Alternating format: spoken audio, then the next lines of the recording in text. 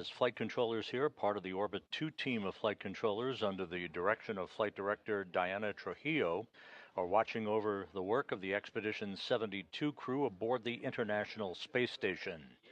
The focus of attention today is on an upcoming spacewalk by two Roscosmos cosmonauts.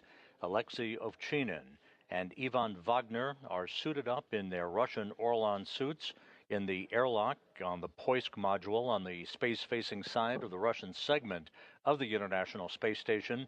They're in the process of pre-breathing pure oxygen to cleanse nitrogen out of their bloodstreams, preventing any condition known as the bends or decompression sickness from occurring when they step out into the vacuum of space.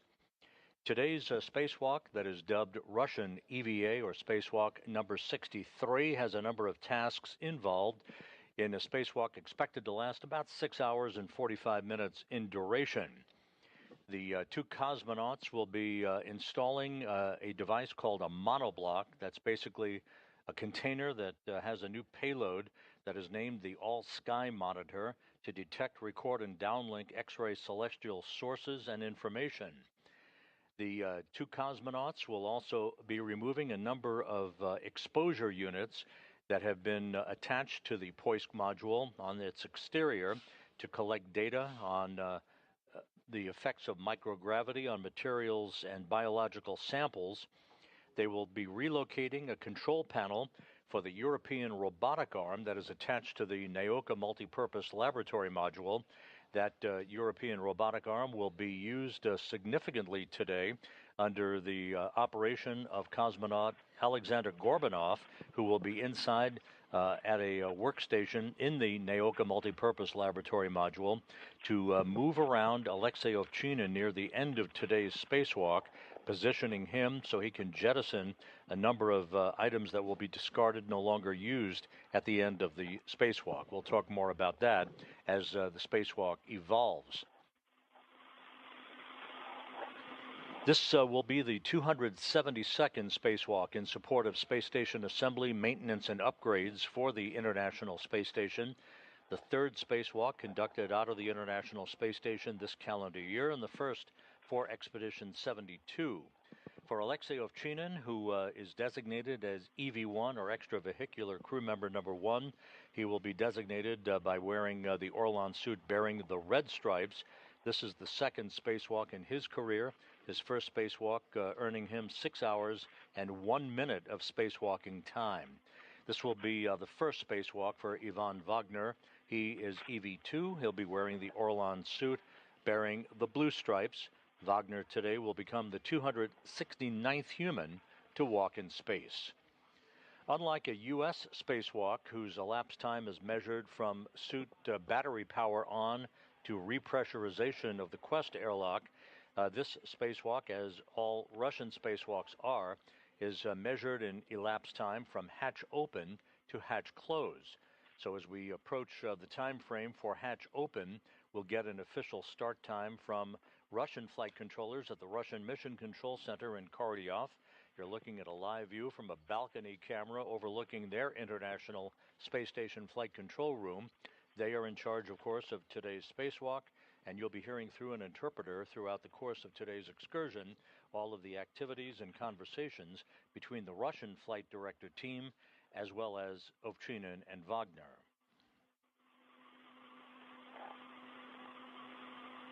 While the spacewalk is being conducted, the other crew members on board the International Space Station, NASA astronaut and station commander Sonny Williams, Nick Hague, Don Pettit, and Butch Wilmore, they are conducting other maintenance activities and scientific work inside the International Space Station. Their conversations being monitored with spacecraft communicator and astronaut Caleb Barron here in the Space Station Flight Control Room here in Houston. If it goes to 0.20, you may go into repress to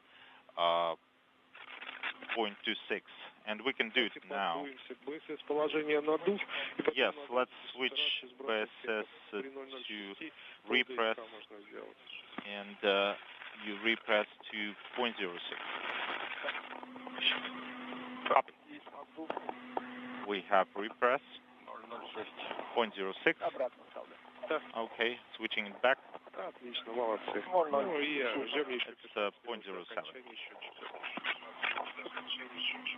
Okay, and you may do it again before the end of the pre-breathe. As you hear, the two cosmonauts inside the Poisk airlock are in the process of completing their pre-breathe of pure oxygen, managing the pressure inside the Poisk module in advance of depressurizing the module airlock itself down to vacuum. That will set the stage for them to open up the hatch after placing their suits on internal battery power, with the hatch opening marking the official start of today's spacewalk. The International Space Station and its crew members are currently flying 260 miles over the southeastern Indian Ocean, just off the southern coast of Australia, flying in a trajectory from southwest to northeast in an orbit inclined 51.6 degrees to either side of the equator.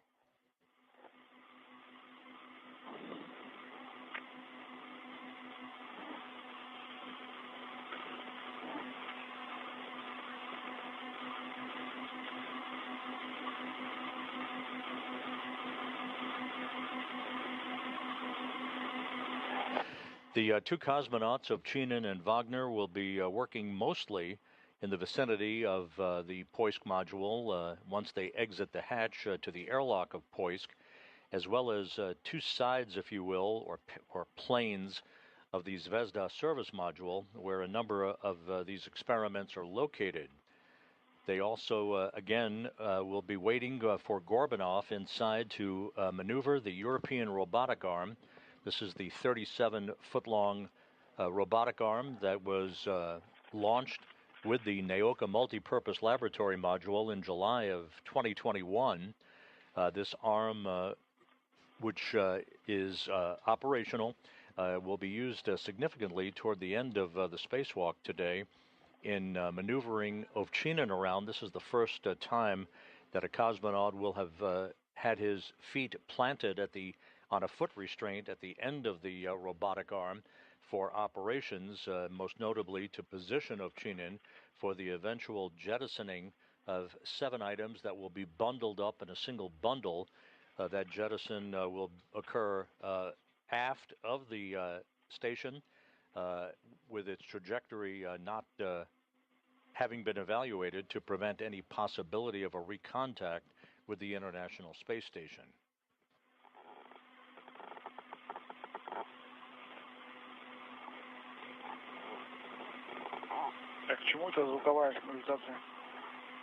Why do I have the tone? What kind of tone?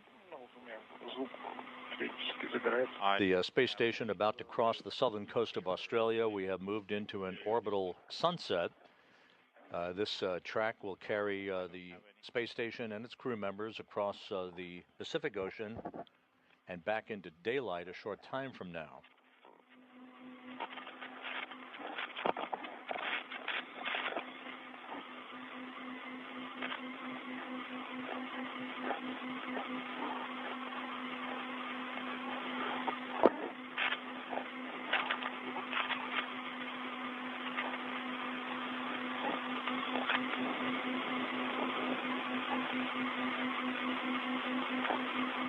Вань, там по сигнализации может for the tone, you may have tone indicator occasionally, but if no message is shown, then everything is okay.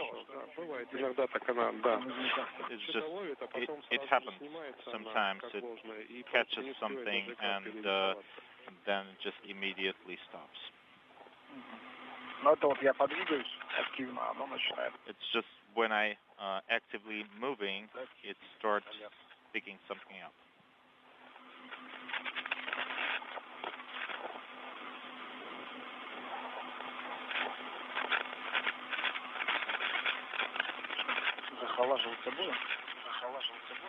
Shall we do the cooling? Shall we cool down? So, prior to going to battery power, we'll switch it to 6. And we shouldn't be doing it now because we'll be depressing the airlock and then leak checking the... While the cosmonauts are completing their pre-breathe activities prior to putting their suits on battery power following the depressurization of the Poisk airlock a short time from now, you're looking inside the Columbus module of the International Space Station. 2 NASA astronauts, Don Pettit on your left, Butch Wilmore on your right. They're busy with experiment activity, setting up cameras for one of the experiments in the Columbus module of the International Space Station. So even though the spacewalk is the dominant feature of today's work on board Expedition 72, experiment and maintenance activity is continuing.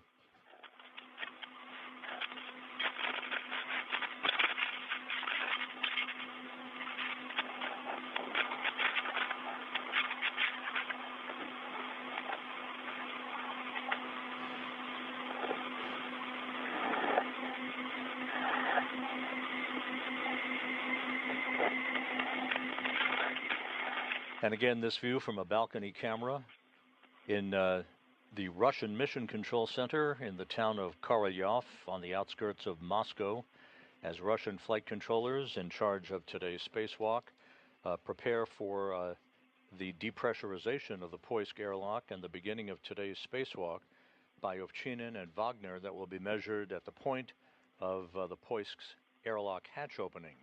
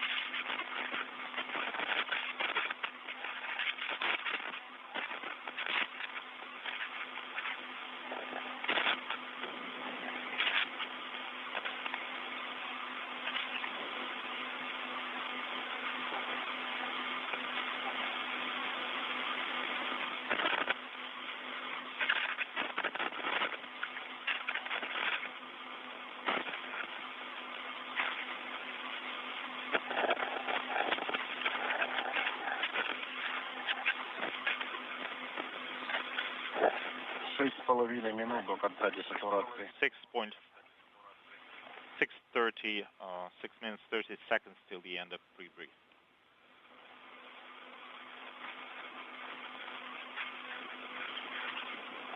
Once the pre-breathe procedure, this is a common procedure in which the 2 spacewalkers are breathing pure oxygen to cleanse their bodies of any nitrogen in their bloodstreams.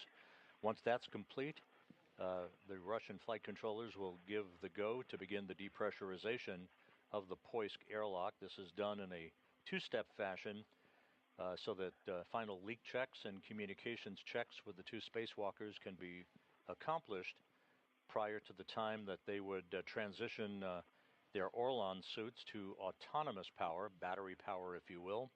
That is the precursor to the opening of the hatch and the start of today's spacewalk. It is expected to last approximately 6 hours and 45 minutes or so. We'll see how the work progresses and keep you up to date on the phased elapsed time, the elapsed time of today's spacewalk. That will begin once we receive the official confirmation from the Russian flight controllers on what they are measuring the elapsed time from at the start of hatch opening. Again, a variety of tasks on tap for Ovchinin and Wagner. The installation of a X-ray experiment that will be installed on the outside of the service module. The remover of connector patch panels from 2 workstations on 2 sides of the service module itself, and the installation of new patch panels with the old ones earmarked for being discarded or jettisoned in a bundle at the end of today's spacewalk. The two cosmonauts will also remove a series of material science and biological panels that have been affixed to the outside of the Poisk module, gathering data, and will relocate a control panel on the Naoka multipurpose laboratory module from one location to what is called the launch base point, to which one end effector of the 37-foot-long European robotic arm is attached.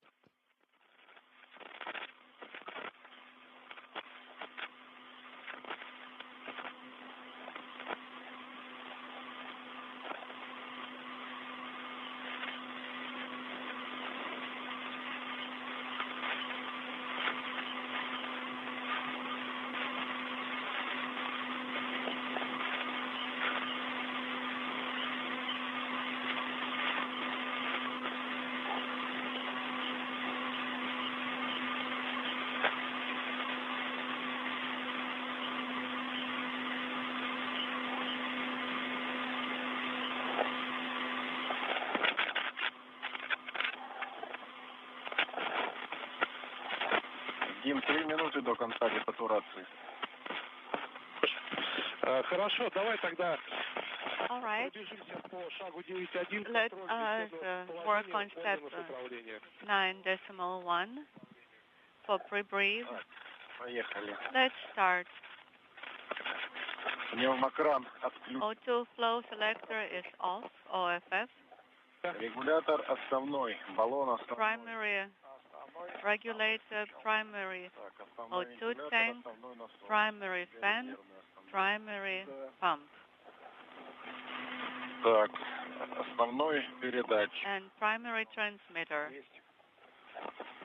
БСС, десатурация, сброс отсека. On Orlan interface unit, pre-breathe and airlock depress. Открыт бленкер O2 open. O2 vent open. Да, все совпадает. Yes, everything correct. Хорошо, тогда, Леш, по моей команде по Now, окончании Леша, детатурации начнем с пункта 9.2. when you are done with pre-breathe, Счетчик we'll обнулится, go сразу to говорим. 9.2. And you may reset the counter. 2 минуты до конца. Will do, and actually I have 3 minutes to go. Copy.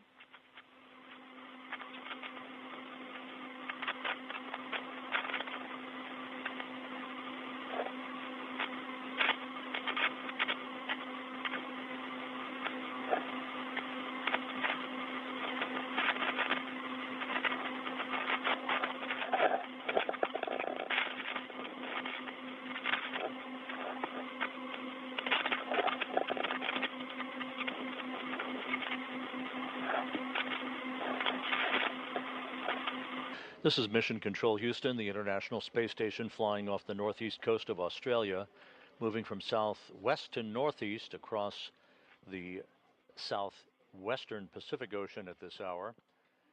The crew members on board the station working on a variety of tasks. As far as the two spacewalkers are concerned, they're in the final stages of their pre-breathe activities in the Poisk airlock, suited up in their Orlan suits. Alexei Ovchinin and Ivan Wagner ready to begin the depressurization of the Poisk airlock and the start of today's spacewalk, dubbed Russian Spacewalk 63.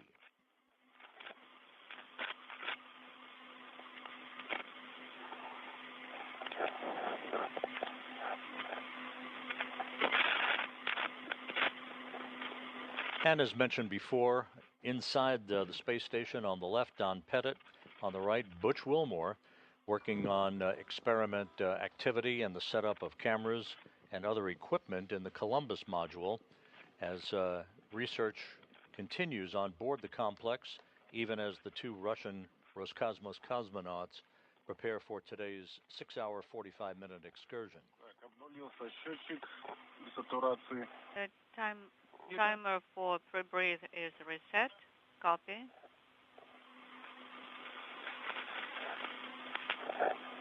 Так, готовы включить инжектор. Ready to Алексей, можно работать? activate the injector. Пневмокран, положение инжектор. O2 flow selected to injector position, please. Инжектор. And you will see the counter, the timer starting for 5 minutes in the top right corner. And injector LED is illuminated. And now pressure relief valve of SOPHO needs to be open and monitor the pressure in the suit. 530 is now pressure in the compartment. Pressure in the suit is 02. 500 in the compartment and 0.25 in my suit.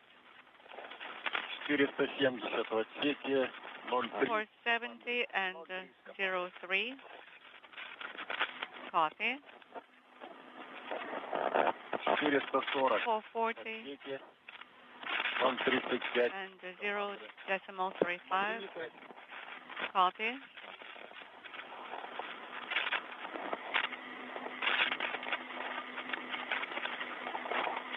0.39.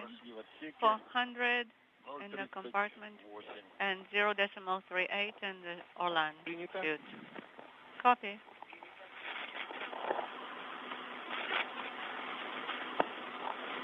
Так, при давлении 300, At pressure over 350. Можно работать, открывать КСД-2. Yes, at that time you may open Утверждаю. the KSD2, the pressure relief valve number 2. Check O2 flow selector. Check in. And the suit pressure 0.38. И контролируем, что должно прийти сообщение около 100 миллиметров, что при Now давлении stand by for 20 message of это ВКД, как pressure in выяснил, MRM2 of 100 millimeters and then report to the ground. Так, давление в отсеке 270. Right now the pressure is 270 and 0.38 in the suit. Copy.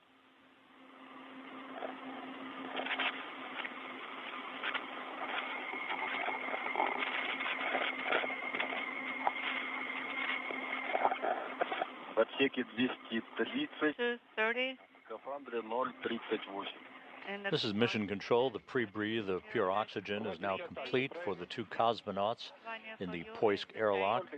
Depressurization of the Poisk airlock is beginning. This will take a few minutes to accomplish. The crew running just a few minutes behind their pre-spacewalk timeline. 1 minute. And we'll keep you updated as the depressurization down to vacuum continues. That will set the stage for the two cosmonauts, Alexei Ovchinin and Ivan Wagner, to place their suits on battery power and then to open the hatch to the Poisk airlock to mark the start of today's spacewalk. Pressure is 180 Скафандр in MRM2 and pressure in the suit is 0.38 and the same for EV2. Copy.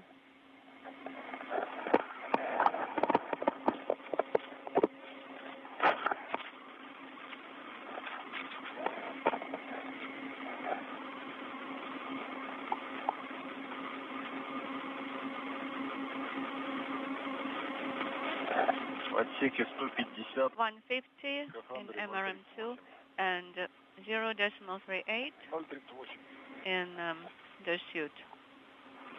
Copy 0.38.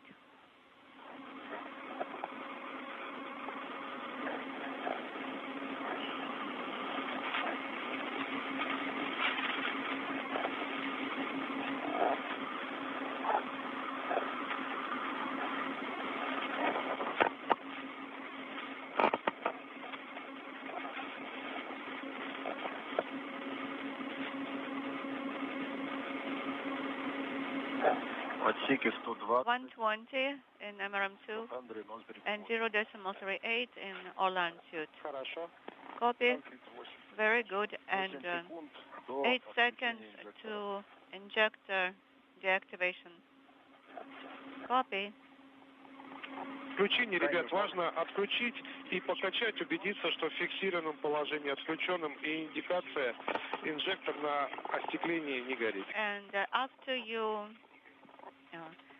after the injector is turned off, then please check if on your collimator, on the visor, there is any indication of injector. На экранах скафандров. Check if there is a message for injector on your suit display. I now have 0.37 in the suit. Once today's spacewalk begins, it will mark the second spacewalk for Alexei Ovchinin and the first for Ivan Wagner. Ovchinin conducted the first spacewalk of his career back in May of 2019 with Oleg Kononenko, the 6-hour, 1-minute spacewalk in which the two cosmonauts installed handrails on the Russian segment near the Poisk module and removed and replaced a number of experiments on the exterior of the Russian segment. Alexei, what is the pressure per vacuum gauge now? 70, copy. Good.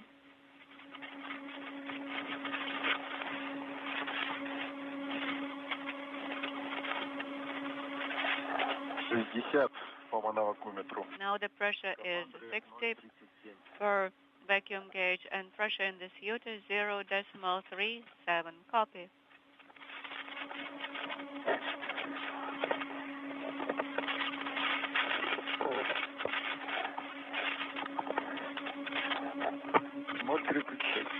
Now the pressure in the suit is 0.36. Copy.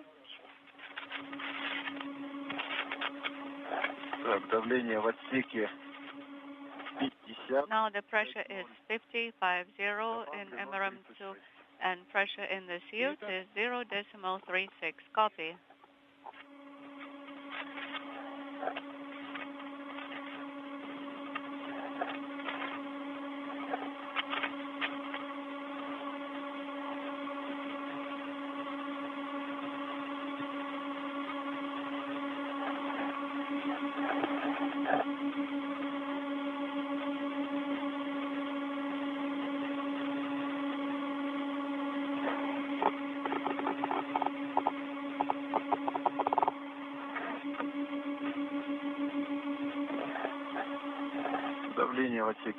Pressure in MRM2 is 40.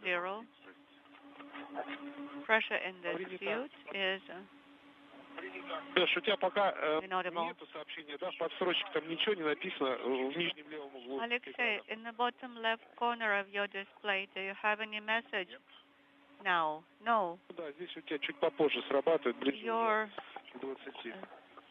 indication is slower. Okay. I see it now. Now there is pressure of 20 in MRM2 and O2 open EVA indication. I have it now. Okay, and Ivan, what do you have now? 0.39. So 20 millimeters per vacuum gauge, so you should have O2 open EVA on online interface unit display. Yes, copy.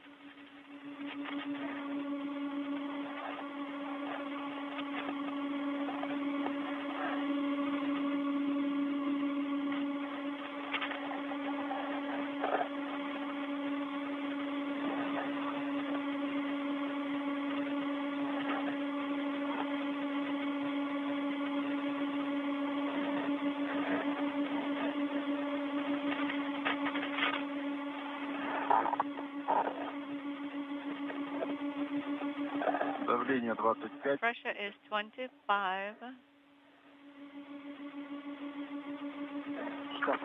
In the compartment and in the suit, the pressure is 0.35.5. Copy.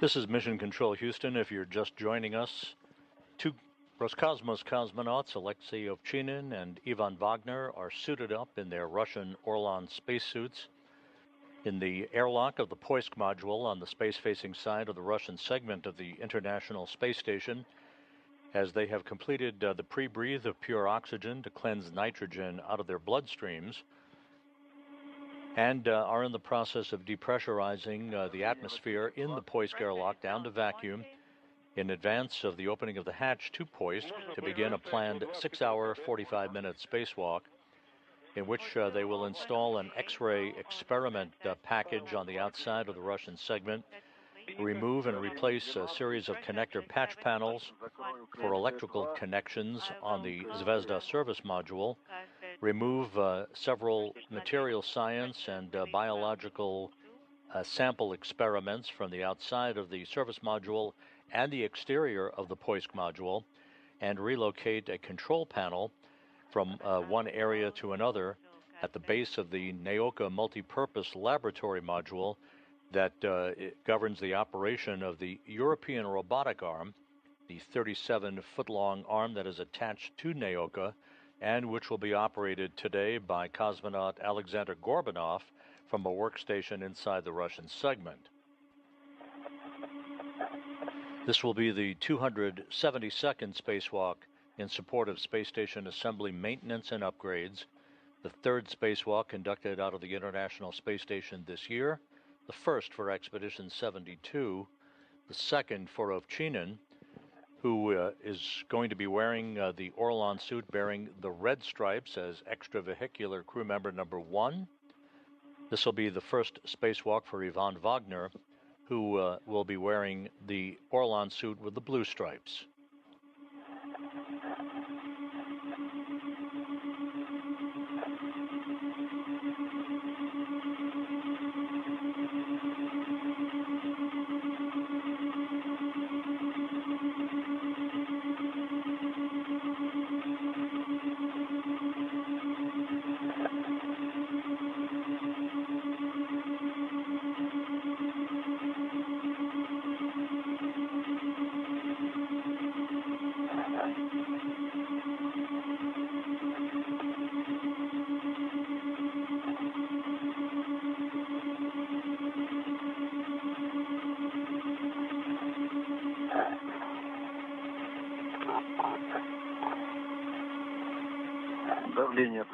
Pressure is 12, 1, 2. Opening caster 2. Pressure release 12. And closing caster SO. Copy. При закрытии КСДСО текущее давление в шлюзе, скажи, пожалуйста, по манолакометру. Okay, now that the KSDSO is closed, please tell me the pressure per vacuum gauge. Stand by. Текущее давление 8 миллиметров. 8 millimeters is the current pressure. And both KSD pressure relief valves are closed. Yes, they are. Stand by for 5 minutes. And then we will do final leak check of MRM2. And you may get ready for that. That will be step 10. MRM2 final leak check. Copy.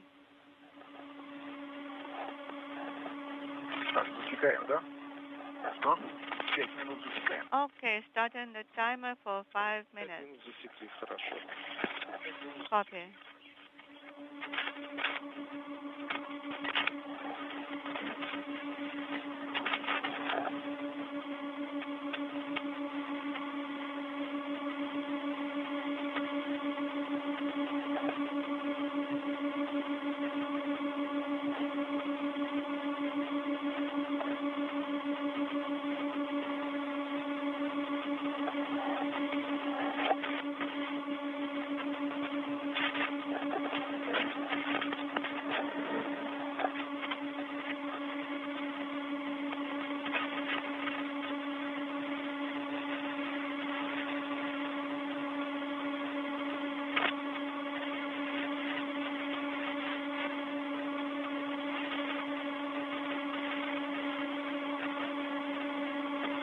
Everything quiet on the loops here in Mission Control in Houston, as well as the Russian Flight Control team's loops in this balcony view of the Russian mission control room in their control center outside of Moscow as the depressurization of the Poisk airlock continues.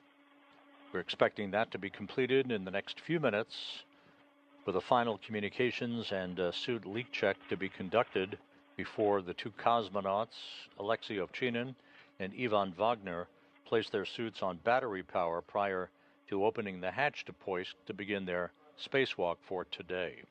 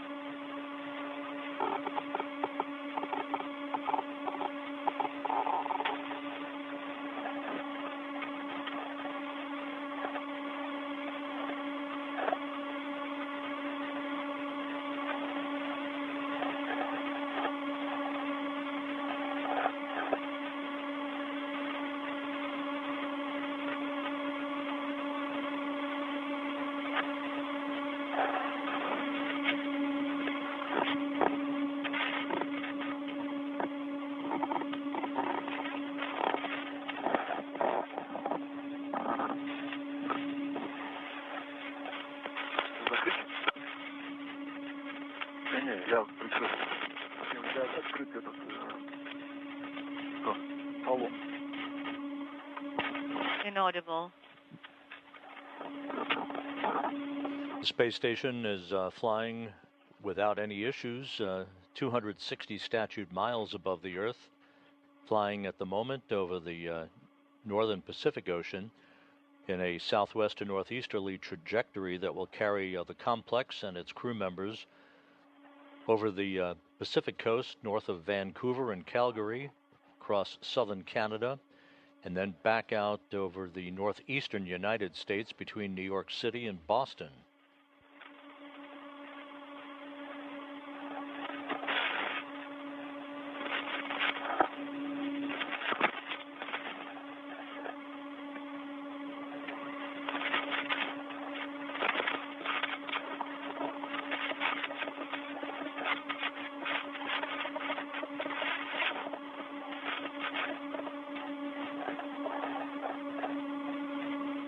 Скажи, пожалуйста, текущее давление Леша, Мими-2 по what's the current pressure in MRM2, please?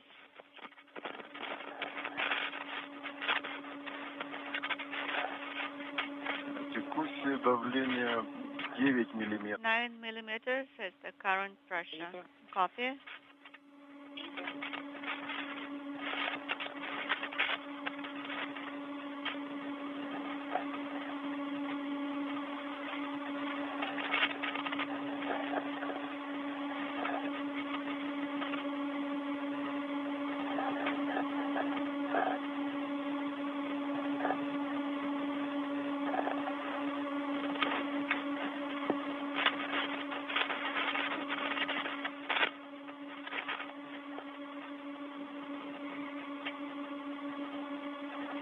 минут контроля прошло, Леш. 5-minute timer has elapsed.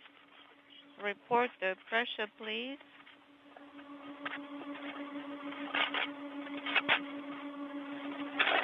Девять. 9 millimeters. Мы в допуске меньше 2 Copy. миллиметров.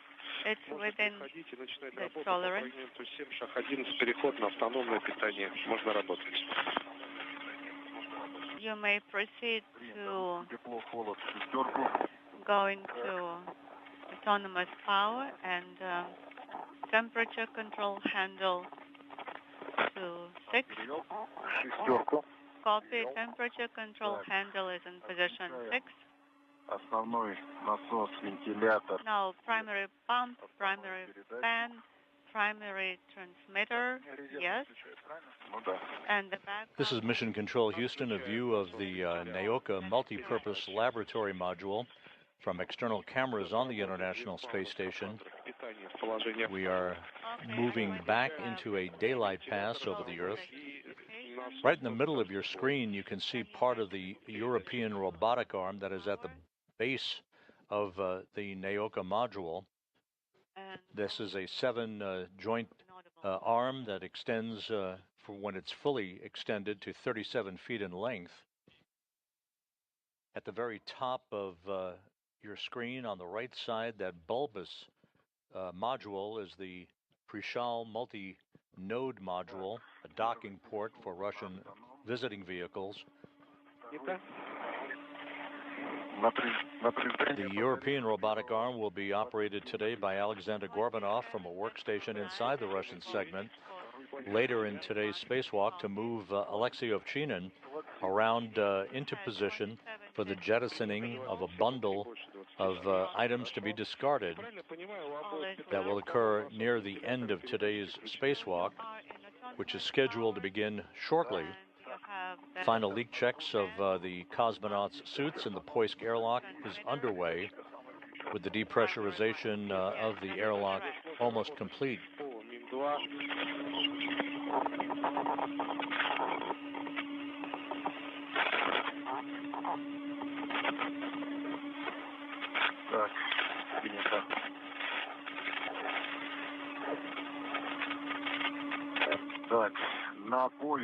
Okay, on the support panel, disconnect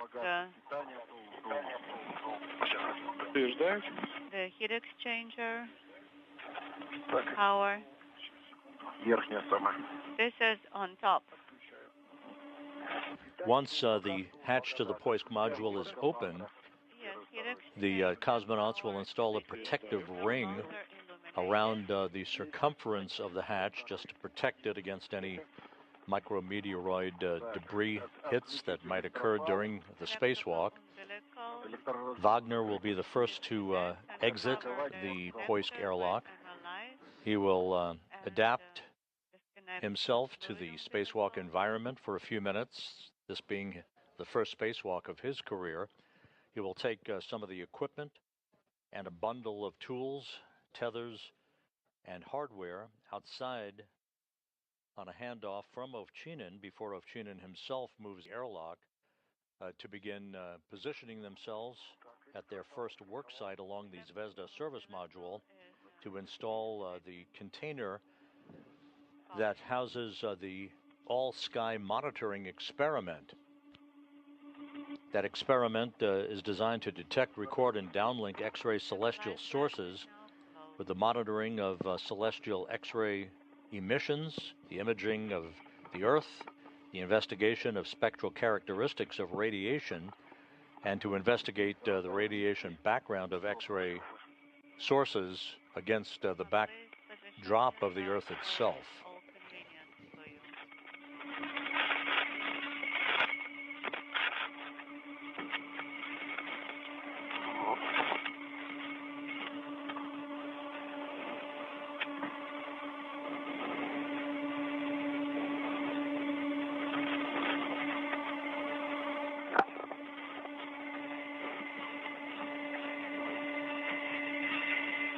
This is the view of the Poisk module itself. We will be seeing the two cosmonauts emerging from the airlock a short time from now. They're running a few minutes behind schedule.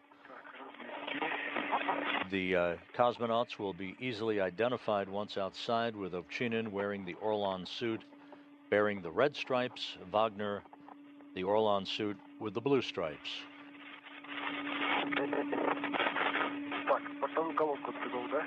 Okay, now umbilical. Yes, disconnect. And after you disconnect it from the suit, then you can. Inaudible. What did you say? Okay, umbilical is disconnected from the suit, and then Orlan interface unit is a closed position.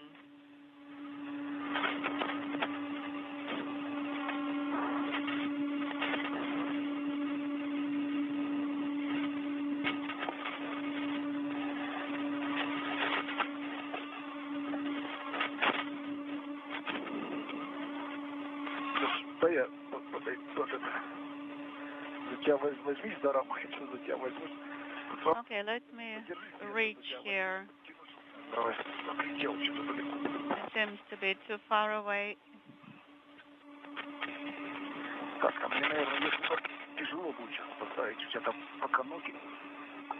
Maybe too difficult to be here.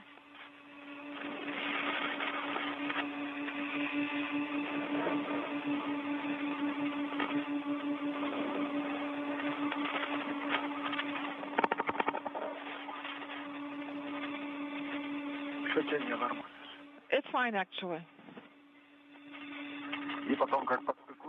And then once you hook it up, put it to O2 closed. I mean the BSS to O2 closed. Copy. Alexei, do I understand it correctly that both online interface units, both umbilicals are disconnected and in direct config? Yes, that's correct. And the BSS online interface unit handle is in O2 closed, all right? And what are you seeing on the online pressure gauge now for EV1 0.36, EV2 0.36.5?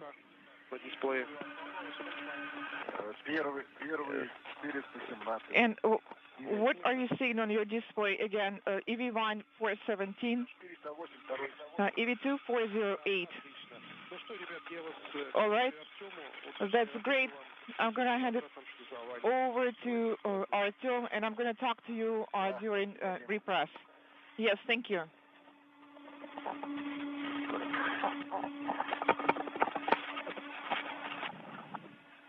And as you can hear, the depressurization of the Poisk airlock is complete.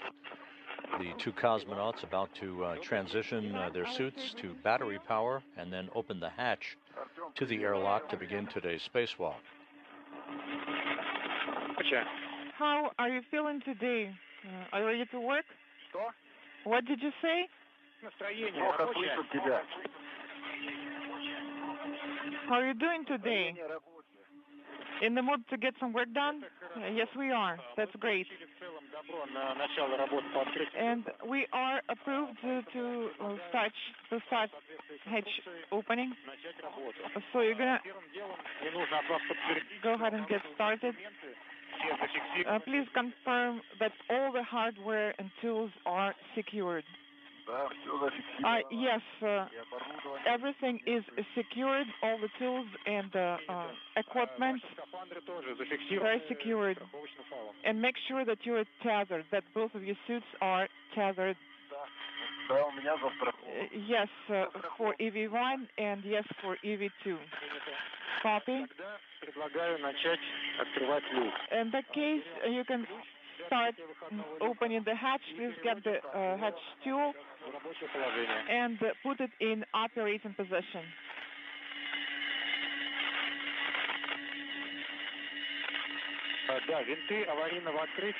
And the emergency opening screws should be fully released, fully unscrewed.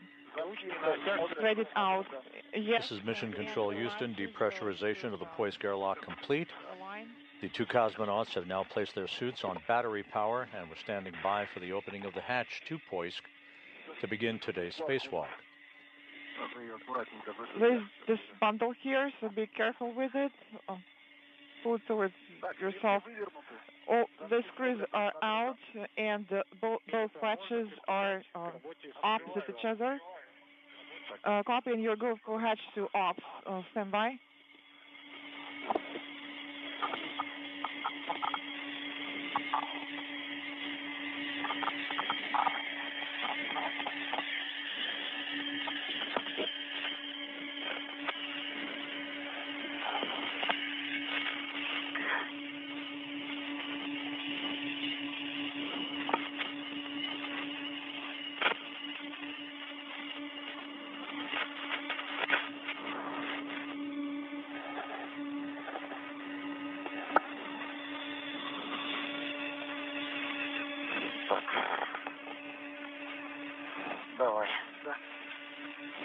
All right, let's do it.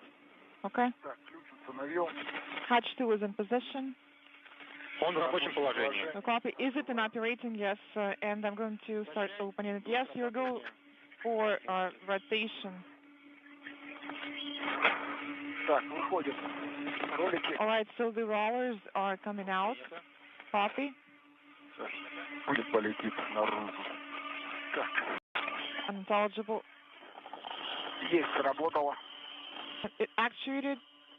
Ключ оставляю, так? Should I keep the hatch still like this? Yes. Теперь ручку толкателя надо держать. And the Падение давления. please hold the pusher handle until the full pressure drop, and when you see the hatch just slightly open, please report. Толкателя. All right, so the pusher handle, yes, I can see the opening. Как принял, Артем? Artyom, how copy? Есть щель, все, время ВКД пошло. All right, so hatch is open. EVA time starts now. Карабин переменной длины. Open the hatch. Please release the hook from the handrail and hand it over to Alexei. This is panel 201. Так, хорошо. All right.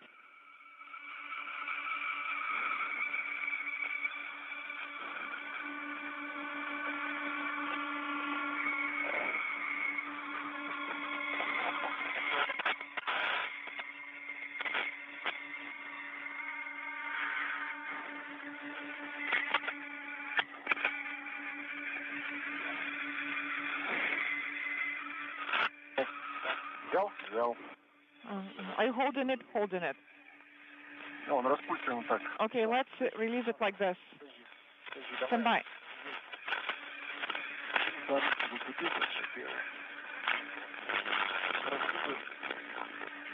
Сделаем. Let me untangle it and straighten it out. Да без разницы. It doesn't matter, Ivan. Оставляй. Just keep it like this. Открываем. Open it. Это открывай. Yes, you're going to open it. Так, пока не хочет. Погоди, внизу. This is Mission Control Houston. The hatch is now open to the airlock on the Poisk module. Is it on the way?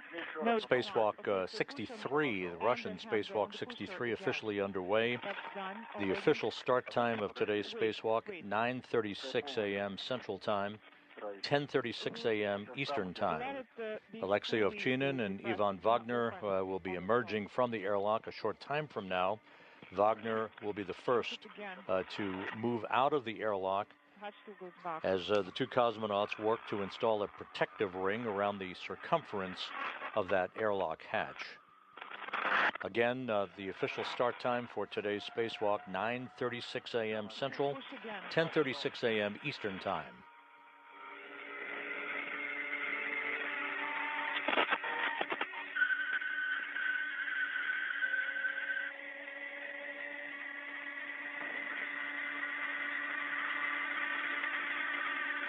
The view you're looking at is the Earth-facing side of the Russian segment of the station. This is not Poisk.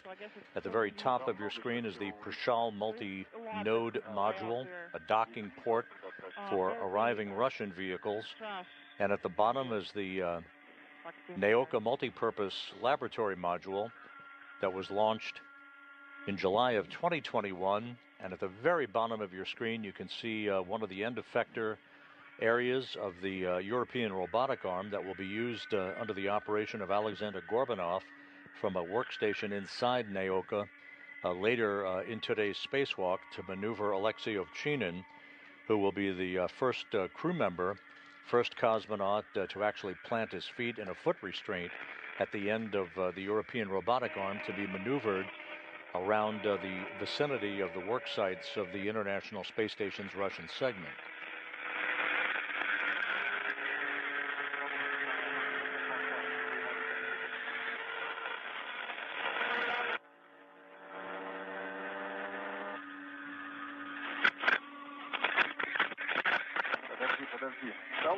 Wait.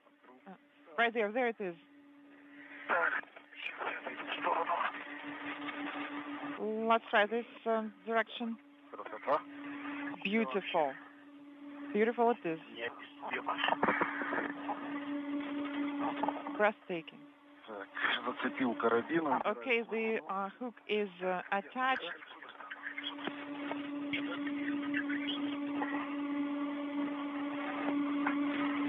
А ты пока доставай защитное кольцо. Ivan, go ahead and retrieve the protective ring. This is Alexei. EV hatch is open and secured, and the tether slack is also gone. It's retracted. All right, and you'll go for protective ring ops. Установки кольца. Смотрите, что надо совместить белые риски. For reinstall, make sure that the white markings are aligned with the black markings on the hatch cover, and make sure that the lanyard, the safety lanyard, is not in the way. All right, the ring. Can you see it? Сейчас, да, я вниз уйду, там. Stand by, let me move down. Провернуть, наверное. All right, I guess I'm going to have to turn it.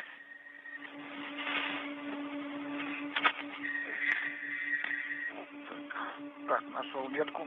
All right, I see the marks. Так, чуть-чуть куда? Против часовой. Counterclockwise. Можешь пододвинуть чуть-чуть? Can you move it more, even more? Back now? Okay, I can see it now. Да, вот так. Yes, just like that. Ну, примерно, да. У меня встал. Yes, Нет, something like that. Mine is installed, same for mine. All right, so the protective ring is installed. Это. Так, Иван, ну тогда... Иван, let's start the spacewalk. Постоянной длины. And make sure that the fixed length tether hook is outside, it's secured. You mean the short one and then long tether? Yes, that's correct. Okay, stand by. Wait, I think I got tangled up here on one of the bundles. Stand by. Move back. Так, я фал через фонарь. All right, so the tether is routed through the light here. Okay, tether through the light, and please look to the right light assembly. Wait, do not move. Wait. Oh, I see it. Is it the bundle? Yes, that's correct. I can't even see it. All right, that's it.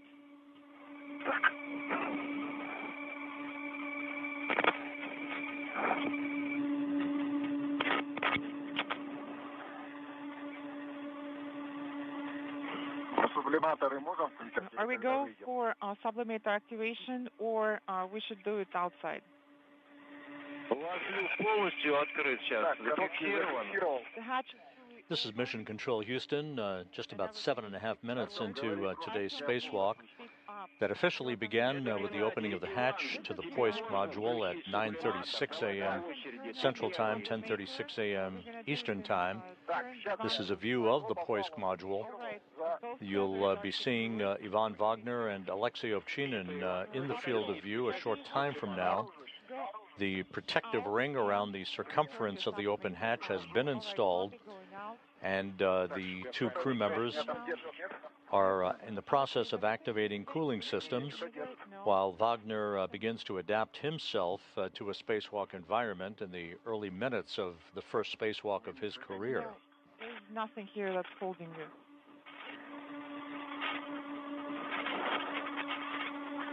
Так, второй снаружи. EV2 has the grass.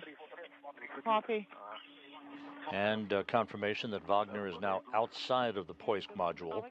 He'll be receiving the X-ray experiment package and what is called an EVA bundle, basically a container of experiments, and that also houses a new connector, a pair of connector patch panels that will be installed on two areas of the Zvezda service module during today's spacewalk. That will precede Ovchinin joining Wagner outside of the Poisk airlock a few moments from now. me release it. Let me remove it. Oh, okay, that's released now.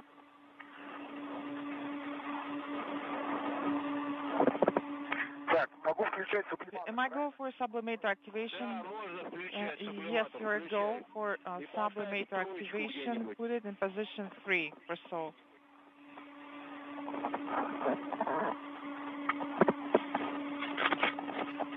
And just to the left of the Strela boom, the telescoping boom that is used to move personnel and hardware around the Russian segment of the station, you can see the movement of Ivan Wagner, extravehicular crew member number 2 wearing the Orlan suit bearing the blue stripes. He is outside of the airlock receiving equipment from Ovchinin and setting up tools and tethers before Ovchinin joins him outside in the vacuum of space.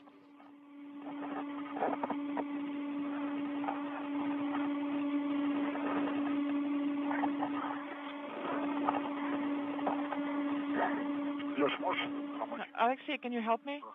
With what? With the sublimator. Okay.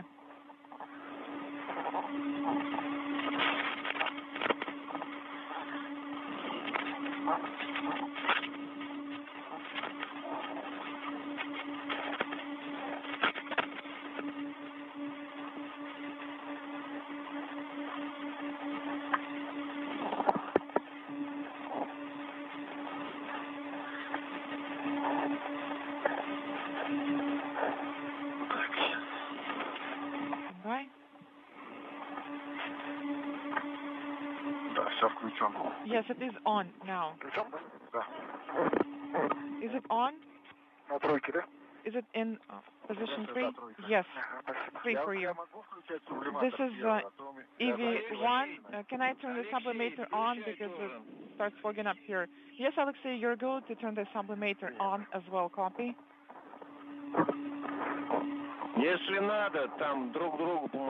Also, help each other if required.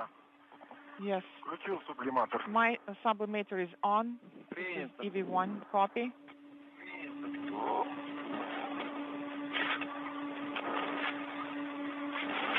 Okay, so position yourselves. Good close-up view of Ivan Wagner, Expedition 72 flight engineer and one of 2 Roscosmos cosmonauts conducting today's spacewalk along with Alexei Ovchinin. Yes, you need to adapt yourselves to the environment, and also Ivan and Alexei, let's make sure that the cooling is on. I haven't felt anything for now. We'll actually set it to something lower than 3.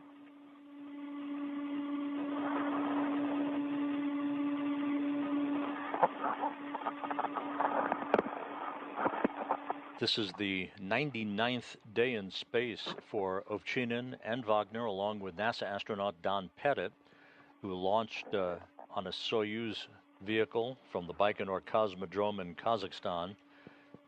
Back in September, their mission to continue through their landing on the steppe of Kazakhstan next April. Snowflakes here, just looking at the back. It's not snowflakes, it's pieces of dust or something. Well, if you see something, I guess the cooling is on. Yes, I'm feeling the cooling now.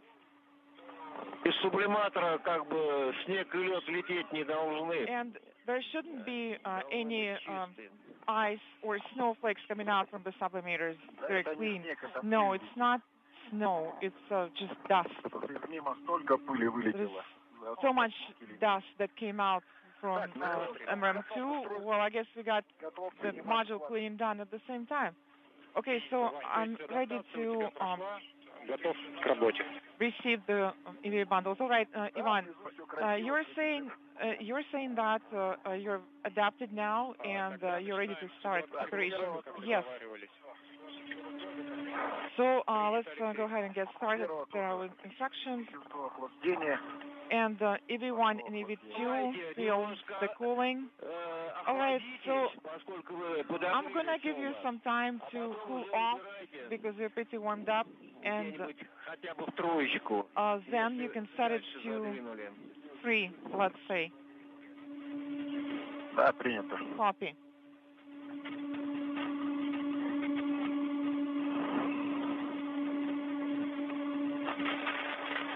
Так, начинаем с укладки крылок Б, как договаривались. Выводим ее в сторонку. Let's start with the crewlock bags.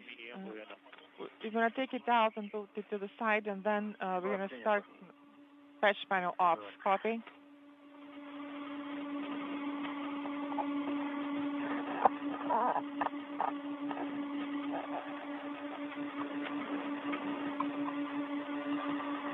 Так, Вань. All right, Ivan. Карабин крылок Б. Crewlock bag, I'm holding it. Подожди, не тяни. Wait, do not pull. Так, подожди. Wait.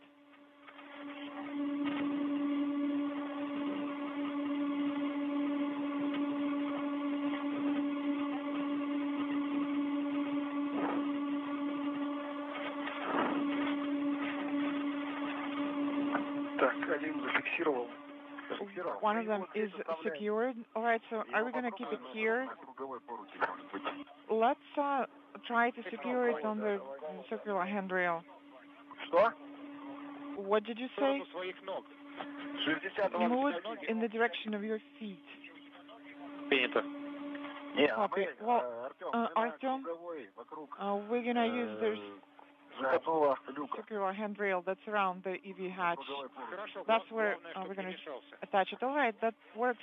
Make sure that it's not in the way, that's all. Так, сейчас он на 60-24. Okay, currently it is 60-24 and 60-21. 16 minutes into today's spacewalk by Alexei Ovchinin and Ivan Wagner. Well,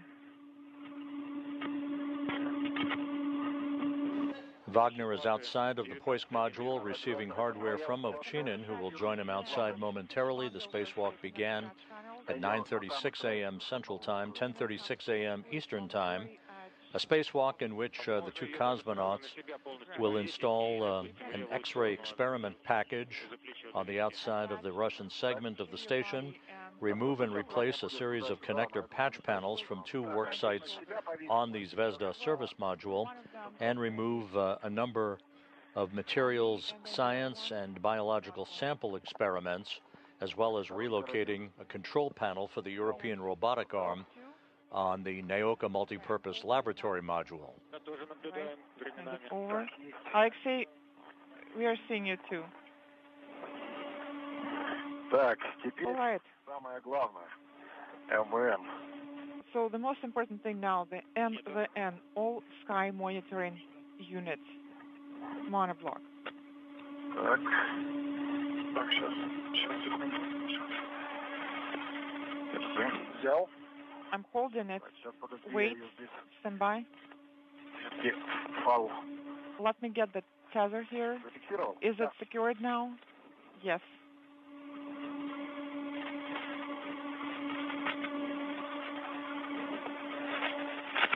The International Space Station currently flying 260 miles over the Atlantic Ocean, midway between the east coast of South America and the west coast of Africa, in an orbit inclined 51.6 degrees to either side of the equator.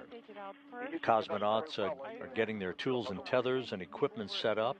The first task will be to move out of the Poisk module onto the Zvezda service module to begin the installation of what is called a monoblock, basically a package that contains the all-sky monitoring experiment. This is a new payload designed to detect, record, and downlink X-ray celestial sources. I'm holding the second tether. Okay, I'm taking it out.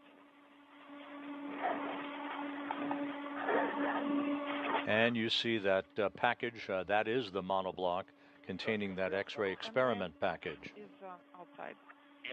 Copy. Okay, let me move closer to the hatch edge.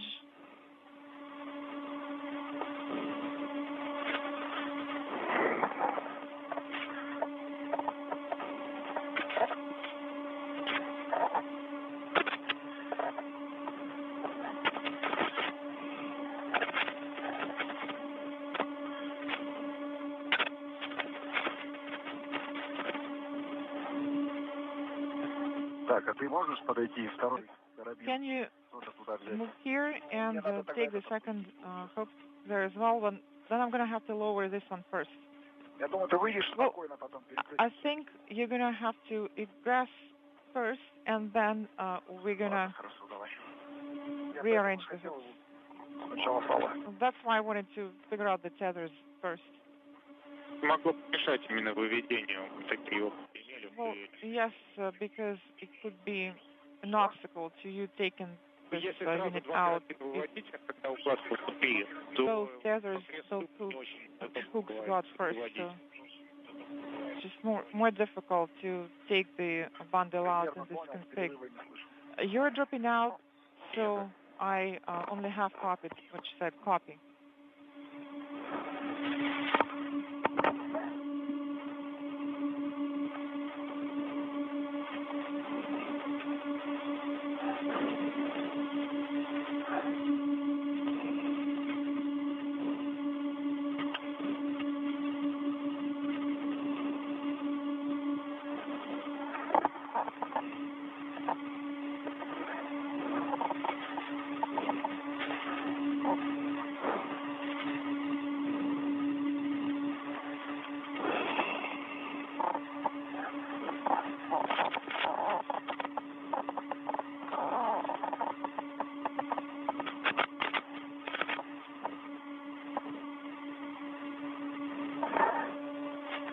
Так, вывел, зафиксировал It is карабин второй укладки. outside. I mean, the hook of bundle 2 it is attached now. теперь можно выходить. This is the bundle of connected touch panels. All right, Alexei, and you're going to proceed with the Сейчас other hook.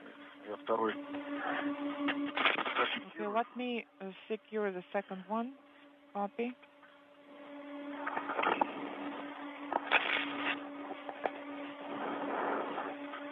У меня сработала температура газа велика. I got the message that the gas temperature is high.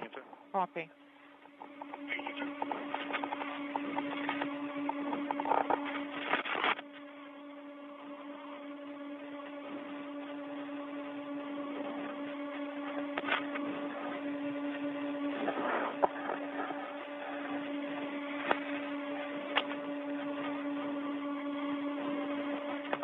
Может, сразу на МВН, Леша, вот цепанешь тогда? Should you drop it on the MVN unit right away then? Yes, let's go ahead and do that. Так, есть, зафиксировал. All right, it is secured on the MVN monoblock. Так, и сейчас еще контейнер поближе. And let me move the container closer and position it here.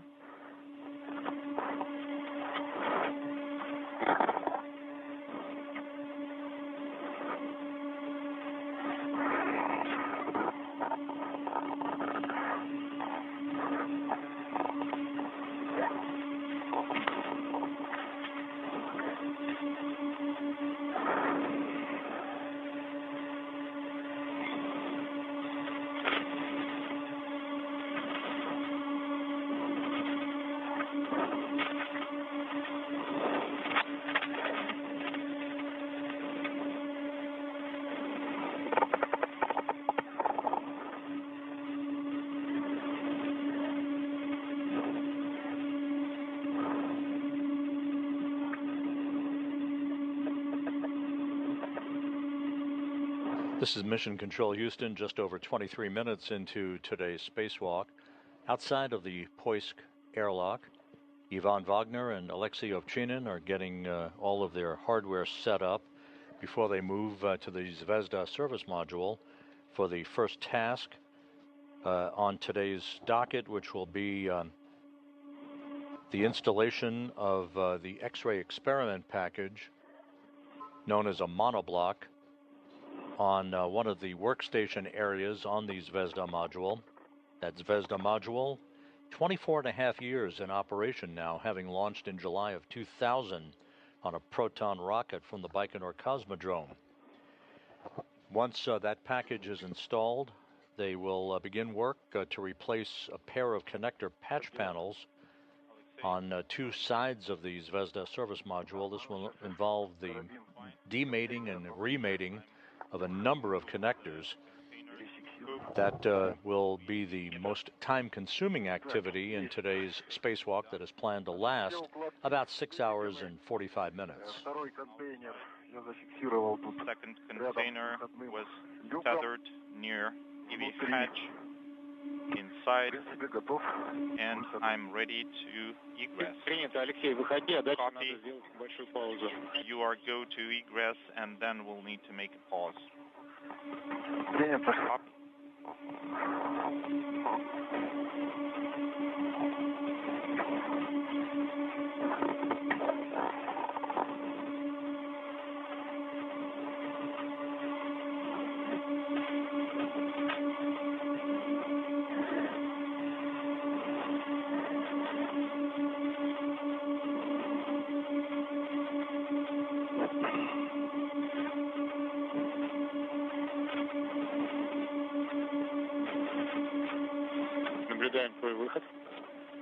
Okay, we can see you are egressing, Alexei.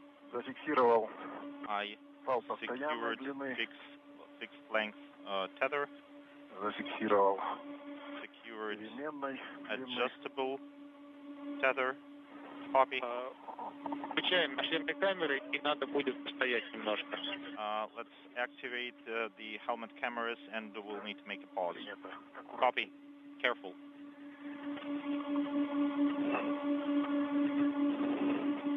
Both cosmonauts outside now. Alexei Ovchinin, extravehicular crew member number 1, right next to the Strela boom. He is wearing the Orlan suit bearing the red stripes. The two cosmonauts will soon be activating helmet cameras so that we can peer over their shoulders as they conduct their work throughout the course of today's spacewalk.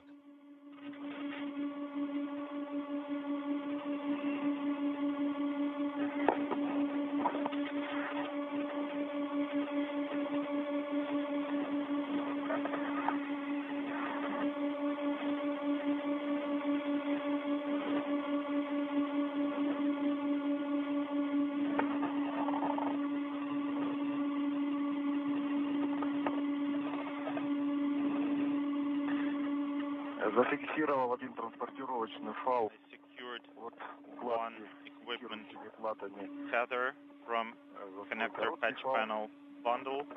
I attached it to my short tether. Copy.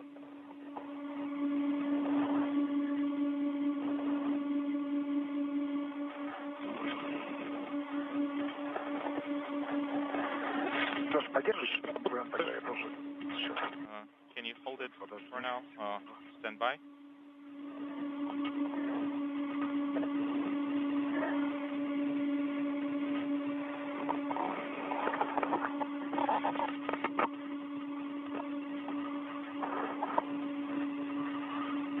Взял. I took it. Где там фиксирующий плата-то? Okay, where's the connector patch panel? It's on the right. Yes, I see it. That's where it should be. Inaudible.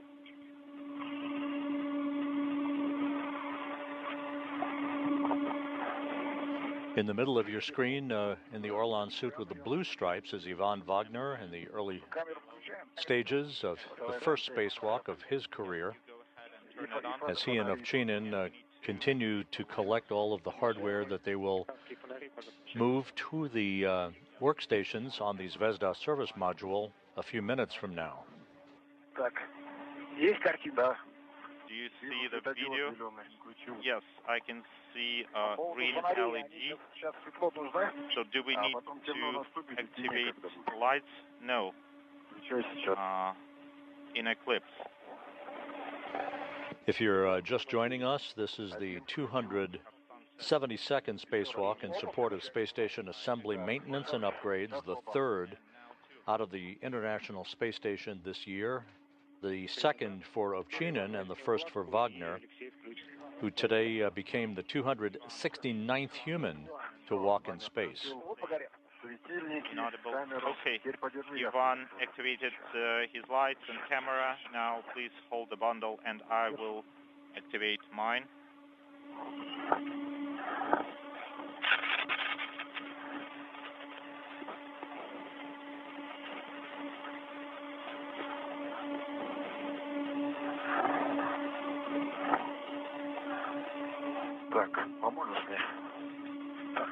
Okay, let me hold it. Yes, go ahead. I'm holding. I have LED.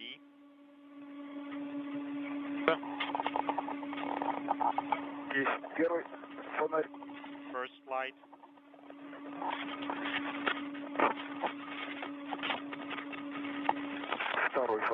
Second light. And the other one. Copy.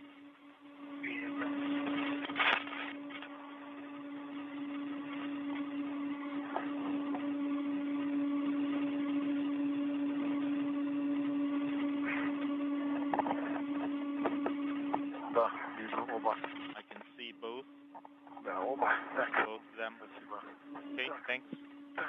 У тебя сейчас два фала, And you левой have и с правой стороны two от tethers укладки. А сама укладка у тебя под ранцем. on left and right from the bundle, and the bundle is under the backpack. Come again? Все, уже вышла укладка. Okay, it's now in a different location. Look at your tethers, don't get them bundled. Okay, I think I untangled it, now it's fine. Okay, now we need to orient ourselves. Can I start, Artem? Да, Вань, ты проходи чуть дальше, да, Yes. ПП. Алексей стоит на месте, держит. Ivan, you can come further, and Alexei stays in place and holds the bundle. Можете положить о своих тепловых ощущениях? How are you feeling temperature-wise? EV1 is fine, EV2 is fine. So it was cool, but we'll start working and warm up.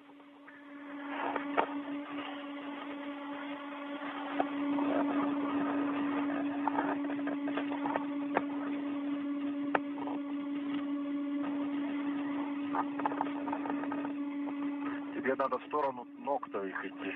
Да, я... You need to go towards your legs.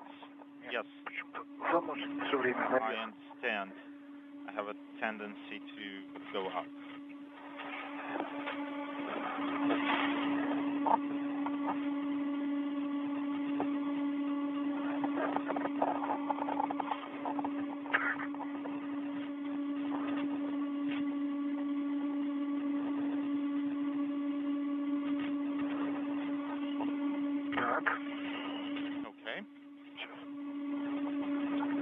This is Mission Control Houston, 32.5 minutes into today's spacewalk.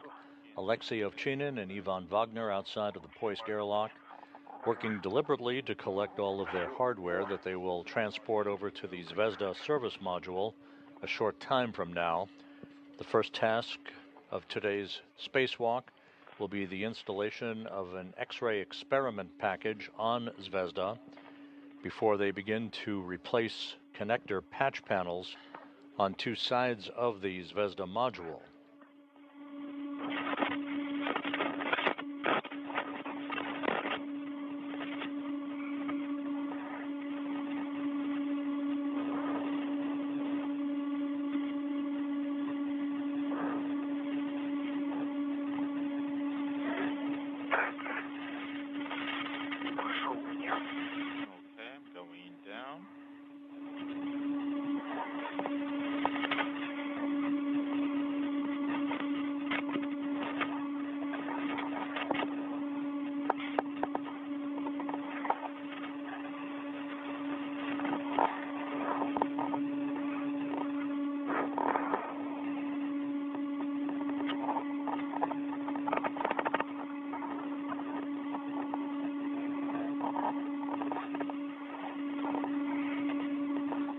третью плоскость сходишь, да? Unintelligible. Да, а тут вариантов. Yes.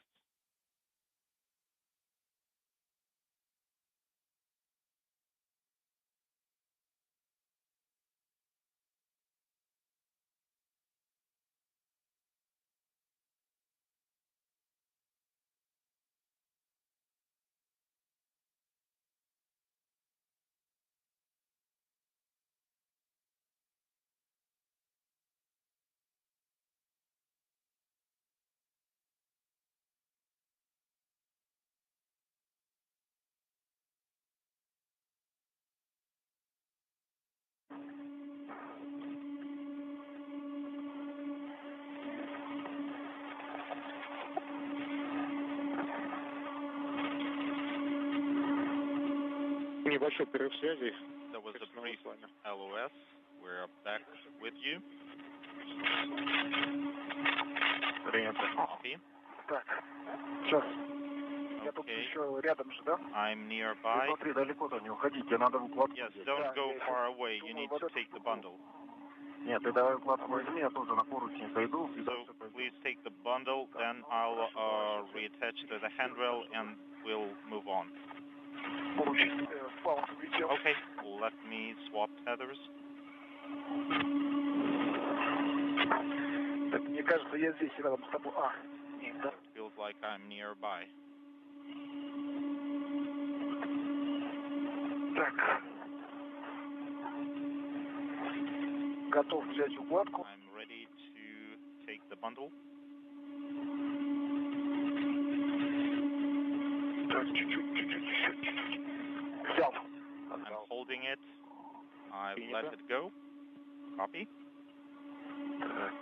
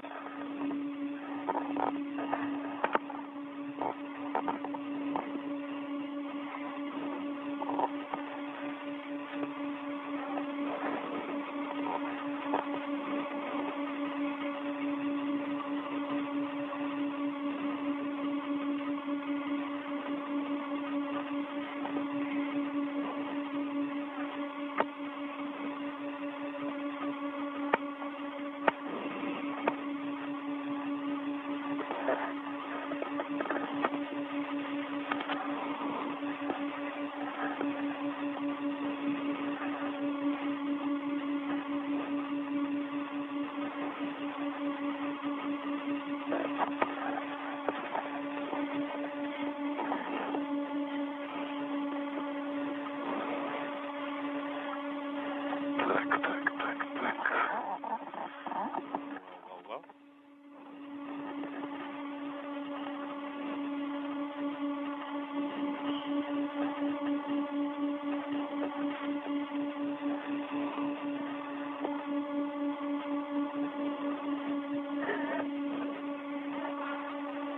Так, Okay, you're pressing into me. Let me turn around.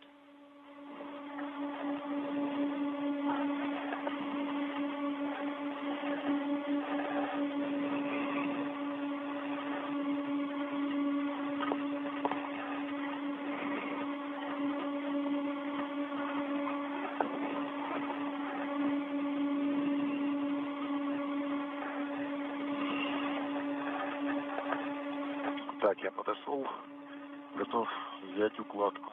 Okay, I'm here and ready to take the bundle. Давай с твоей стороны. Let's do it on your side. Can you give it to me? Не вижу просто тебя. Давай. Сверху там за ручку никак. Can you take it from above on the handle? Нельзя брать за лямку. Artem, I can't Не повредим. take it on the handle from the top. Поэтому аккуратно можно. You can do it but carefully. Можно. Do it, but be careful. Взял. Okay, I'm holding it. Принято. I've let it Ваня, go. ты уходи пошире. За 12-ю плату, может быть, даже пройти, чтобы у вас размах был побольше. Ivan, and you can get wider behind the bundle well and work with feathers. Okay. Мы, наверное, снизу пойдем, вот здесь, вот под этой... Okay, we will go below. Как раз на нее посмотрите. Yes, and you will go from below and you'll be looking at it well. And we have some kind of hardware there. Should we go above it? We'll attach the handrails and go below. Can we secure the bundle above and go below? Well, we'll try to pass here. Above this piece of hardware. Иван, вот насколько я вижу тебя только краем глаза. Ivan, I can see you. Сейчас атака ПП. And in front of you, there's a piece of hardware. And on your left side, there is panel 12. Are you near the BTN right now? Because I don't see on the camera. Yes, I'm at BTN. Yes, you need to pass it from above.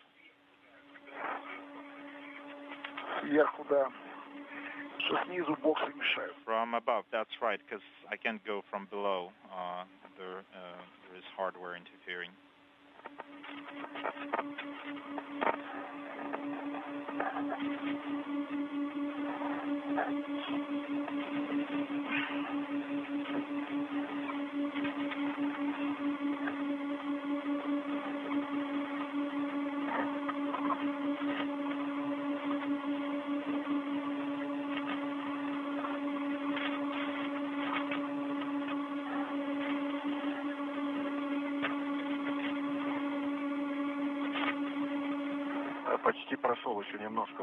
I'm almost there. Please continue moving in this direction. Stand by. Your tether got tangled on the cable. Which one? You have your tether under the cable and you are pulling on it. Copy.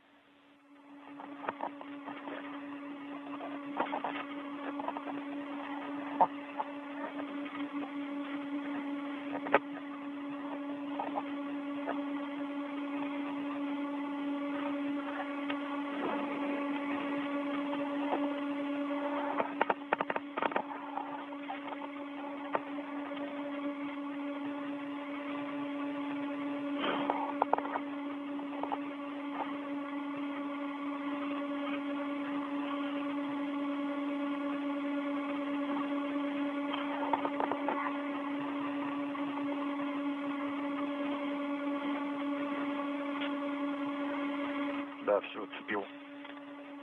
Okay, now you're free. Получаем видео с нашлемных камер.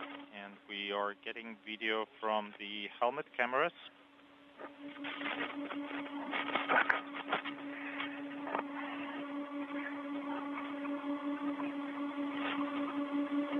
О! Okay. Да. Вопрос, зачем этот БТН сюда? Why do we have this button here? Был. Just in case. Вань, когда ты перейдешь, можешь, пожалуйста, посмотреть еще раз нашлемную камеру? Иван, Мы картинку с Алексеем can you твою нет. look at your helmet camera once you finish translating? Хорошо, посмотрим. Okay, I'll check it out. Так, ты предлагаешь за 12 перейти сразу, да? So you're suggesting to go behind panel 12. That's right. Я достану там, нет? Will I be able to reach? Сейчас получаешь? Are you getting the video now? Сейчас пока твою нет еще. Но I'm сразу подхватывает. not getting your video yet, but there is a delay. Светодиод горит.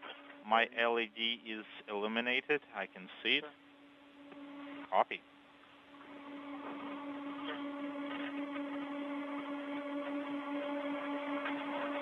Через 3 минуты будет тень.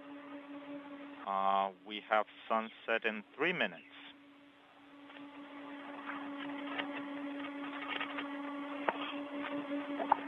Да, терминатор видно.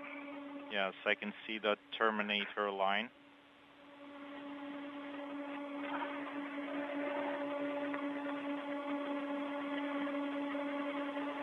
Потяни за фал, чтобы укладка, да.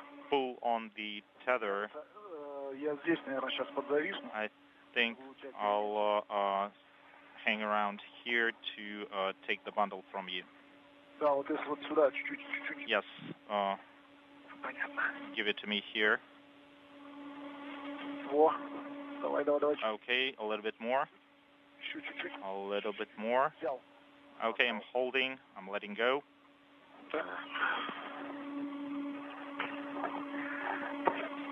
Там что-то кабели где-то зацепили. I think you're stuck to some cables.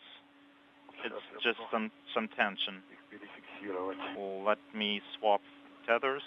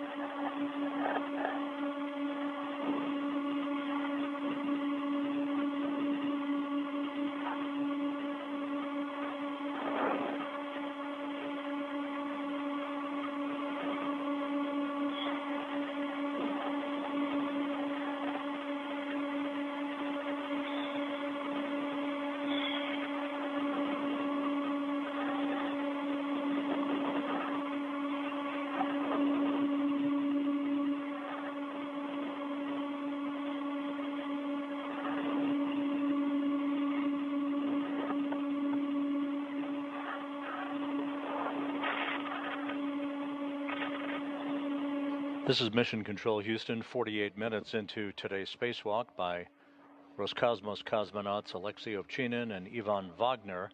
This is a view from the helmet camera on Alexei Ovchinin.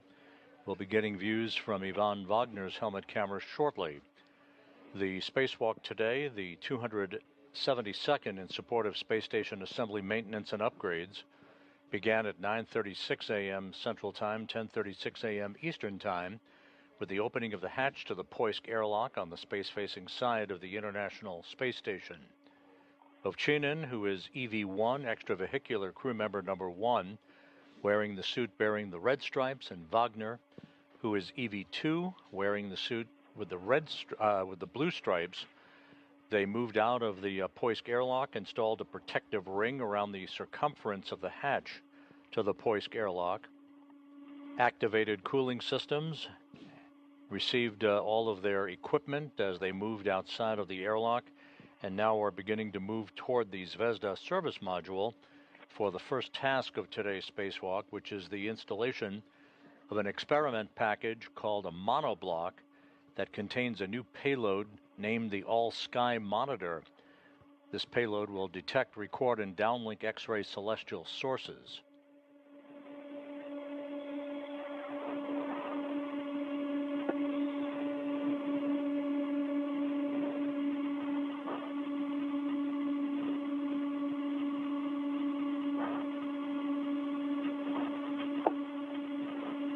The International Space Station is flying 260 statute miles over the southern Indian Ocean, about to move from southwest to northeast on a track that will carry it across the west coast of Australia.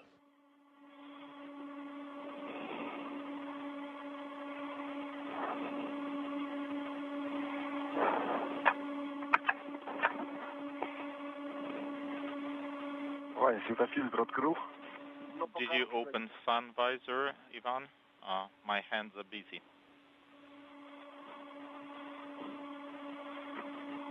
Смотри, там вот МВН-1 фал. Если где-то ты найдешь, So, if you can see the MVN tether number 1, I would like it in front. If you could pull it in front.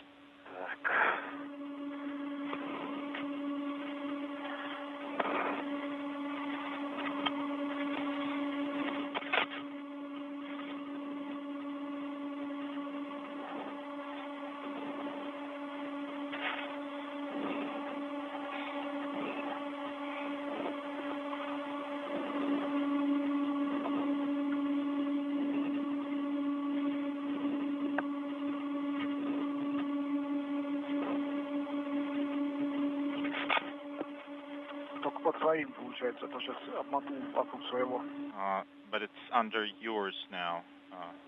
You wrapped it around your tether.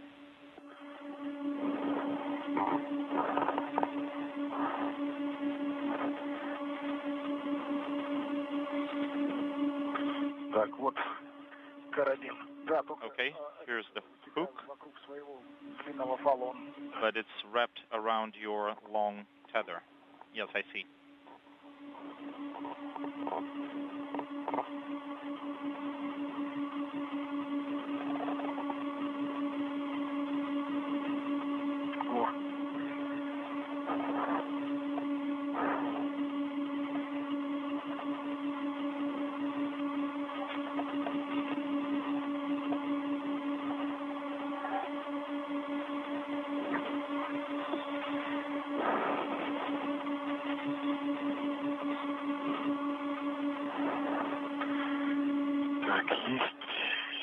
Okay, here it is.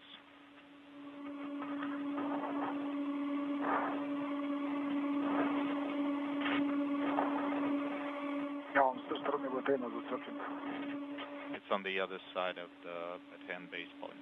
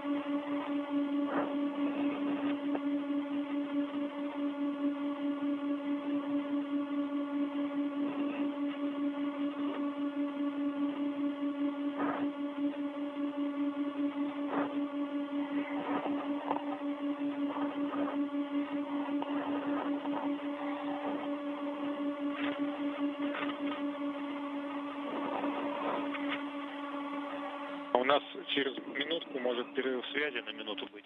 There may be an LOS in about a minute. Copy. Также мы сейчас не наблюдаем видеосвязь. We're not receiving any video right now.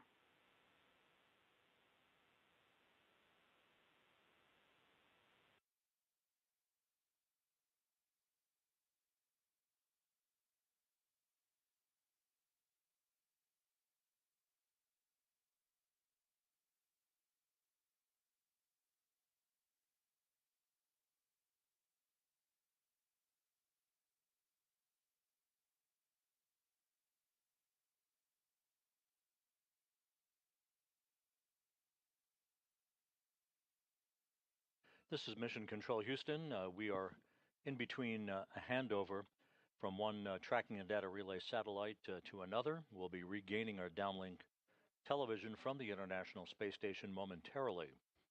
We are approaching the 1 hour mark into a planned 6 hour, 45-minute spacewalk by Alexei Ovchinin and Ivan Wagner. They are in the process of arriving at the work site on the Zvezda service module for the first task of today's activities, that being the installation of an X-ray experiment package on Zvezda that will be followed by the removal and replacement of a pair of connector patch panels from one workstation on the service module to another.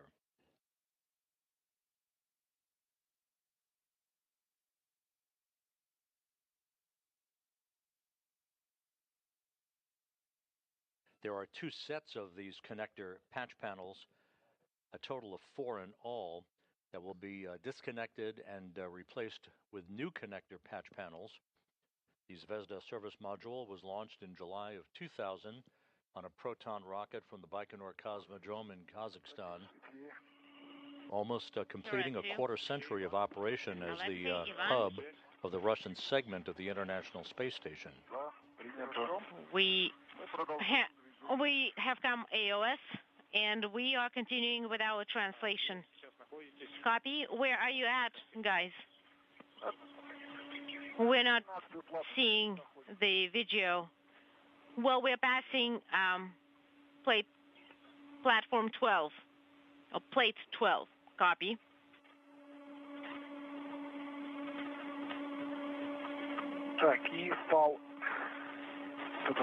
Okay, and you got the tether? Yes.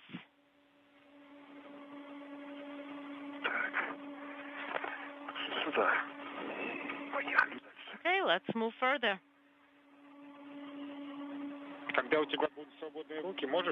When you have a second and your hands are free, could you please try and toggle the switch on your helmet camera one more time? Well, are you talking to Ivan or Alexei? Ivan.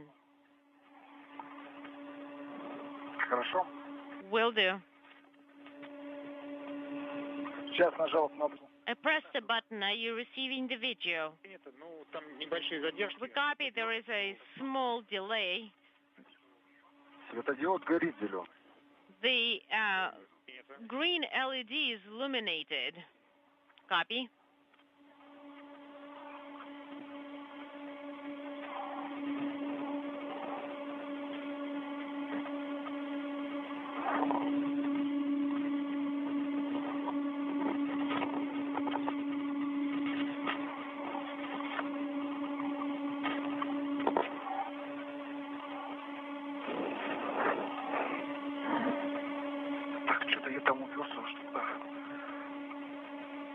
I think I'm pushing against something.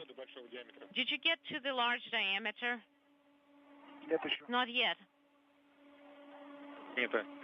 Copy.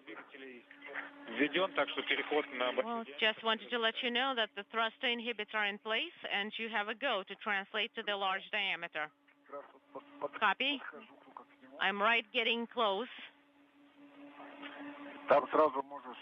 And you can leave the bundle with the attachment plates there. Let me just get there.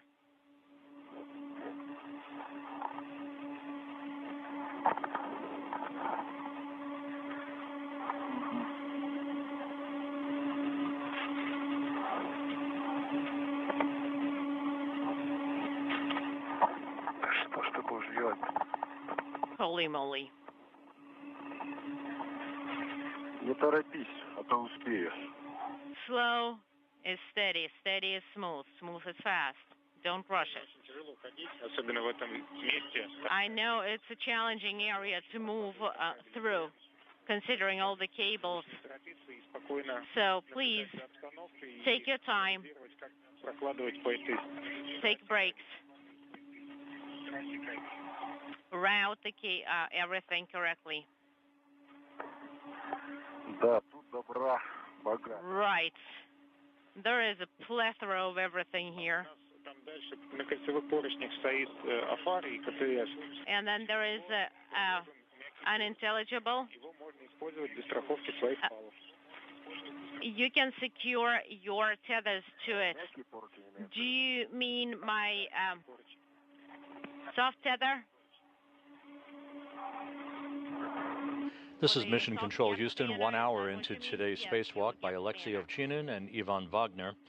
They are at the work site on the Zvezda service module. All right, I'm on the cone. Where they will begin to set up their tools and tethers for the installation of the monoblock, as it is called, basically a payload container, in which is an X-ray experiment called the All-Sky Monitor that is designed to collect data on X-ray sources from not only the Earth but deep space. Just a little bit lower. Ivan, we are receiving the video from your camera. Хорошо. That's good. Здесь налаживается. It seems like it's working out here. Так, сейчас от МВН отцеплю.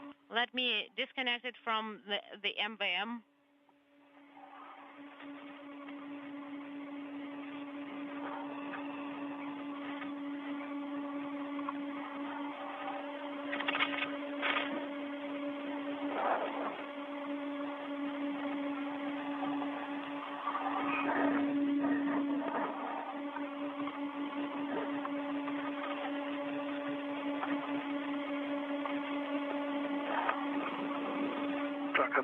Okay, I have disconnected it from the MVN monoblock.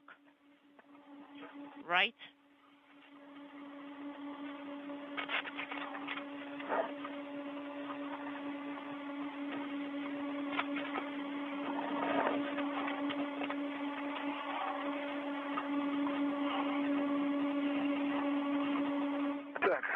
Okay. I have it secured across from V14. Copy.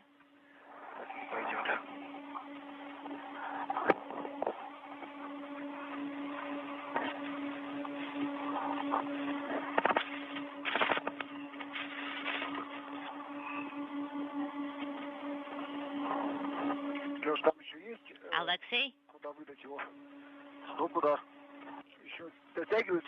Do you have enough reach? Okay, got it. I can move closer a little bit. Okay, but you are pretty taut there.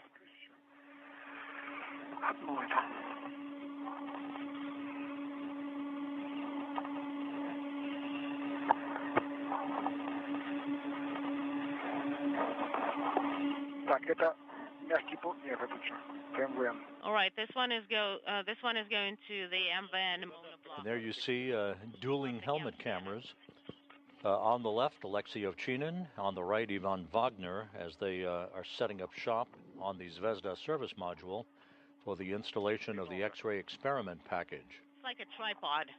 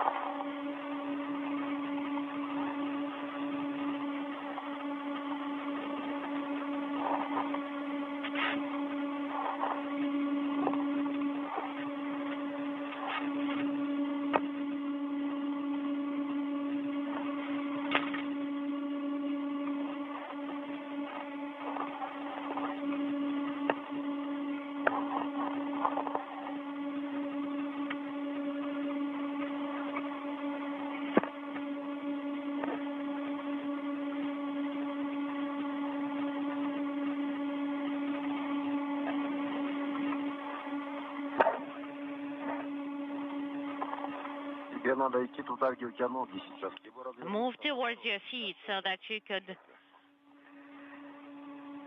rotate.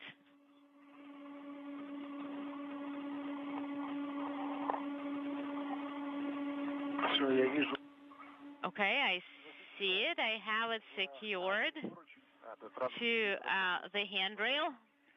Right. It's kind of more convenient here.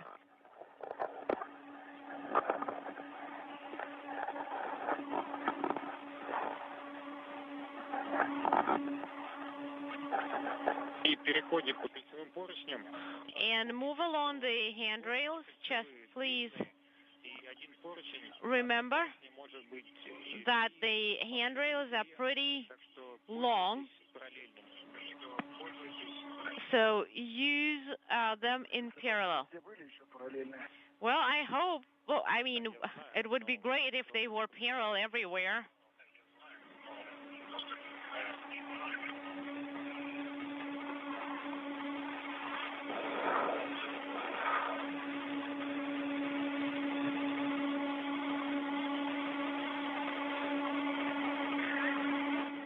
Okay. Can I move further? Yes. 1 hour, 6 minutes into today's spacewalk. Ovchinin and Wagner are at the work site at the Zvezda service module. The lights from their helmet cameras illuminating their work as they fly just to the north of New Guinea from southwest to northeast across the Pacific Ocean.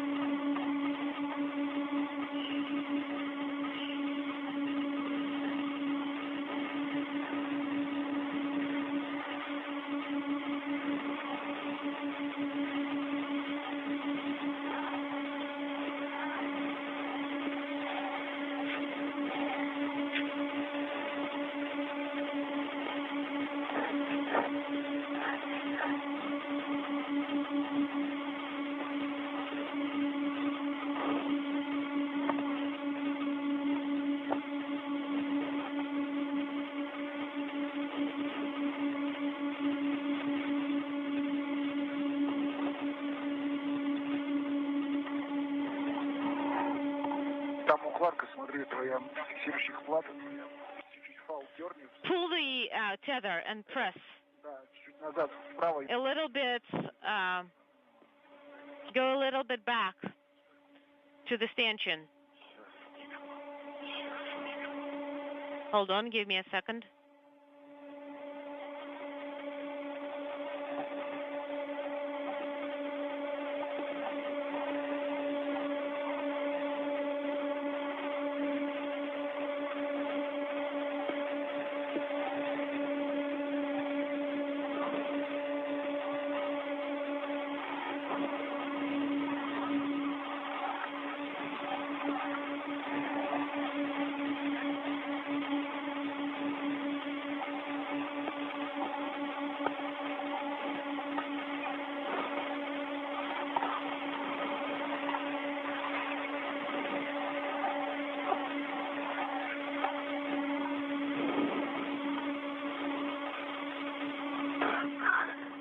All right.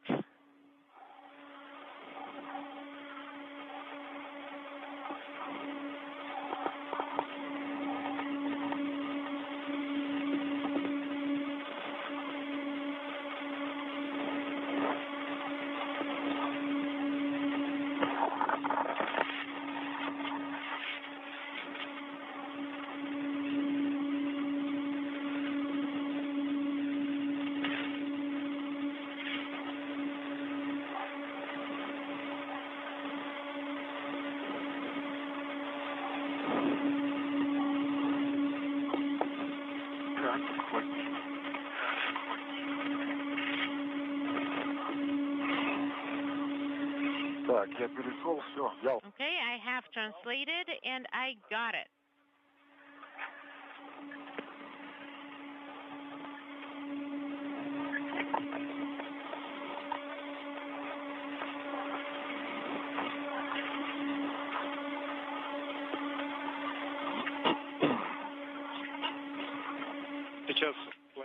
Alexei, we're going to be rotating the solar array.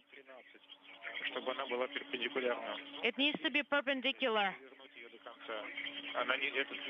And we'll stand by till it's completely rotated. Copy?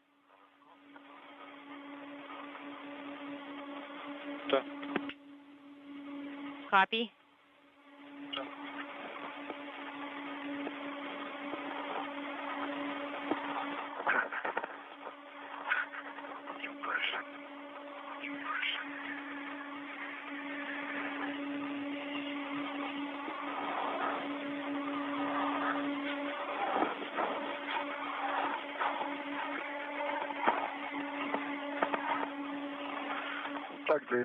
Just as an FYI, the pressure in the primary O2 tank is 352, and in the suit, 038. That's for EV1. For EV2, 348 and 038. Copy.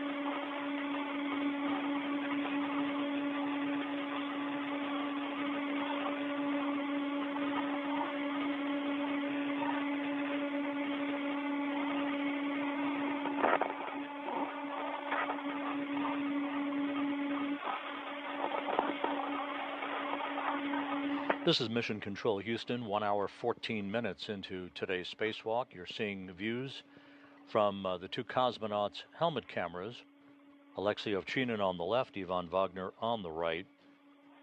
This is the 272nd spacewalk in support of ISS assembly maintenance and upgrades, the third conducted out of the ISS this year, the second for Ovchinin and the first for Wagner.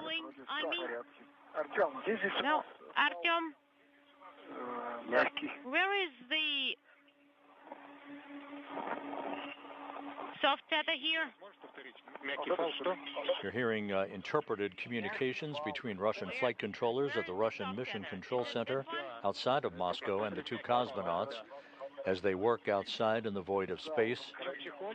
They are setting up equipment along one area on the exterior of the Zvezda service module for the mounting of an experiment package called an all-sky monitor, which is an X-ray detection experiment. That will be followed by the replacement of 4 panels, 2 sets of 2 panels apiece on either side of the planes, as they're called, of the service module. These are electrical connector patch panels, old ones to be replaced by new ones.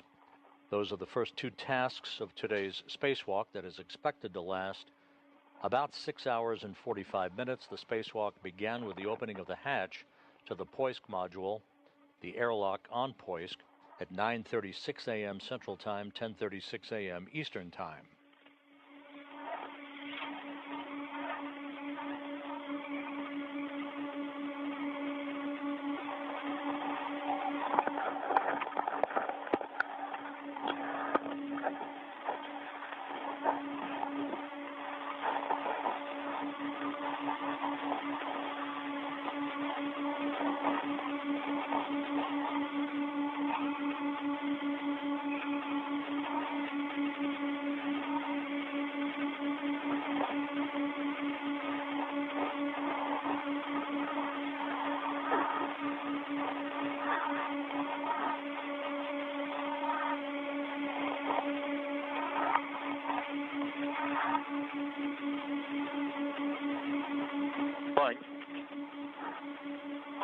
Ivan? Скажи, пожалуйста, вот такое положение солнечной батареи позволит... The positioning of this solar array, well, is it okay for you to work with the plate? I don't see it. Сейчас. Copy. А у тебя немного сзади, справа. And it's a little bit behind you to the right. Но на самом деле... Well... Лучше бы не надо, иначе я ногами не движусь. It would probably be better not to have it there. Ну, если есть возможность, да. If it's possible. Сейчас визуально. Visually now. То батареи где-то, 70 сантиметров. It's about 70 centimeters to the battery from my feet.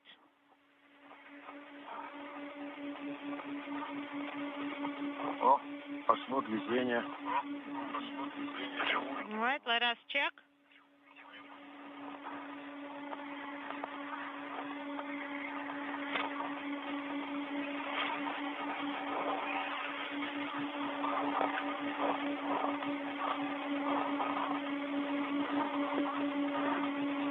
Выхода из тени меньше 5 минут уже.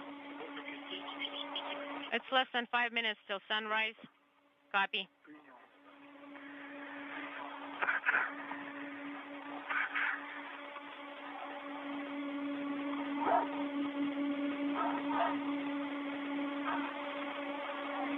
Так что, надо, наверное, тогда взять. Да, наверное, бери. All right, should I take it? You can.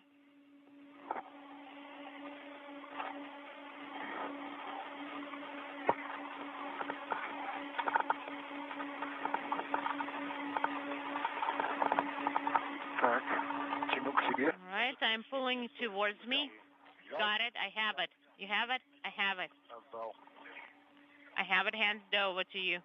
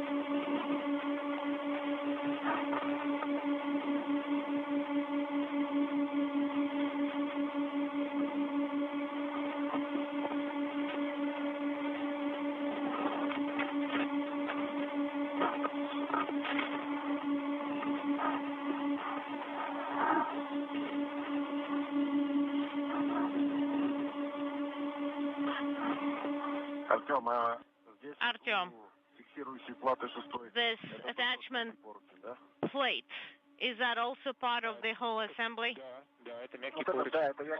So, and here is the soft, here is the gap spanner. It's the YKTS that I mentioned.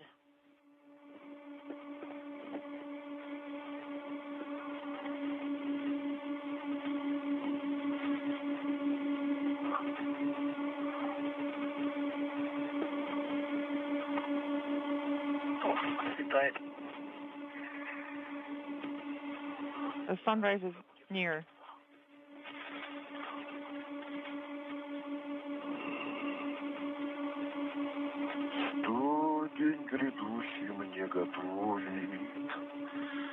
What does the future hold for me?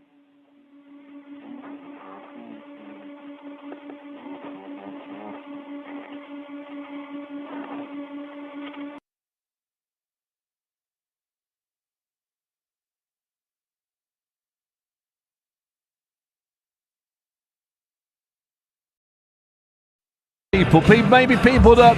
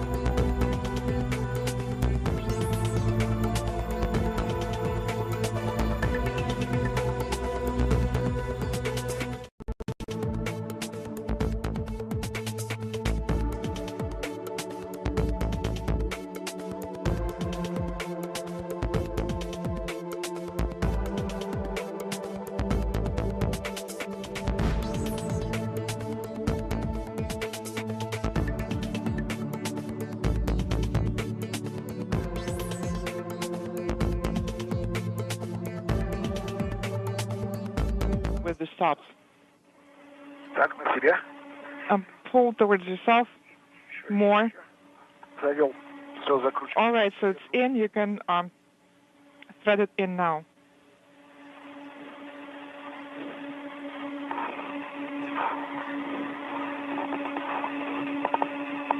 This is Mission Control Houston, 1 hour 39 minutes into the spacewalk.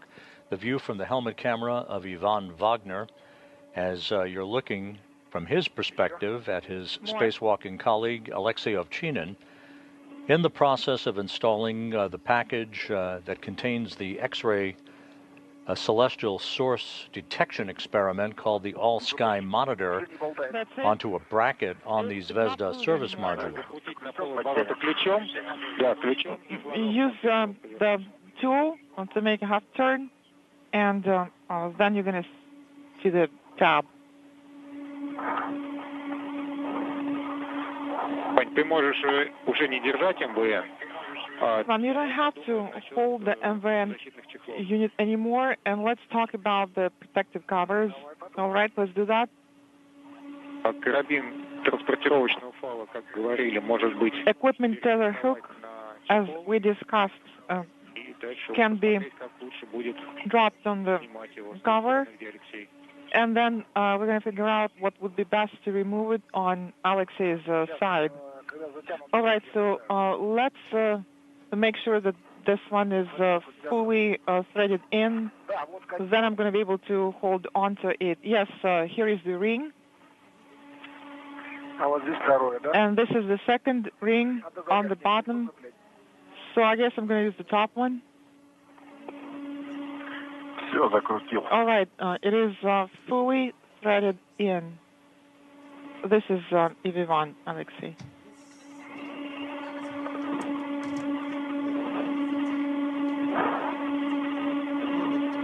Who asked about Turkey?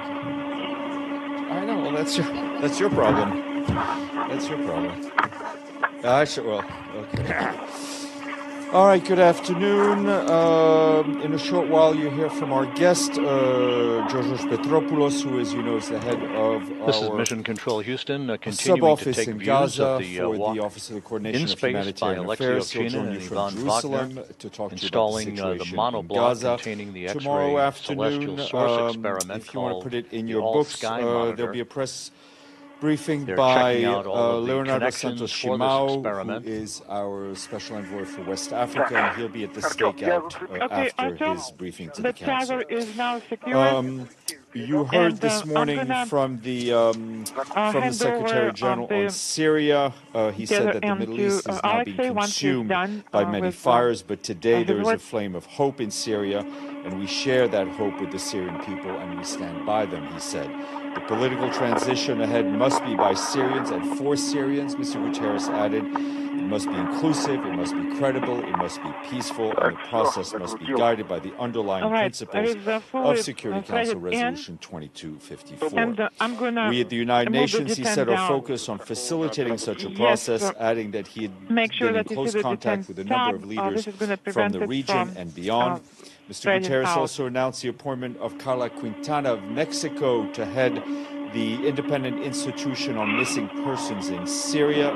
She and her team must be allowed to carry out their mandate, he said, and we sent out an official announcement on that a bit earlier. Mr. Guterres also warned that if the ongoing situation is not managed carefully by the Syrian people themselves, with the support of the international community, there's a real risk that progress could unravel. He also stressed that AQUÍ funding for humanitarian and recovery response is critical and made a strong appeal to the international community to show the generosity of the Syrian people because they deserve it in this moment and to massively support the humanitarian response in Syria. The $4 billion humanitarian response plan for 2024 is only 33% funded, which is over $1.2 billion US dollars received.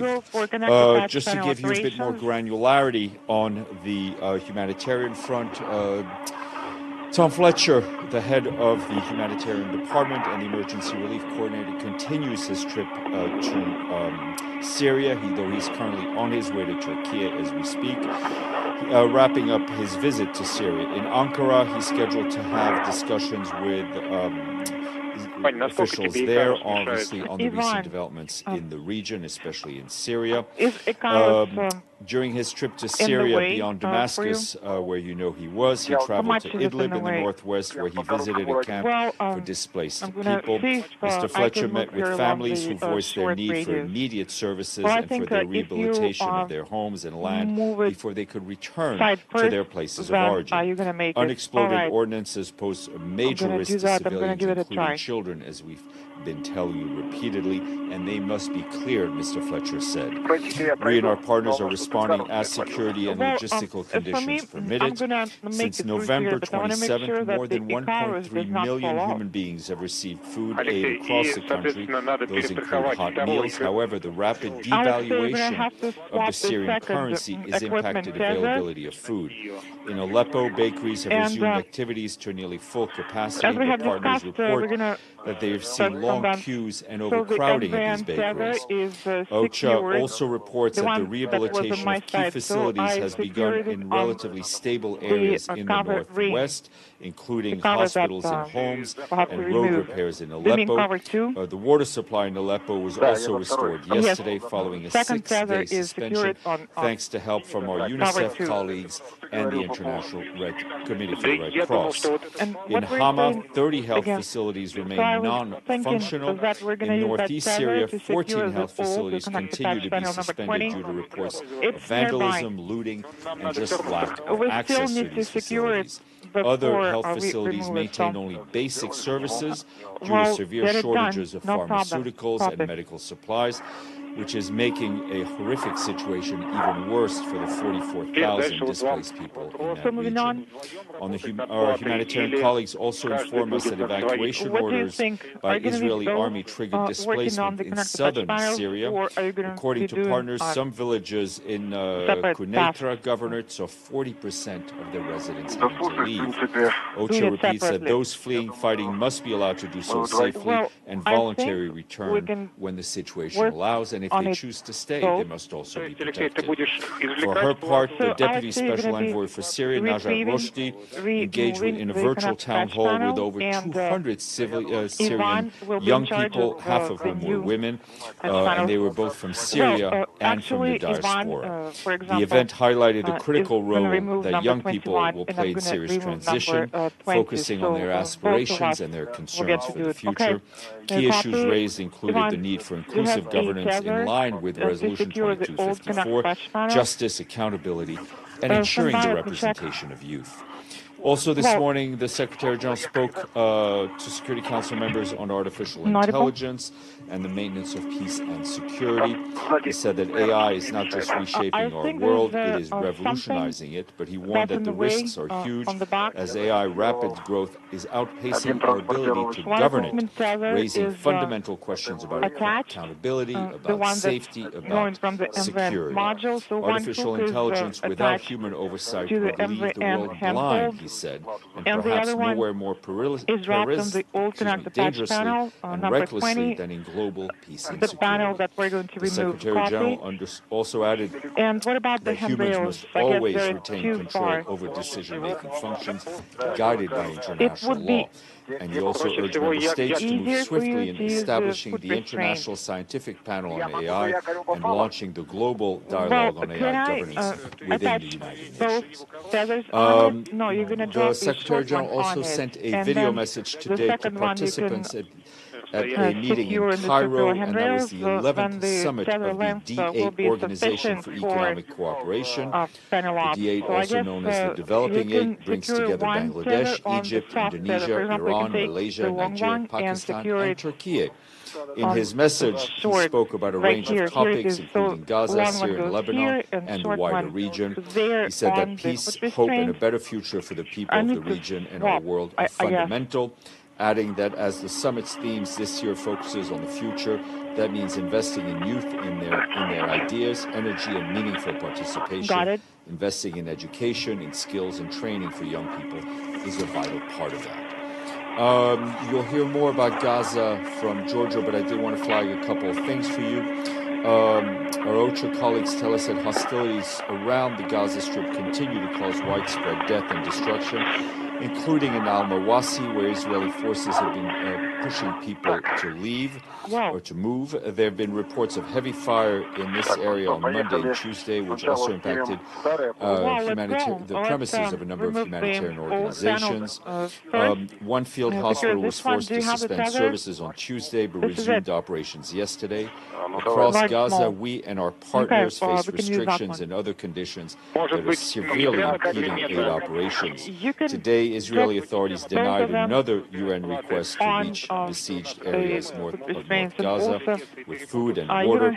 As a result, Palestinians in Beit Hanun, Beit Leah, and parts of Jabalia remain cut off from essential assistance they need to survive. Once again, we stress that facilitating humanitarian assistance as well as commercial goods both into and within the Gaza Strip and ensuring aid operations can be carried out safely is essential to address the needs of people.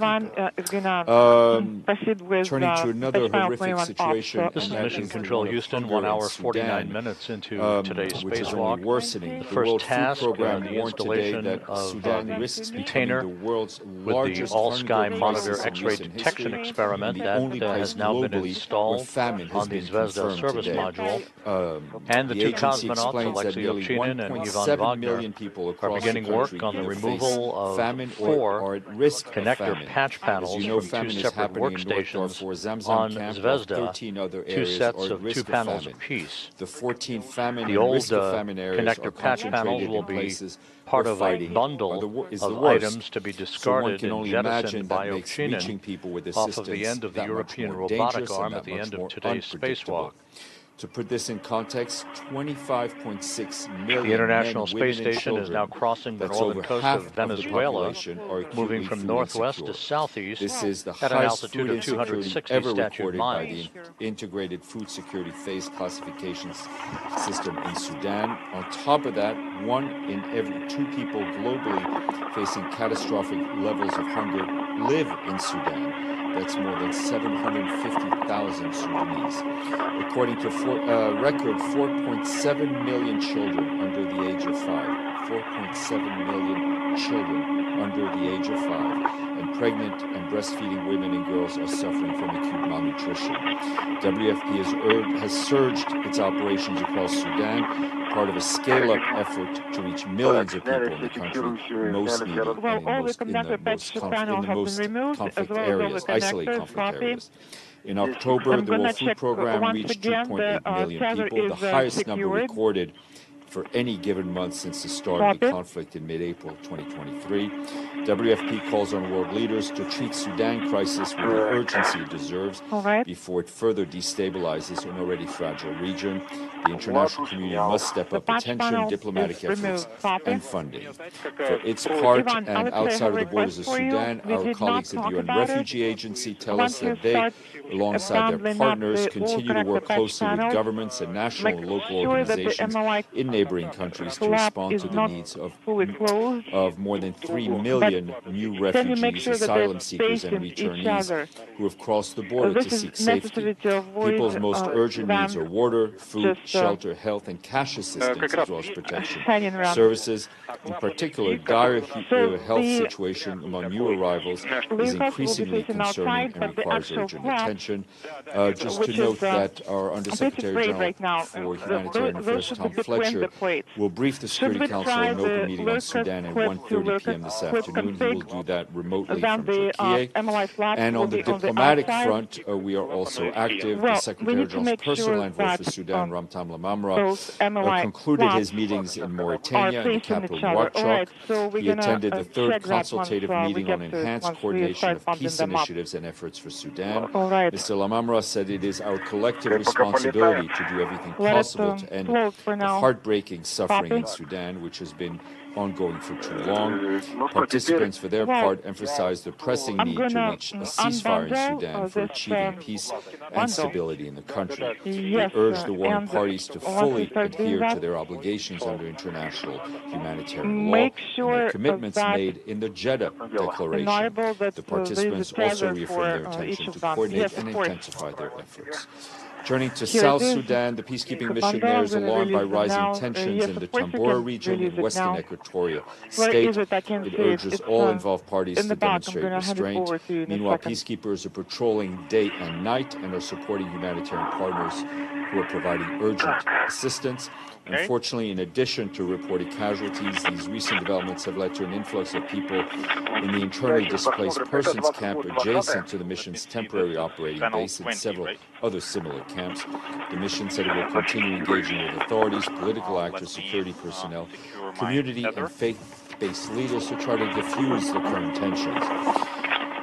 Turning to Mozambique, where humanitarian colleagues tell us that additional resources are urgently needed to support the people impacted by tropical cyclone Chido in the country. According to the government's latest figures, the cyclone impacted more than 329,000 people, with some 52,000 homes having been either damaged or destroyed. We and our partners are working to scale up the response, and despite funding shortfalls, UN agencies have distributed shelter and non-food items to at least 10,000 people. And the UN's mobile medical clinics in Cabo Delgado province has provided primary health care consultation to some 1,500 people who need it. In Mikufi, also in Cabo Delgado, UNICEF and partners have distributed nutrition supplies for 6,000 children, as well as water, sanitation, and hygiene kits for 5,000 people. Turning to another disaster, and that is in Vanuatu, where the emergency relief coordinator, Tom Fletcher, today allocated $1 million from our Central Emergency Response Fund to support immediate response to efforts following the earthquake. The funds will go towards providing water, shelter, and food. Meanwhile, our humanitarian colleagues inform us that aftershocks and transport disruptions are challenging aid operations. Telecoms and water supply networks are not operating in some areas of Vanuatu. We are supporting the national response, including through the Pacific Humanitarian Aviation Service that's being activated to transport humanitarian personnel and cargo from Fiji to Port Vila in Vanuatu. For its part, UNICEF and its partners have supported delivery of tanks to ensure, of water tanks, not tanks, of water tanks to ensure continued access to clean water, as well as we mentioned yesterday. The disaster assessment coordination team is being mobilized for Vanuatu. That's it. Serife, since I failed to call on you earlier today. It's good to know. Thank you, Stefan. I have a question regarding the leader of the former Syrian regime, Assad. The destruction he has left behind is becoming clearer each day as mass graves are being uncovered, and his location is actually rather well known. So I'd like to know if the United Nations will have a call as we for approach legal the proceedings 2-hour or mark have an initiative to start to today's hold him accountable for his the crimes. International Space Station there are a is number flying of 260 miles over the UN Amazon jungle, mechanisms moving from northwest to southeast. that are meant to hold people and to Wagner account. currently And people will need to in be the held to process account for crimes of committed removing and replacing in Syria, whether a series of various 4 courts that UN has, connector patch the Commission panels, of Inquiries, electrical connection other areas mechanisms. for Accountability functioning of the Zvezda service module. This follows the installation of an X-ray source experiment on Zvezda that completed the first task in today's spacewalk, the 272nd spacewalk, in support of space station assembly, maintenance, and upgrades. Investigative mission looking into missing persons in Syria from Mexico. When is she going to be? I believe her name is Mrs. Quintana. Yes. Yes, it is Mrs. It is indeed Mrs. Quintana. Do we know when she's going to take up her job, where she's going to be based? My assumption is that she'll be based in Geneva, where her colleagues already are based. She'll be taking up her job as soon as possible. But what needs to be made clear is, I know we've all been waiting for the name of the leader of this mechanism, but it has been up and running in the recent past. Since its establishment, they've been conducting search tasks such as mapping actors with relevant information, registration. So they've been doing a lot of things out of Geneva. given that they had obviously no access to Syria. The changes that we've seen in the last weeks will obviously lead to a scaling up of their activities, and I hope she will be coming on board as quickly as possible. But as I mentioned, there's a team in place that has not been wasting any time. And can one assume that she will be spending time in Syria? One can and should assume can't push it through the Maggie, and then just continuing on that. Let's remove do you know this. how many people are on the team already in Geneva No, we could find out what the staffing is, but they already have a number of technical experts.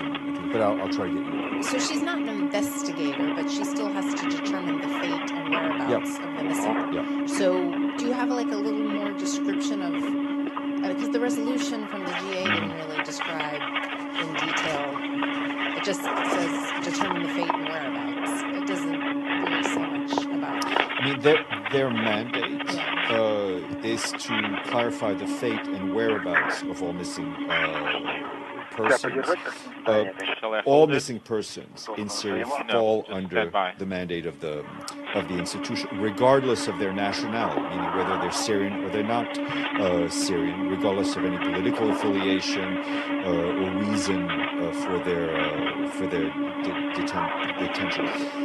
The way they will work is really adopt a victim-centered approach, working with families, anyone who has any information, but really to help support the families both with information and anything else they can find out.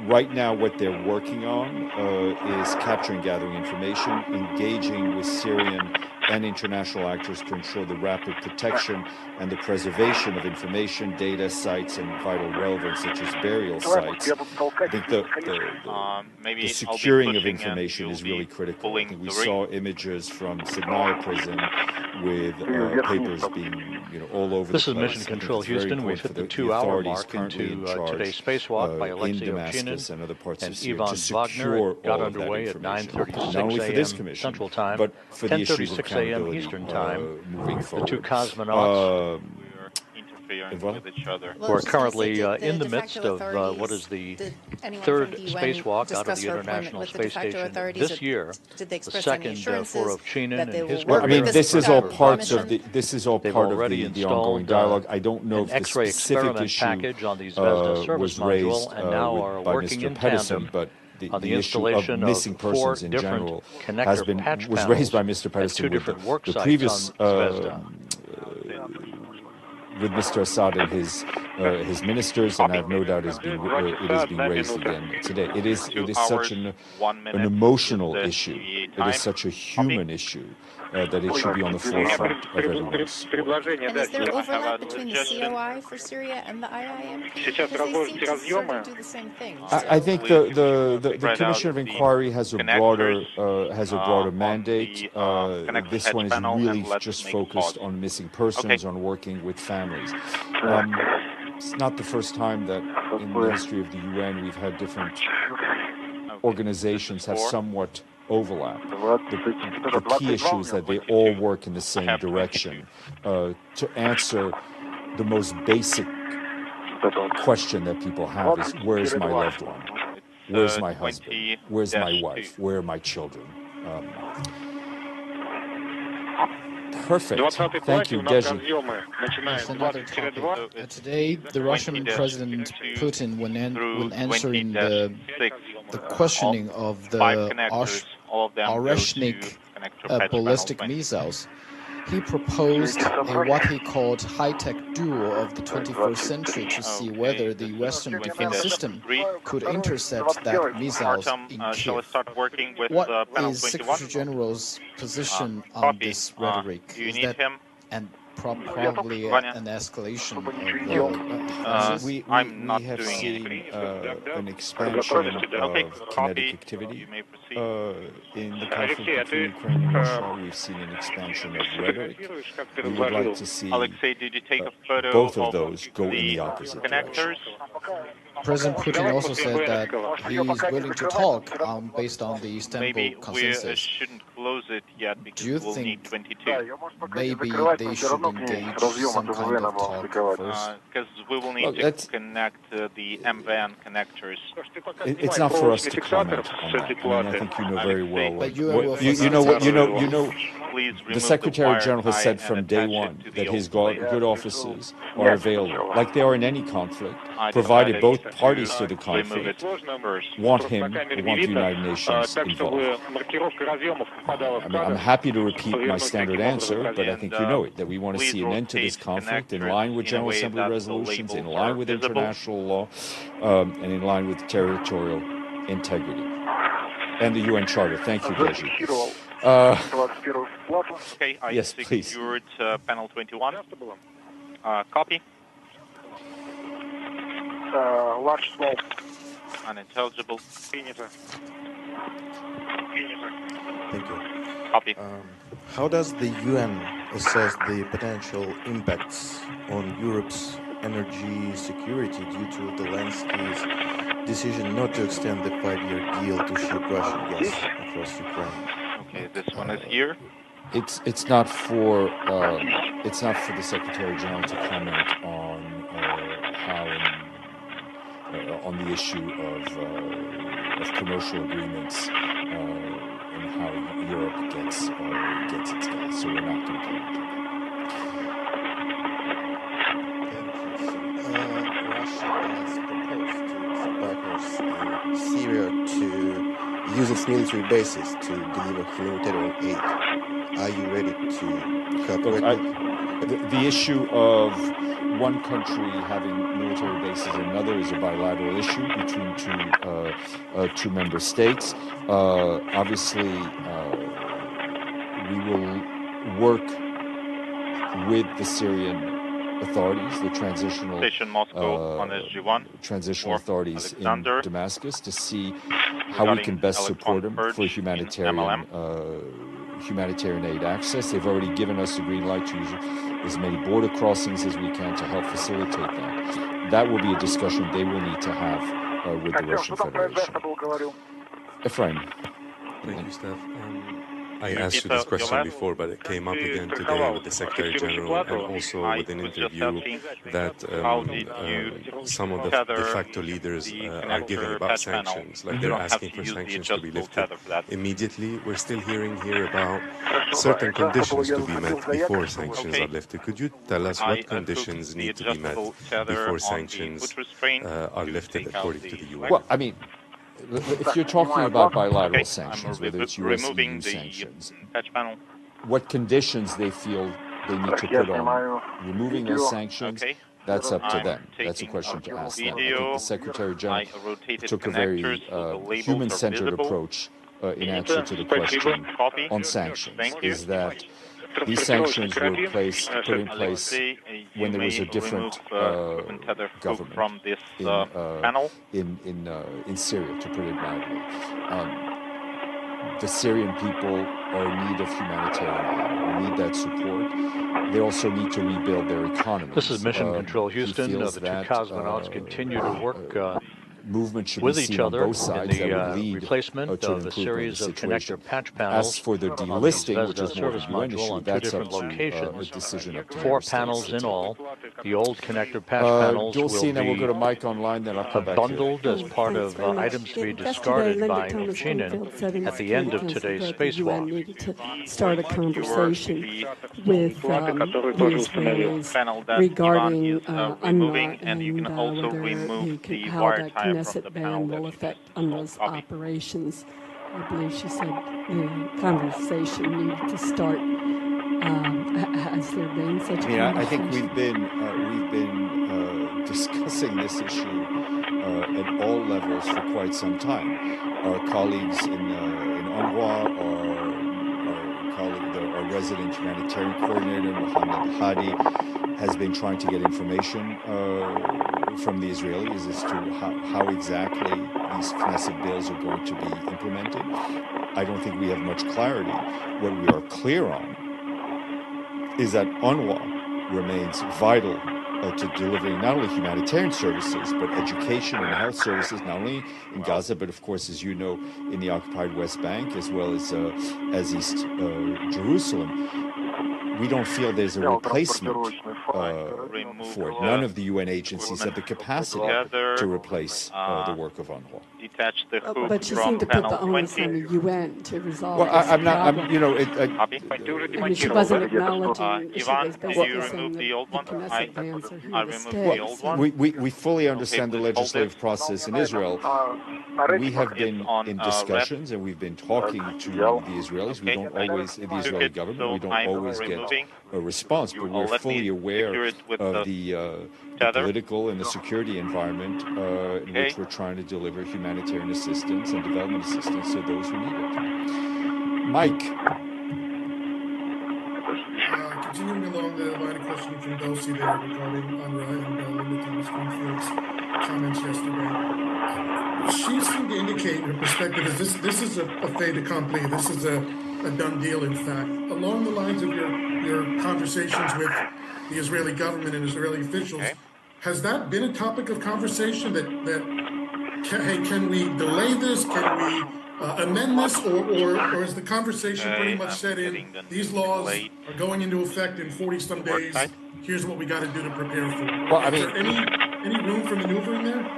Listen, the room for maneuver is a question you should ask members of the Israeli government. We don't have a vote in. You know, the UN doesn't have a vote in the UN doesn't have a vote in the Knesset to state the obvious.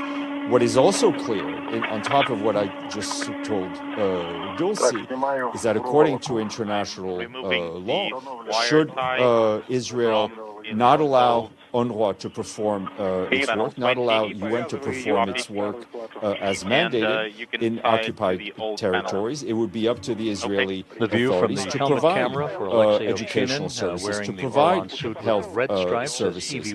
That's our position, and I would encourage you to read in detail the letter the Secretary General sent to both the President of the General Assembly and the head of the President of the Security Council about 10 days ago, which is now a public document, which I think is a very clear very clear outline of the UN's position. But are we talking to the Israelis? Of course we are. So I just am trying to be as clear as possible in an unclear situation. When that deadline hits and the laws are implemented, are you saying on behalf of the UN that whatever UNRWA does, whatever UNRWA has done up until that date, 260 the UN miles will no below longer of take the South responsibility Atlantic, for any of that, all of those Space Station flies sectors, smoothly on, education, moving from everything northwest goes to over to southeast Israel, and on no this UN orbit agency of the will Earth. participate? What I'm saying to you is that UNRWA has a mandate given to it by the General Assembly of the United Nations, right, which has been renewed over the years. We don't know what's going to happen at that when the law comes into effect, and that's some of the things we've been trying to get, the details we've been trying to get, operational details. So UNRWA continues to proceed as is. Let's be clear: UNICEF cannot step in and replace the 2,000, I think, teachers, UNRWA teachers or so that are working for UNRWA in the West Bank schools. It cannot. WHO cannot replace the hundreds, if not more, of Palestinian health professionals that work in UNRWA clinics. It's just it's not possible. So we all have our positions. We want to help the people we are mandated to help. We want to fulfill our mandate given to us by the General Assembly. If we're not able to fulfill that mandate, that will fall. That responsibility will fall to the people who have the authority over occupied lands. It's not allowed to use it this way. Thank you, Steph.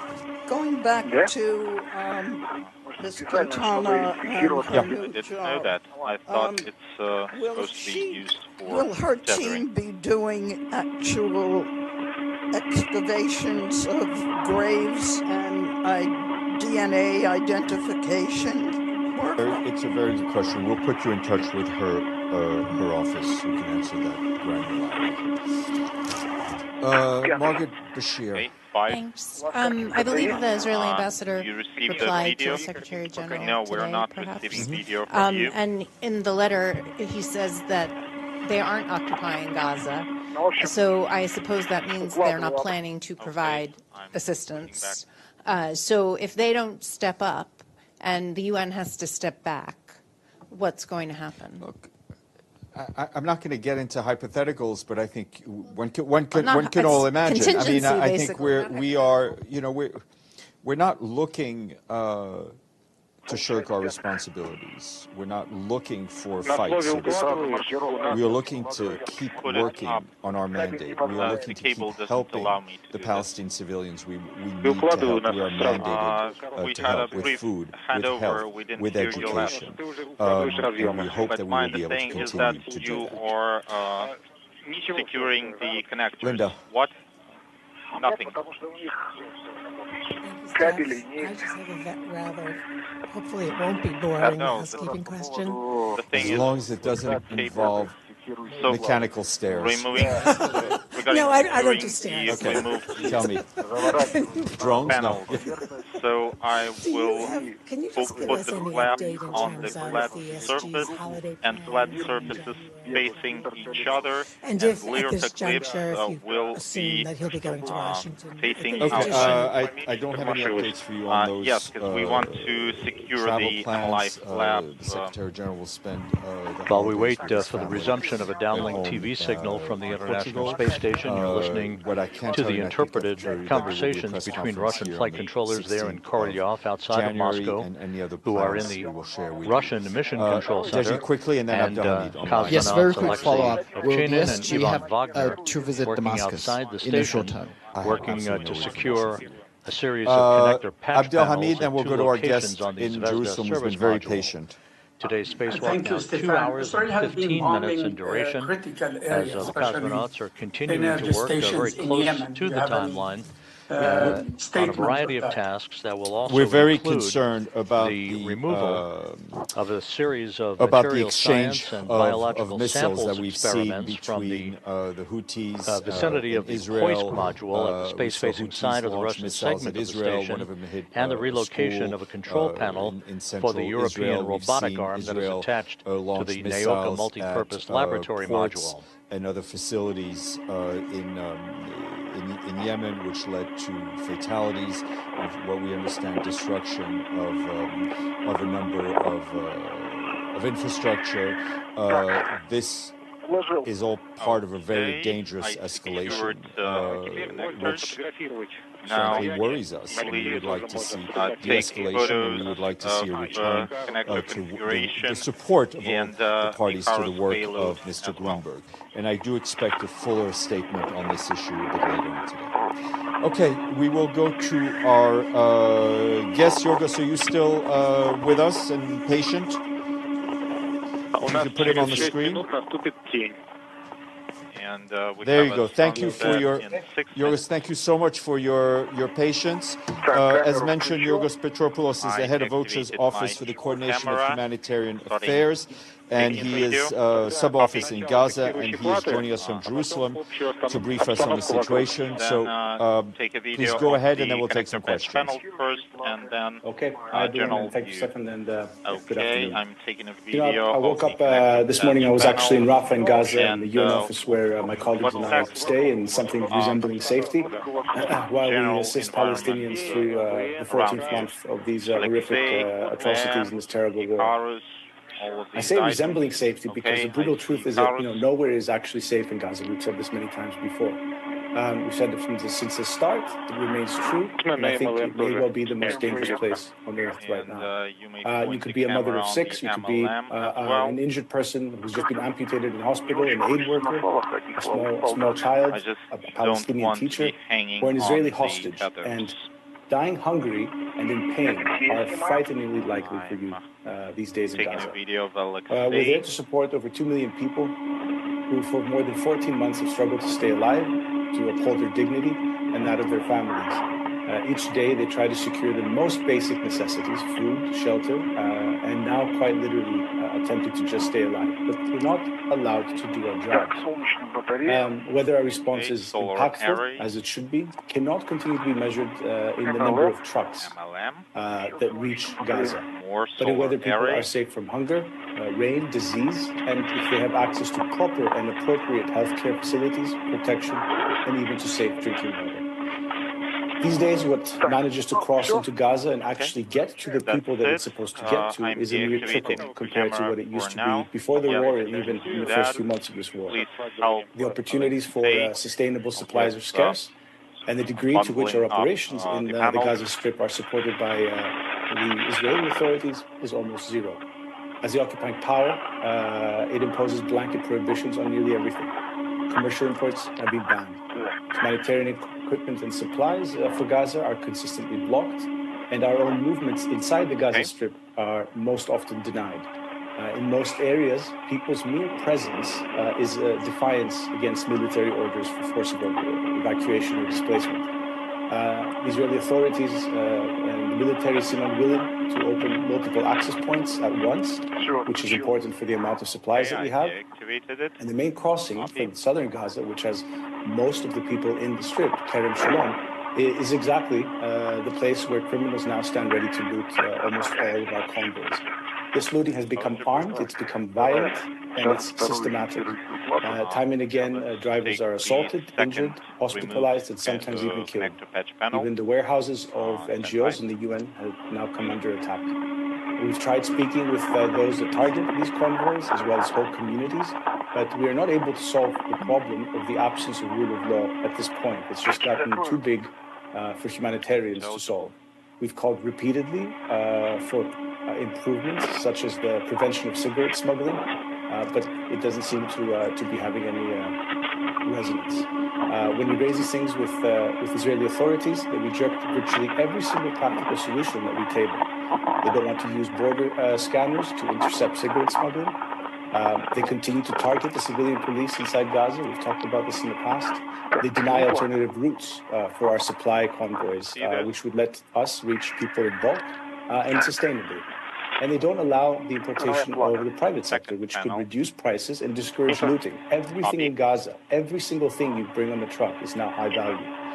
So this is something that really makes people want to take whatever is on the truck because either they need it or they're going to sell it to get money. The disconnection and reconnection on the occasions when our activities are allowed to move ahead by the Israeli forces, our operations face direct interference. They order us not to deliver fuel to certain locations, to generators, hospitals, or to shelter sites, not to carry out parts of our planning that they disapprove of, and to operate only in the designated areas that do not have evacuation orders.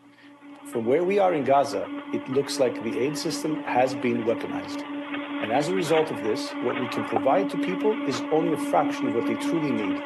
Every day, as an aid worker in Gaza, you're forced to make horrible decisions. Should I let people die of starvation or of the cold? Do we bring in more food to ease hunger or more plastic sheets for some shelter from the rain at night? Do I cut back on hygiene supplies or do I bring in more painkillers for the sick and injured? What I can tell you is that people are exhausted. You can see it with your own eyes. You can see it when you look at them in the hospital, on the street, as you drive by them, when you meet them, when you talk to them. Famine is very likely already here. The Famine Review Committee 42 very long days ago called for immediate action within days, not weeks. Yet here we still are. And those who have survived so far are on the brink of an even greater disaster. As a humanitarian system, even we operate hand to mouth. Whatever we bring in, we have to distribute almost immediately. We don't have any reserves or buffer stocks left anymore. A very large percentage of the important emergency medical supplies are just at zero stock. What we bring in is never near enough. When Rafah crossing closed, when the operation began, we were able to continue for more than 3 weeks to respond without any new supplies coming in. Now, if we don't get supplies for 3 days, we don't have the ability to help anyone in Gaza. We can't go 3 days without fuel or food actually entering the strip. Our humanitarian operations, especially in southern Gaza, are almost paralyzed because of this. In Gaza City, in northern Gaza, we can't support people because we don't have predictable accessibility between the south and the north. The Israeli corridor bisecting the strip has been fortified to such a degree that it's not really a corridor anymore. It's a massive military no-go zone where not a single civilian structure remains intact. Everything has been flattened. And to reach Gaza City from the south, we have to cross this no-go zone, but we don't have predictable access through the Israeli checkpoints. They don't open enough. And there are massive amounts of time spent simply waiting for them to decide to open.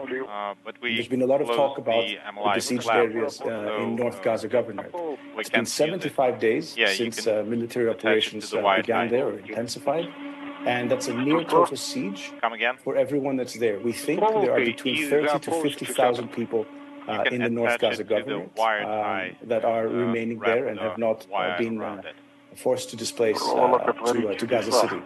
We receive chilling reports of mass casualties, unspeakable decimation of whole towns and communities and neighborhoods, and constant bombardment of shelters and hospitals. Movement is only allowed in one direction, out, and even that is not a secure movement. So far, tens of thousands have had to flee under bombing and shooting. For us, the access into this area has been shut off since the 6th of October. Almost 150 requests or attempts to access the area have been denied by the Israeli forces. From the other side, in exceptional circumstances, such as the ones for their 2 remaining medical facilities, we're allowed in. And we use that to bring in a trickle of supplies. Many of those supplies, when we plan these missions, are rejected by the Israeli forces. So we can say we're bringing in fuel and medicine and some food for the patients, and they will consistently remove the food or this or that. So they minimize what the objective of the mission is, how much we can bring and when we can bring it. We've managed a single food delivery to North Gaza, 2 trucks, and 1 truck of water actually with them. And where we took these trucks, we actually then heard that the shelter, the UNRWA school that was being used, was actually attacked and burnt down. We heard about another location where people were sheltering. And when we planned a supply mission there, the Israeli military denied our access, and then the location sheltering people were forcibly displaced to Gaza City. You know, I mean, as the humanitarian system, you heard Stefan earlier before me, we assist millions of people in other responses, and we have done so for decades. We can do the same in Gaza if one hand was not consistently tied behind her back. Give me a second. I think as journalists, we know that international press is banned from Gaza to enter and see what I'm describing firsthand. There's so many things that I wish you could see to tell the world what's happening. You know, children without shoes in the cold, running through garbage and mud next to plastic shelters just being swept away by storms and waves. Families living in stairwells of schools that, you know, we optimistically name as shelters or displacement sites. They're trying to sleep, to find privacy, they can't. And injured people, you know, who were hurt in their struggle just to take something off of passing aid trucks. Wrap it a little bit more. I think there's 3 points that I want to finish with. The first is that, you know, we need to take a real look at some of the self-congratulations over aid entering the Gaza Strip these days, let alone the besieged areas. It's very little and it's very late. The other side? We see 100 requests rejected, and then we have, you know, 1 request actually allowed to go, and then congratulations about, you know, how it happens. And then after that, what we have is the UN and NGOs, hundreds of whom have been killed in this war, publicly mocked for not doing enough, for not trying hard enough to do something which we know very well how to do. And we have examples of doing it all over the world consistently. As humanitarians, we stand firm against being told where and how we should work in Gaza. We need to get to people wherever they are. We need to prove the impact of this response based on how people are doing and not the numbers of trucks or crossings. And we need to give them what they need.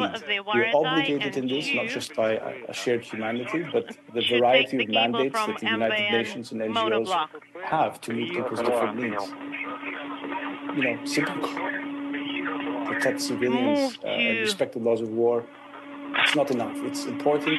It's critical. And we've been doing it for 14 months with no avail, to no real impact. And I hope that member states can fulfill their obligations under international humanitarian law, use their leverage to ensure the protection of civilians, to enable adequate and timely aid to people that need it, and to bring about a ceasefire. We have to protect the civilians.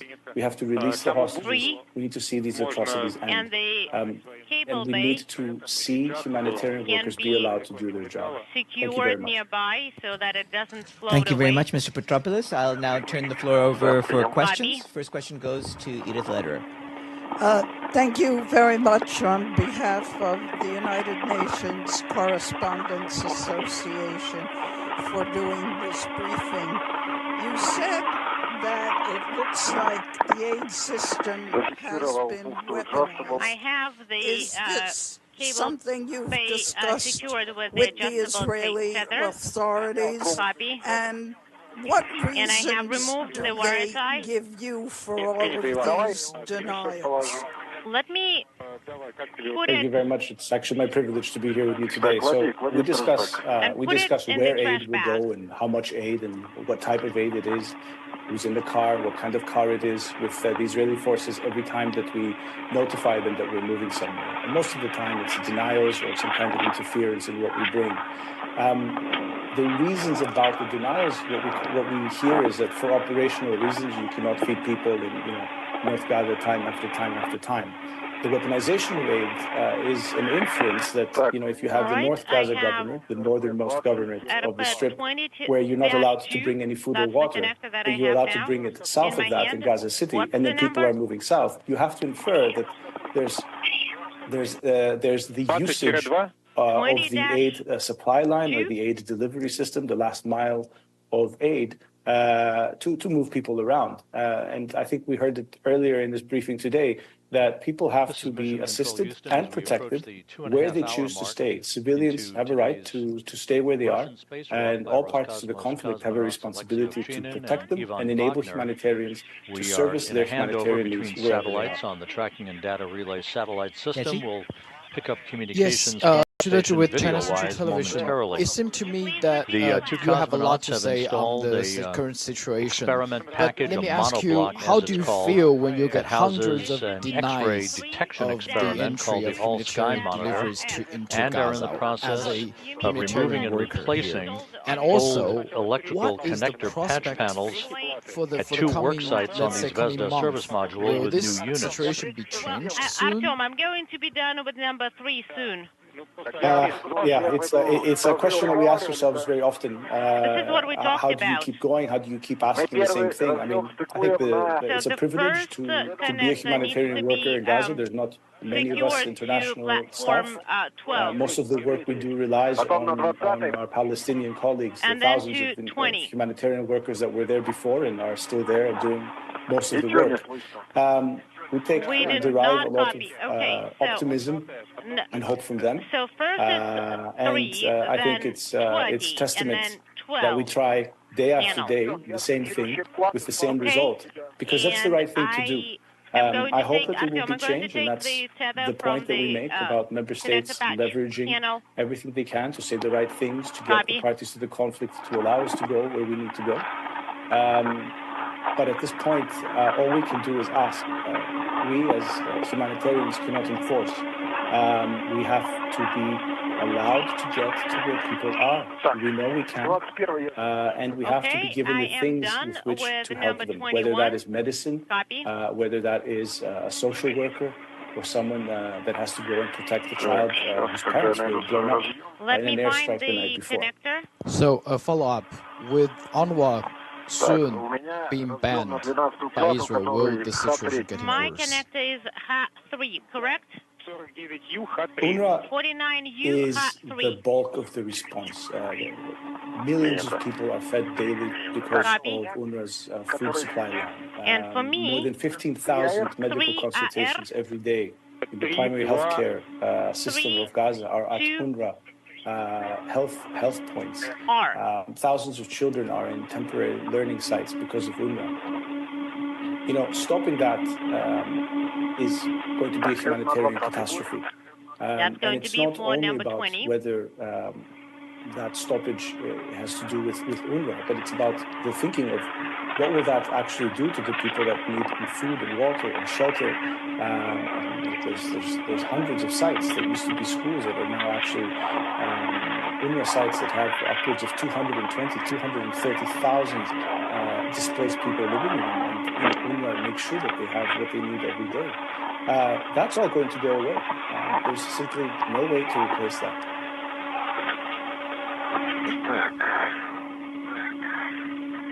Thank you. I'm Sherifa Chitin, and I'm the UN correspondent for Anadolu Agency, and I actually cover the daily news of the United Nations, the meetings and everything here. I've been seeing that recently we are getting relatively less information about the situation in Gaza, and for example, it's not on the immediate agenda of the United Nations Security Council as it used to be in the beginning. So as someone in the region, I'd like to know if you think the developments in Syria have overshadowed Gaza, and if so, how do you think the international community's, loss of attention affect the already dire situation that the Gaza Strip is in? Is it the one that we need?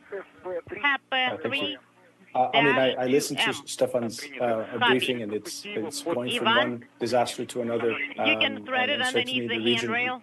There's so many competing humanitarian needs. What I can promise you is that from where we are, we will make sure that the information we make available continues to be frequent, and the volume commensurate to the very acute crisis. And I can only hope that it will drive the world to continue to support Gaza.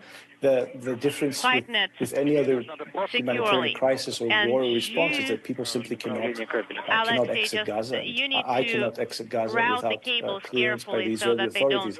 Every single thing that we have in Gaza comes because someone outside Gaza, most of the time, the Israeli government, decides that it can be in Gaza. So I would say uniquely, maybe uniquely in the world, this response really needs attention. It needs an understanding of exactly how things are in Gaza. And we will make sure that we do our best to get this information to you and through you to the rest of the world. But you can probably pull it out, the electrical connector channel. Two from questions. the leer. One is we've been hearing from UN officials and many people for months now about the need for a ceasefire. Not weeks, but months. My question to you is, as a humanitarian, how are you preparing for a potential ceasefire? Will you still need to get certain permissions from Israeli authorities? And could they still block aid convoys going in, even in a ceasefire scenario? Right, so that the cable is not in the way later. I mean, even before this war began in October last year, Gaza did not get everything that people in Gaza required. There was certainly a limitation to what came in. We've been calling consistently for a ceasefire, and we've also said that even before the ceasefire, the humanitarian system as it is cannot adequately address the needs of people in Gaza. It has to be a humanitarian system and supply parallel to our commercial sector, and having crossings and people coming in and out, especially people going out, the ones that have chronic illnesses or traumatic injury from the war. Now, we call for a ceasefire. We have planning around what we will do with a ceasefire. But again, in case of a ceasefire, you would expect that the volume of supply and even the volume of medical and humanitarian workers that entered Gaza to work with that increased, hopefully, volume of supply would actually be allowed to increase. I am optimistic that will happen in a ceasefire, and I'm hoping that a ceasefire will actually effectively mean a stoppage to fighting in Gaza, the security and safety for people, a respite, a breath of air, but also security for our internal movement and a reduction in the constriction and inaccessibility to areas around Gaza, because we will then have to actually get around. So it's a factor of having enough supplies, having enough access, and enough humanitarian workers, visas, registrations, and all of this, constrained environment that's given us to try to address the needs of about 2.1 million people, who will then actually be calling out for this because that's okay. The fighting has stopped.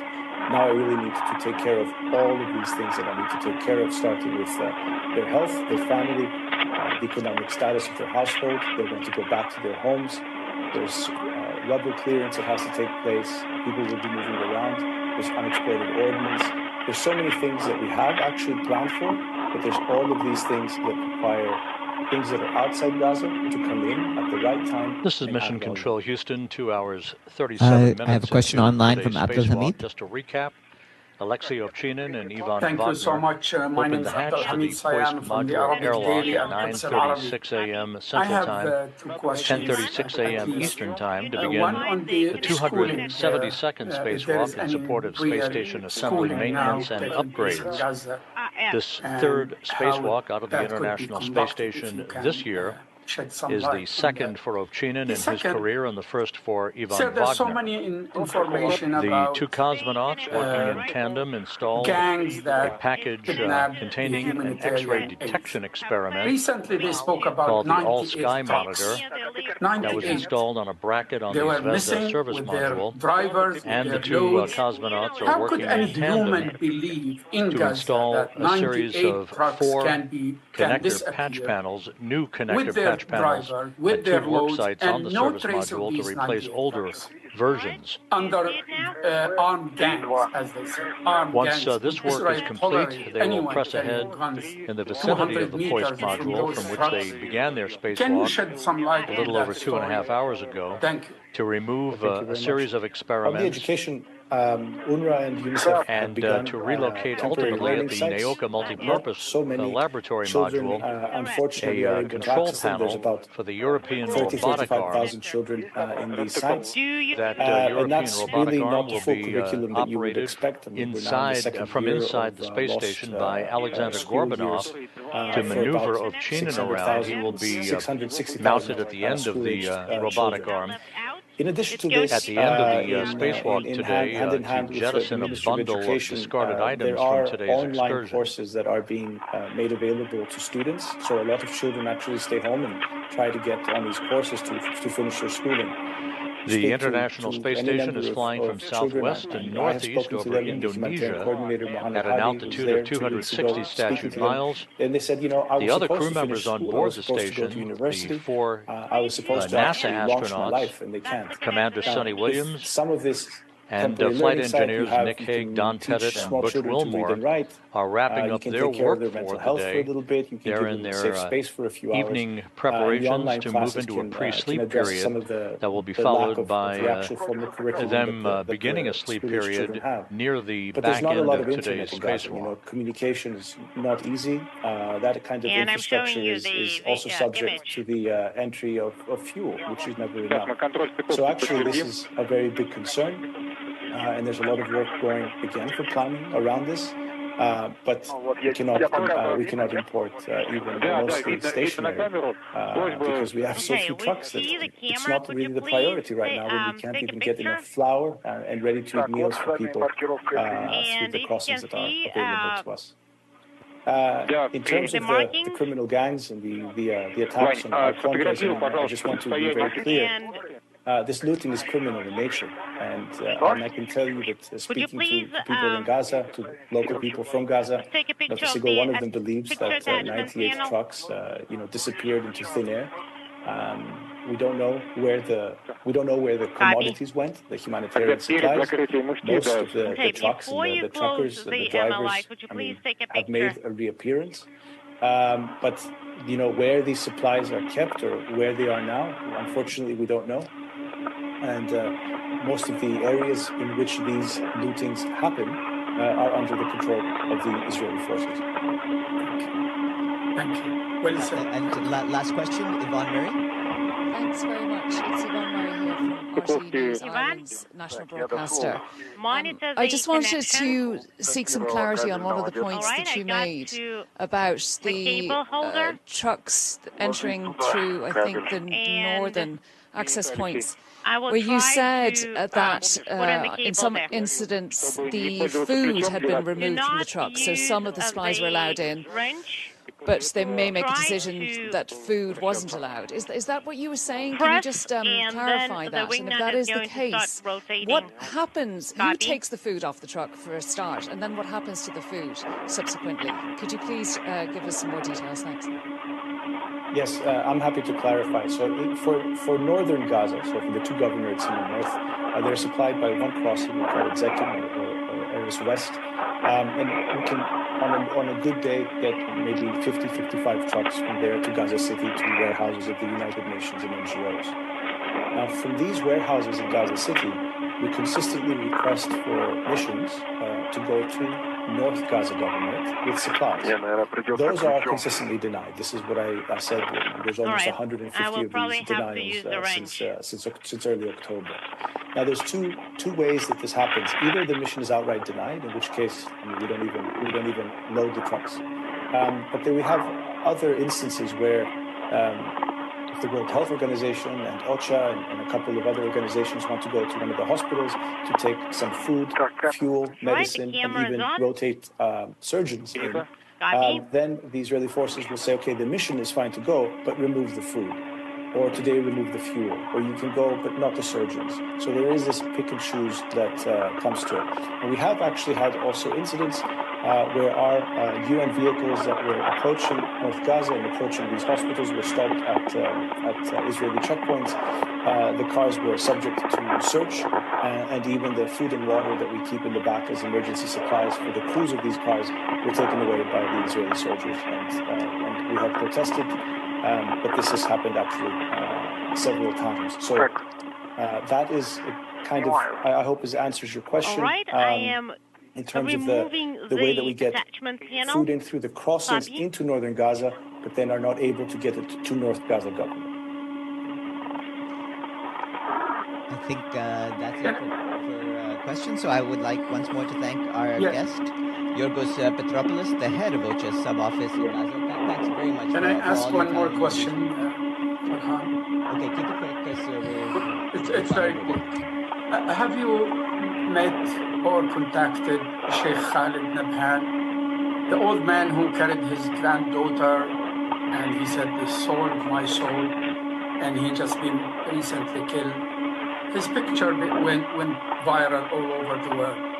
Can you tell us a little bit more how he was killed and if you have personal contact with him? I'm sorry to say I was not able to meet him. A number of aid workers that I know were. They speak highly of him, and they say that he was a man that wished for peace. And unfortunately, he's another victim of this war, and that's all I can say. I'm sorry. Thank you. Thank you. Thanks very much. Thanks very much for your briefing, and have a good day. Good afternoon, everyone.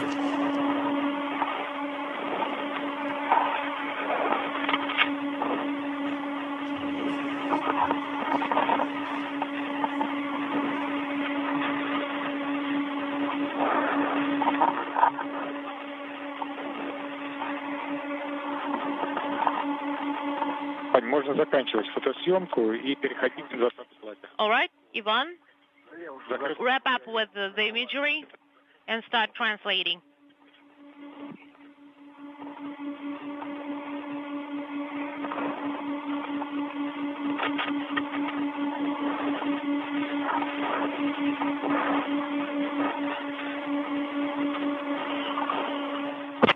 Так, а где она? Where is it? Конца тени осталось 10 минут. And sunrise is in 10 seconds.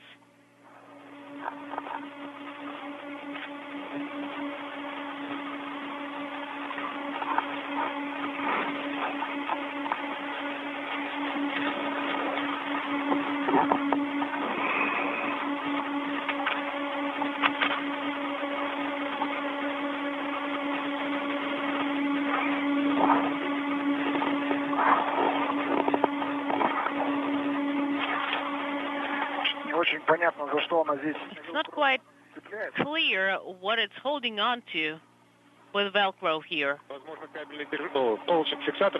Maybe a wire tie or something.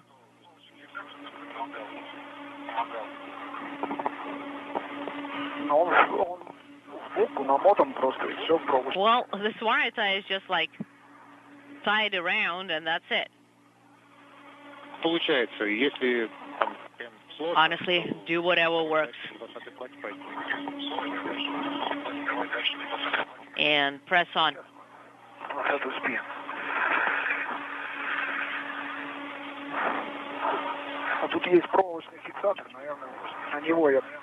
There is a wire tie that I can connect to, or secure to, if you have no objections.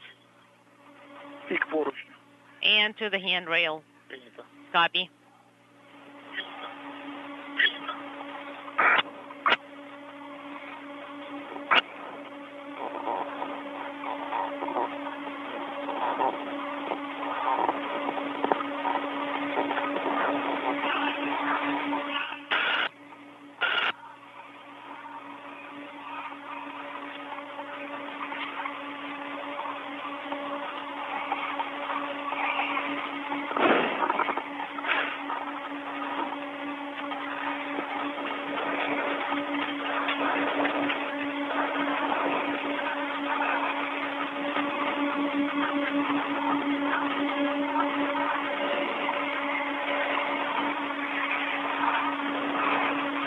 Может, не мучиться от руки сначала затянуть, а потом уже Иван будет тебя догонять.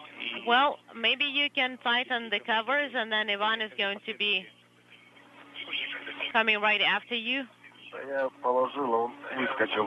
Well, I put it here, but it escaped from the Lirka.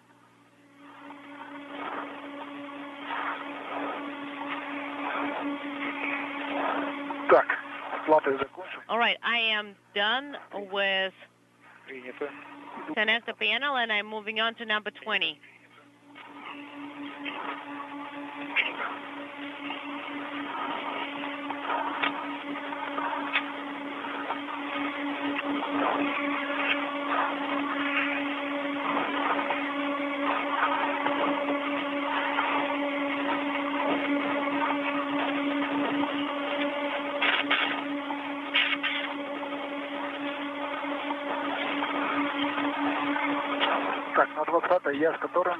Okay, with number 20. What's the goal here? You need to secure number 23, the one that's on MP right now.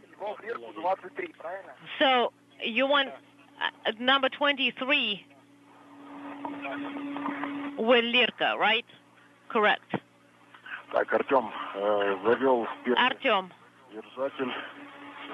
I put it into the first holder, and I am moving towards panel 12.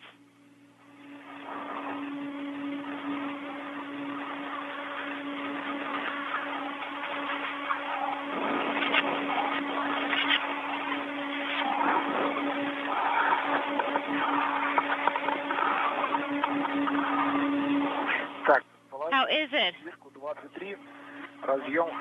Ha. So, unintelligible SP23.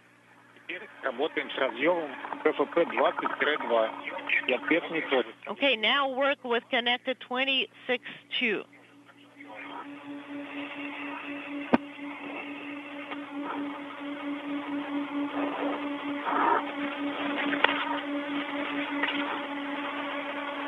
Correction, 20-2.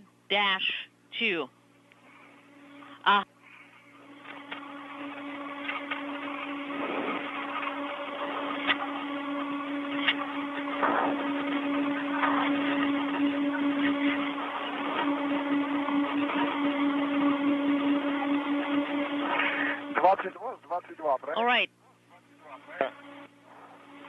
22, right? Correct. So it's going to be -22, -20-2.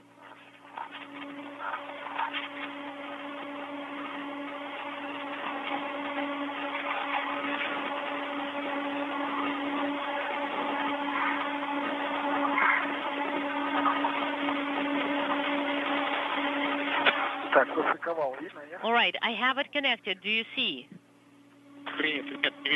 No, we don't.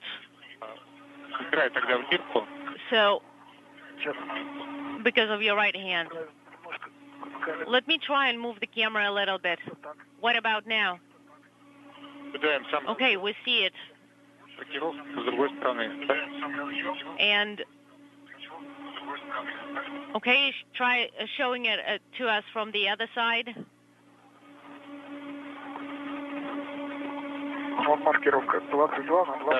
So, 2 to 22. Okay, good. So you have the DIRECTO clip.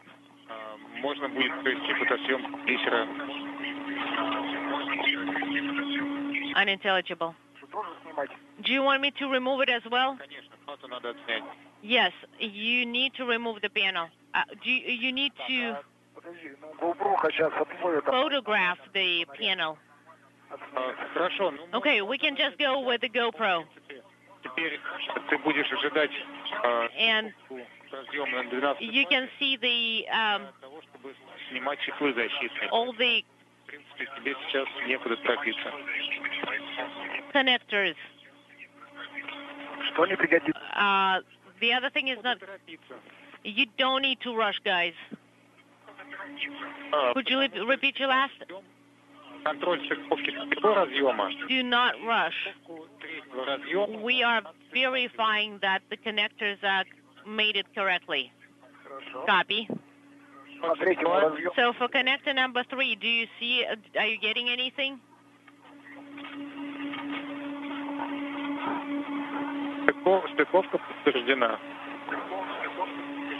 Connector meeting? It is warming up.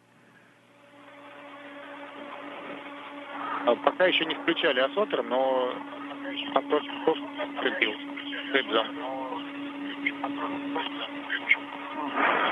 All right.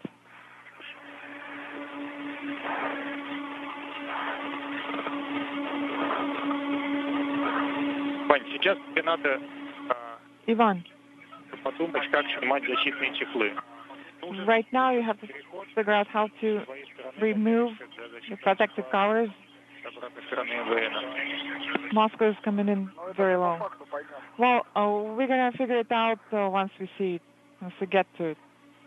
The tether is attached there already, so we'll try it. Ну, можно сейчас свои фалы размещать уже для подготовки к выполнению этой операции. You can position your tethers now to set up for these operations. So I have to close up the plate here, not to go back to this task. Let me just inaudible.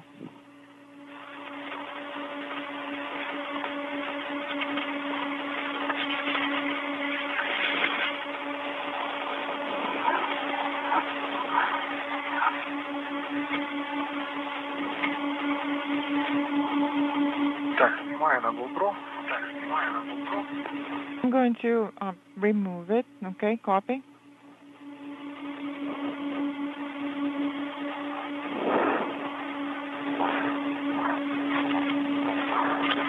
Сейчас начнем крутить солнечные батареи для вашего перехода предполагаемого на 4-ю плоскость.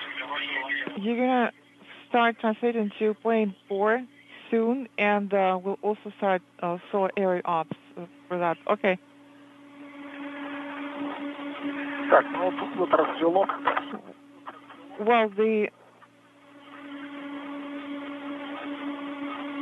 inaudible is here. I have removed everything.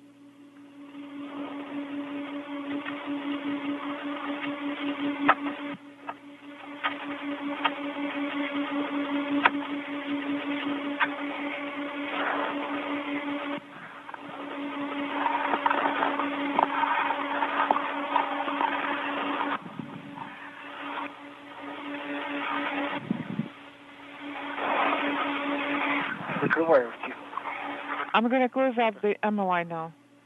Copy.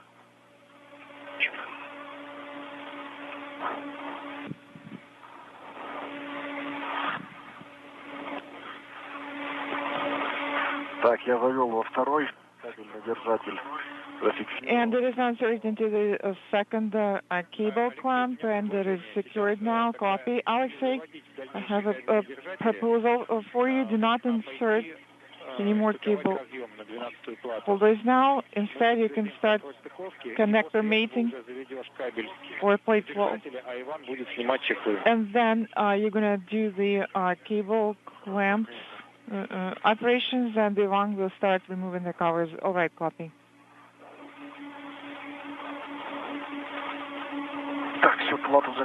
All right, so the connector patch panel is covered now.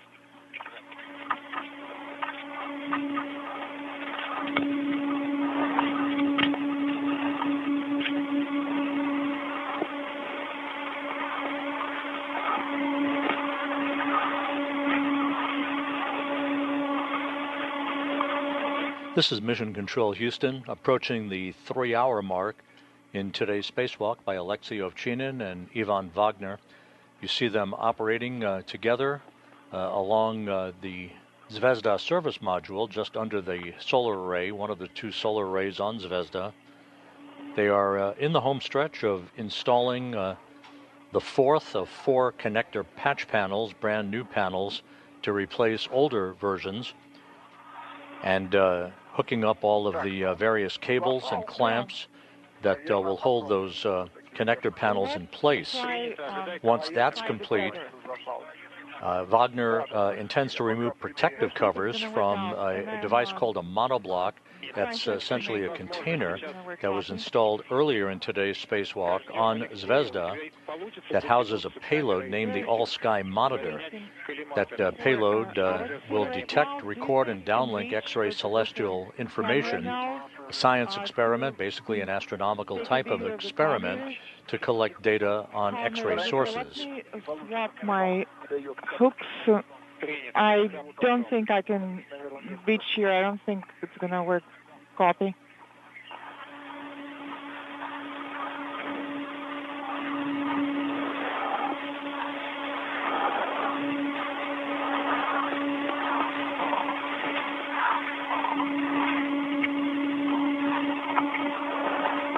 The International Space Station is flying just to the south of Alaska, about to begin a northwest to southeasterly course that will carry it across Northern California and the western United States. Again, we're at the 3-hour mark in today's spacewalk by Ovchinin and Wagner. This is the 272nd spacewalk in support of space station assembly, maintenance, and upgrades. The first for Expedition 72, the second for Ovchinin, the first spacewalk in Ivan Wagner's career.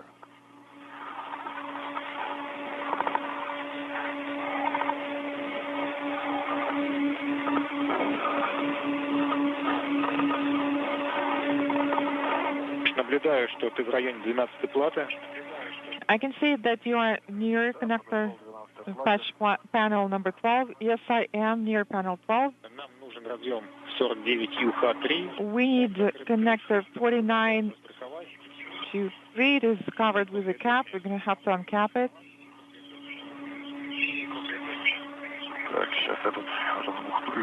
Stand by. Let me unbundle it first.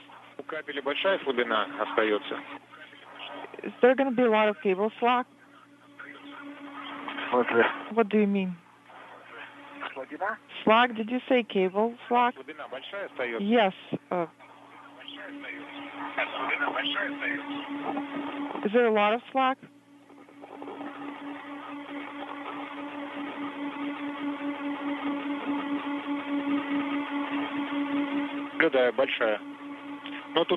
Yes, I see.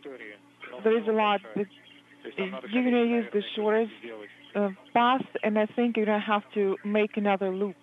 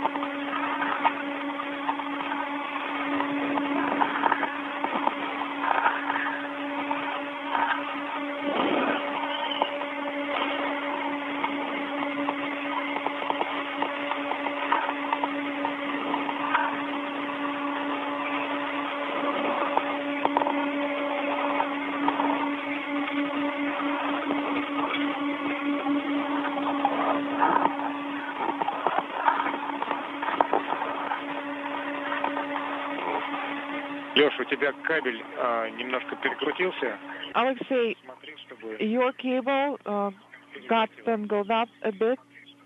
Make sure it is not kinked or anything. No, everything is fine with it. Actually, just unbundle it. Please be careful with it.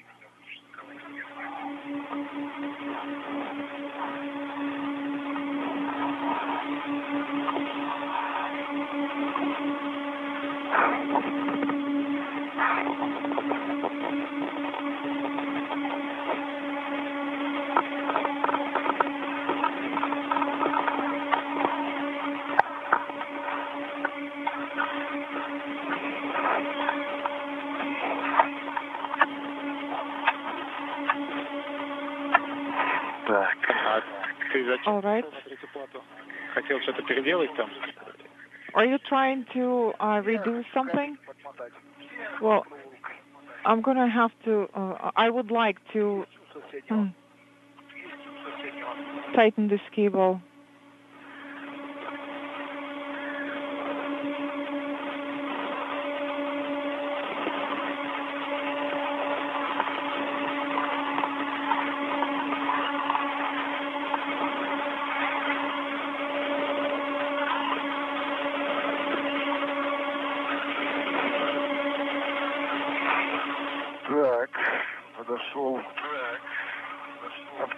All right, so I am here. The panel's open. And I need which connector? 49U X3. You should be facing it. Is it this one?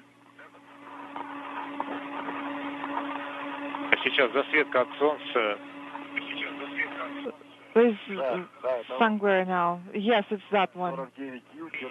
49U-X3. Yes, please tether the cap. Make sure it is tied. It is tied up to the wire tie. Okay, so you can uncap it and you can keep the cap there as it is. Copy.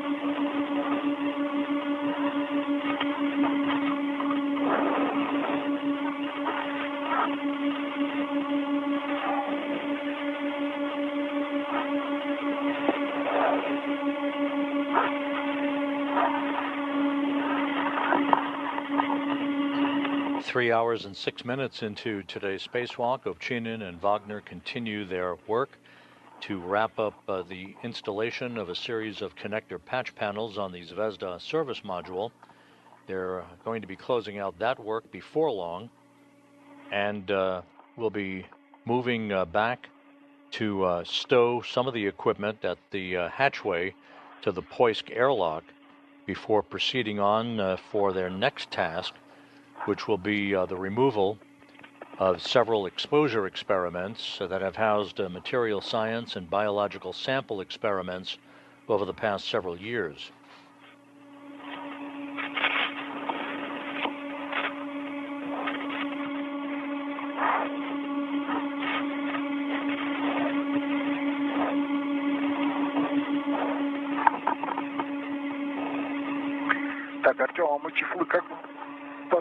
Artem, how exactly are we supposed to tie the covers? To the plates? So are we going to just bundle them and attach them to the plates? По сути, как полотенце подвязываем, вот аналогичная схема. You're gonna do the same as what we do with the towels, same configuration. Okay, I copy that.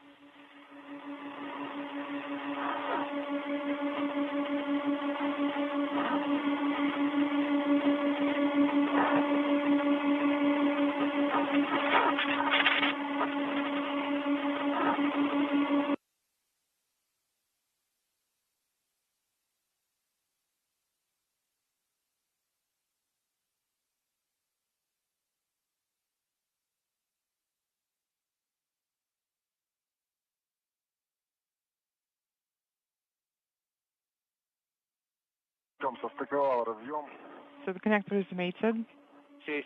Copy, Alexei. Stand by for connection verification, and please take photographs with the GRISA camera. Make sure that you don't take photographs of the patch panel only, but of MRM2 as well.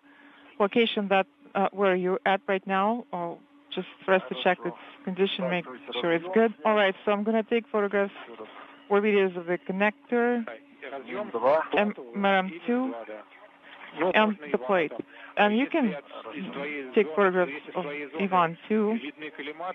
If you can see the collimators from your position, please take a picture or video of them too.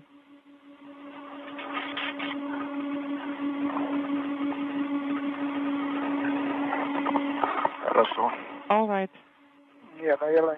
No, I don't think I can get them. We're going to capture collimators once we go around the EKTS command and telemetry system. Copy. I'm going to open the cover now.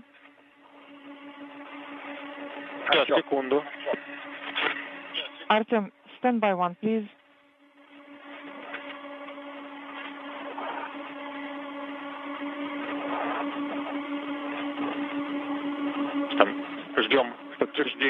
Yes, we still need to verify the connection.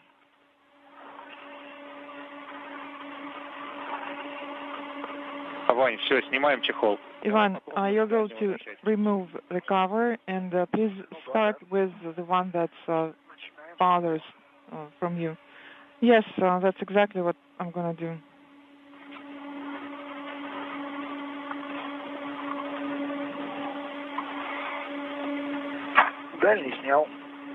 Okay, the cover that was farthest from me is removed. Copy, that's great news. Make sure that you tether the second one, remove it, and then you're going to tie them up together.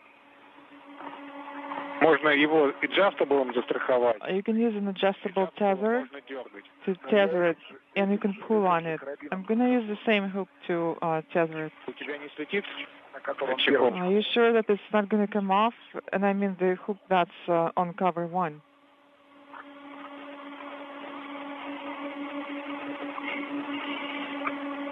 It shouldn't.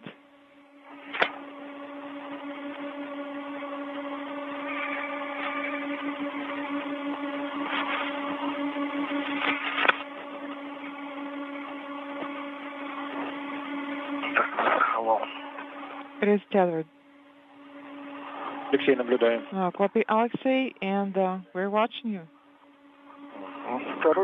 You can see cover 2 is removed. Copy, Ivan.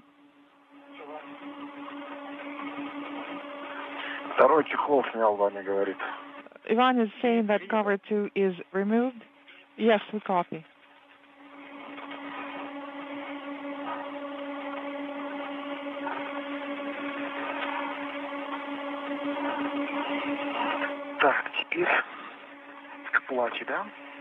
So, do we move on to the plate, the panel next? Well, yes, you're going to have to tie it up to the panel.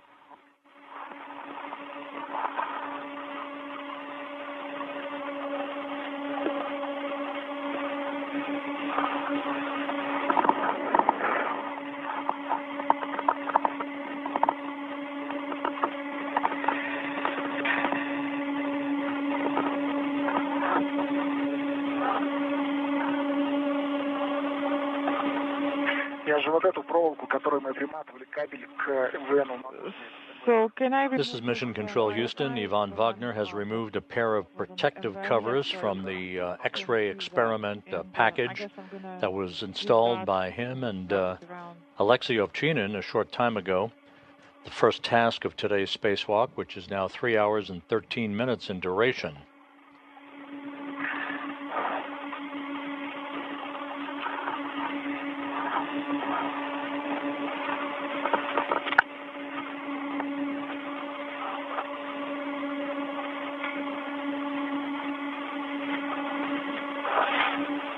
These covers will be part of a total of 7 items that will be bundled together by Ovchinin and Wagner to be jettisoned by Ovchinin while he is at the end of the European robotic arm later in today's spacewalk.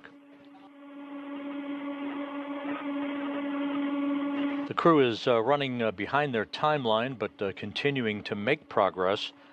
The next series of activities will be the removal of a series of exposure experiments that have been attached to the outside of the Poisk module. That's the same module on the space-facing side of the Russian segment of the station that houses the airlock from which today's spacewalk emanated.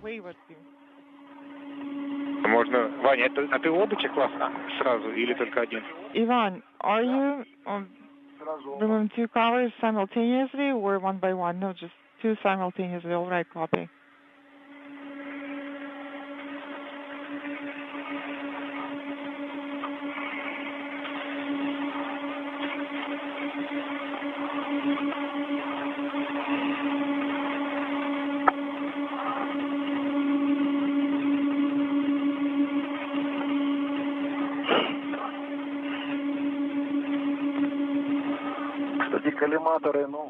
By the way, the collimators, I was able to catch their side next to the van. So visually, can you give us your assessment?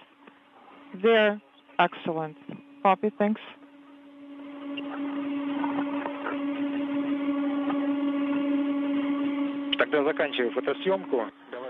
We can finish up photo ops.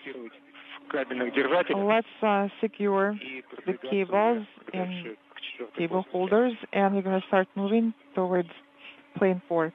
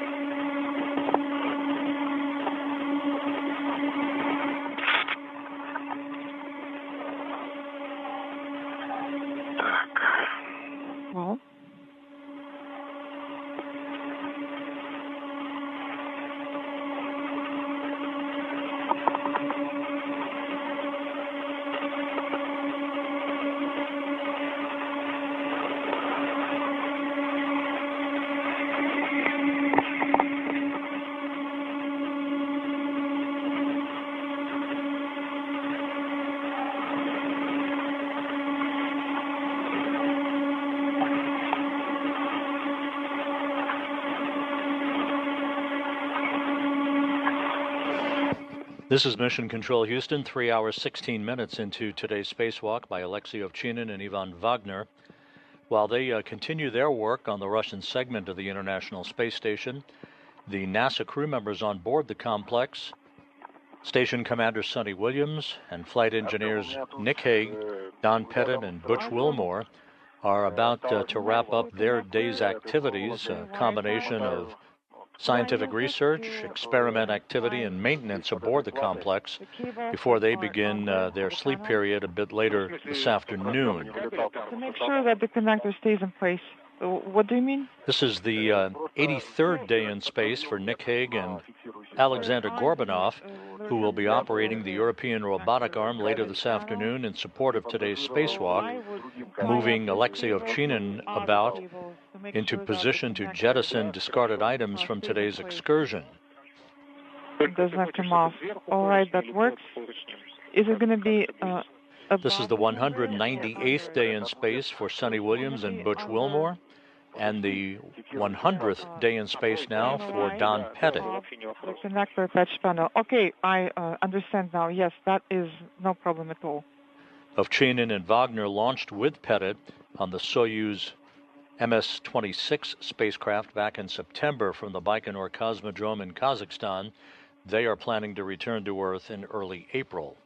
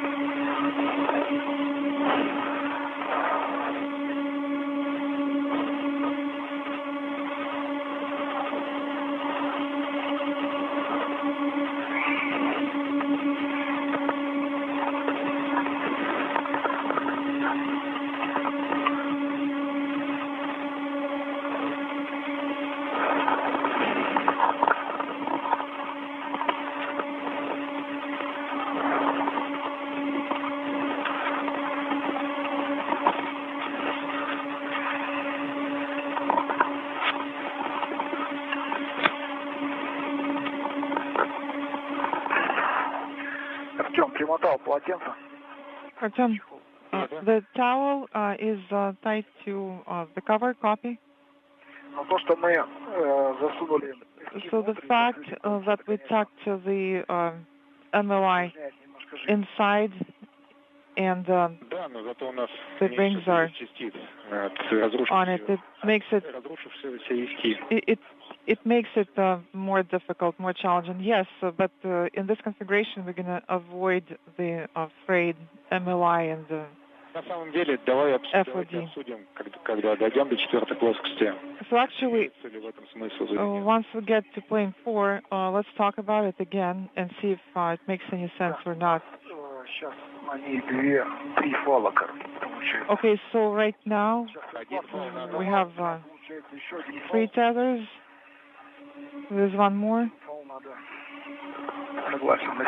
I guess I'm gonna have to attach one on myself. Please keep in mind that it's gonna have quite a bit of slack, and if possible, you can remove it. All right, so I'm going to attach one of those tethers on my tether. Copy. Yes, you can use the tether that's shorter. You can keep it on your body. Okay, so the shorter one. And what about the longer one? Which one is it? So, Ivan, you said 3 tethers, and where is number 4? It's on me right now. So 3 tethers are secured on the bundle, and one of them is on your body. Yes, that's affirmative.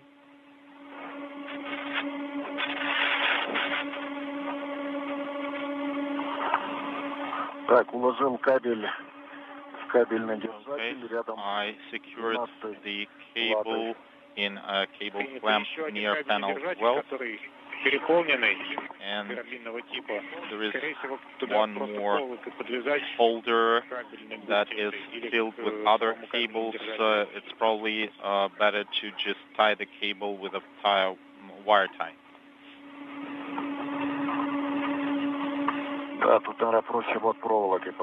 Yes, I agree. It's better to secure it with wire tie.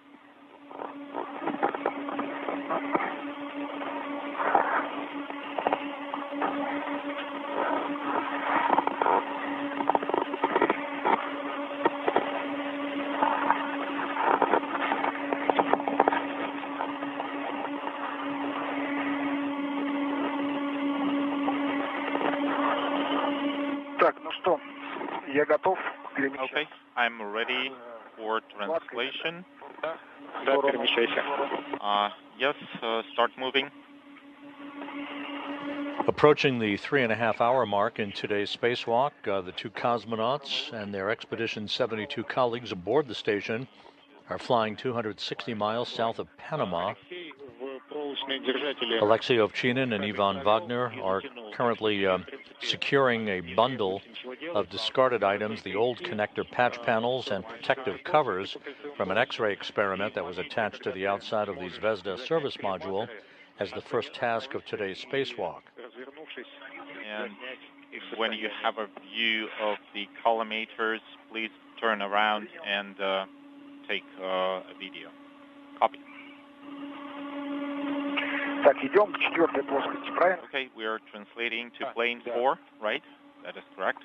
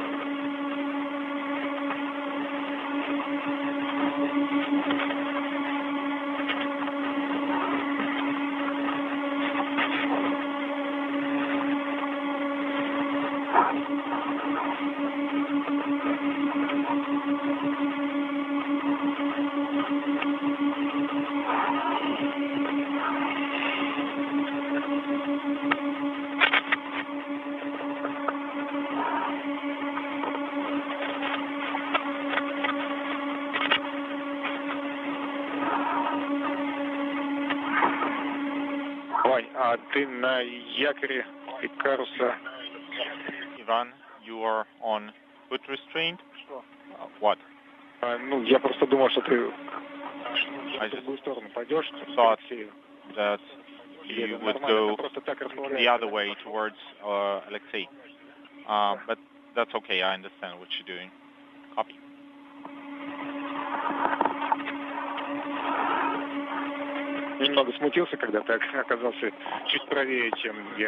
I just got a little confused when you got a little bit to the right from where I expected you to be.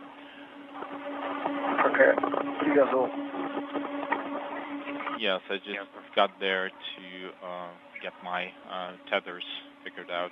Copy.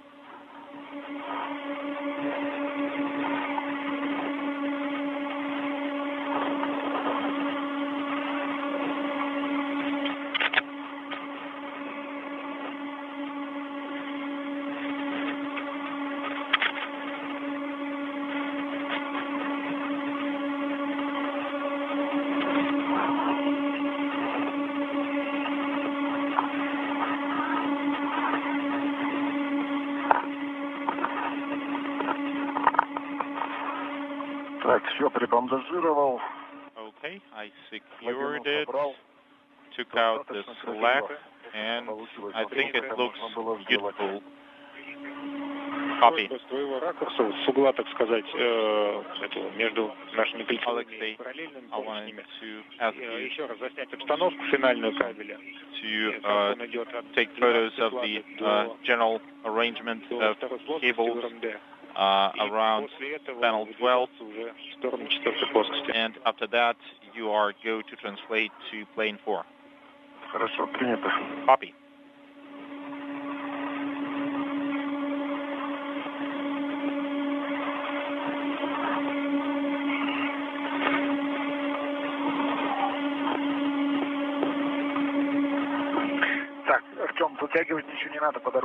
Artem, I don't need to tighten anything while I'm translating. No, Alexei finished all these operations. Copy.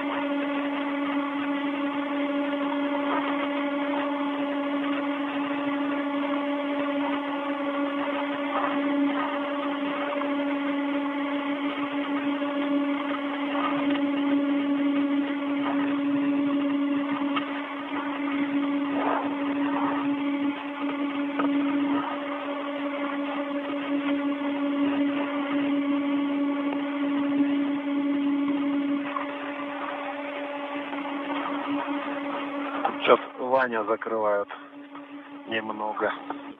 Vanya is blocking my view a little bit. Okay, then finish the imagery. Vanya, not you.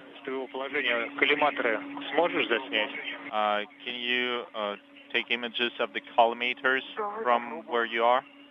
Let me try. Сделаем финальную попытку. Yes, we'll give it a final try.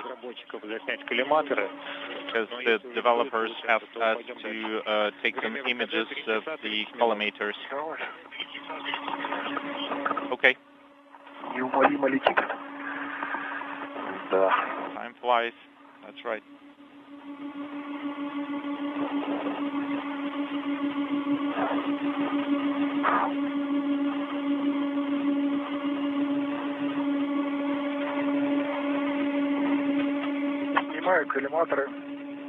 I'm taking imagery of the collimators. Copy.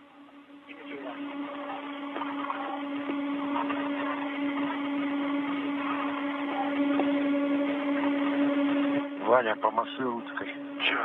Vanya, wave your hand to me.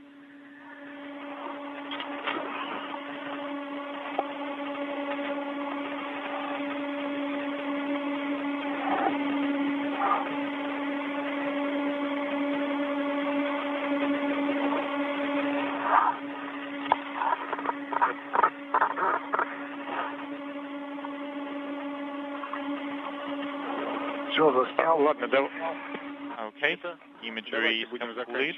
Copy. Let's wrap this up and continue moving towards plane 4. Alexei, you go first, and Ivan, when you are on plane 3, please take the bundle. Copy. This is Mission Control Houston. A good view of Ivan Wagner on the left with the Orlan suit bearing the blue stripes, and on the right, Alexei Ovchinin wearing the suit with the red stripes.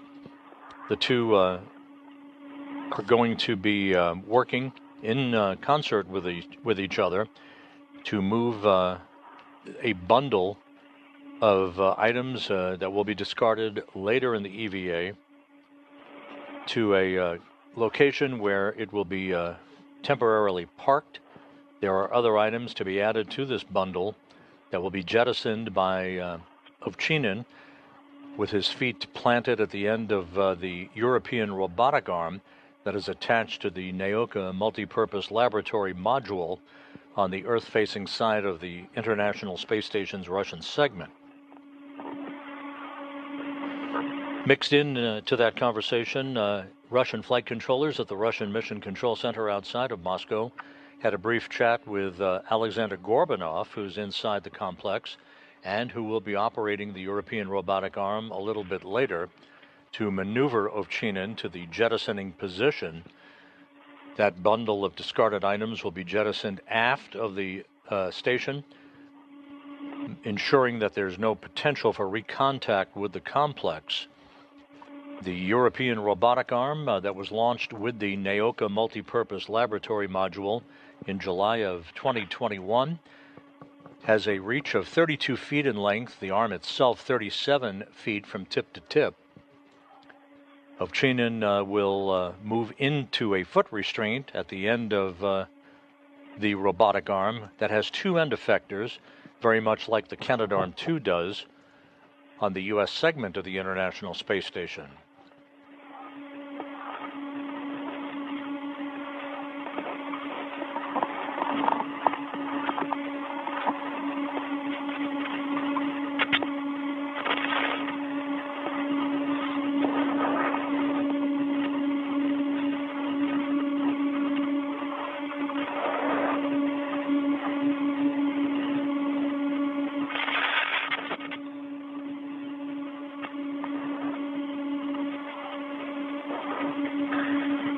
Я фиксирую все платы, могу же оба карабина на себя, правильно? So I can secure both tethers to myself, right? That's right.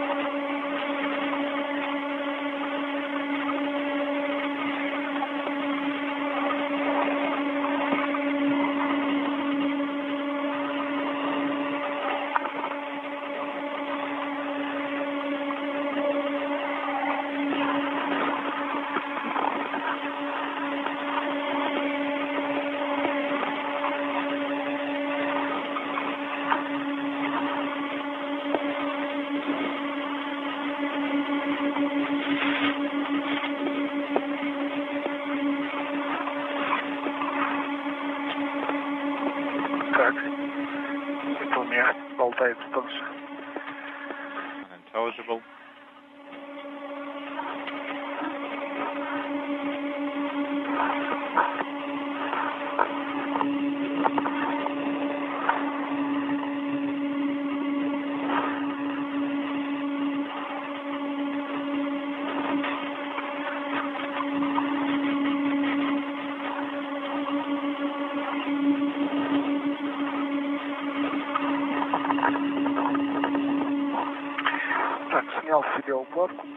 I removed the bundle from myself. Copy, Ivan. And I removed the bundle on plane 3. Copy.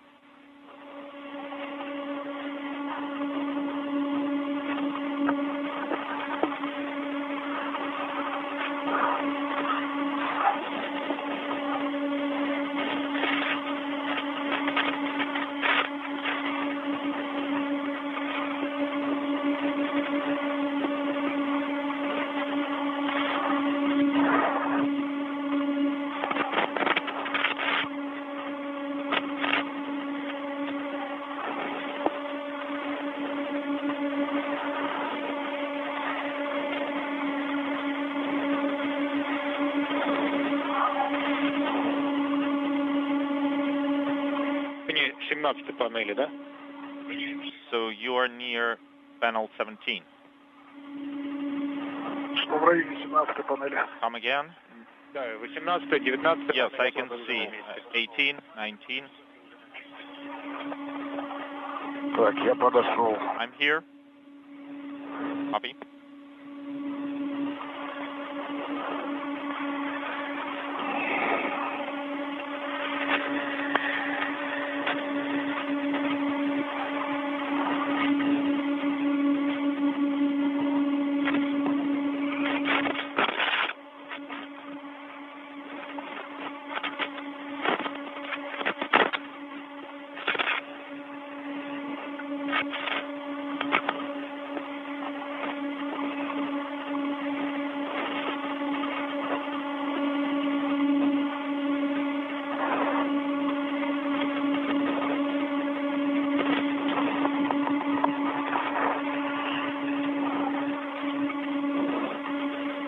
Так, Алексей, у меня к тебе вопрос.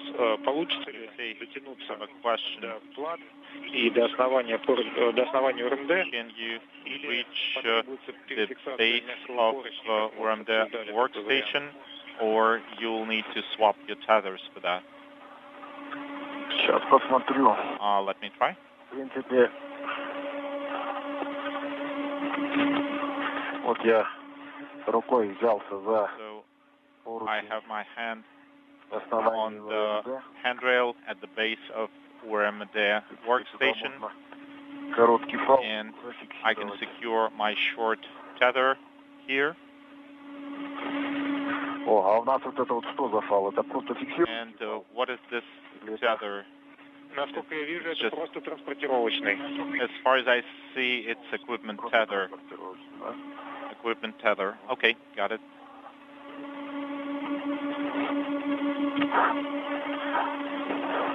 Транспортировочный. Видимо, оставили с предыдущего выхода. Yeah, it's just equipment tether that was left from the previous EVA. Copy. Let me try if I get into a better position here.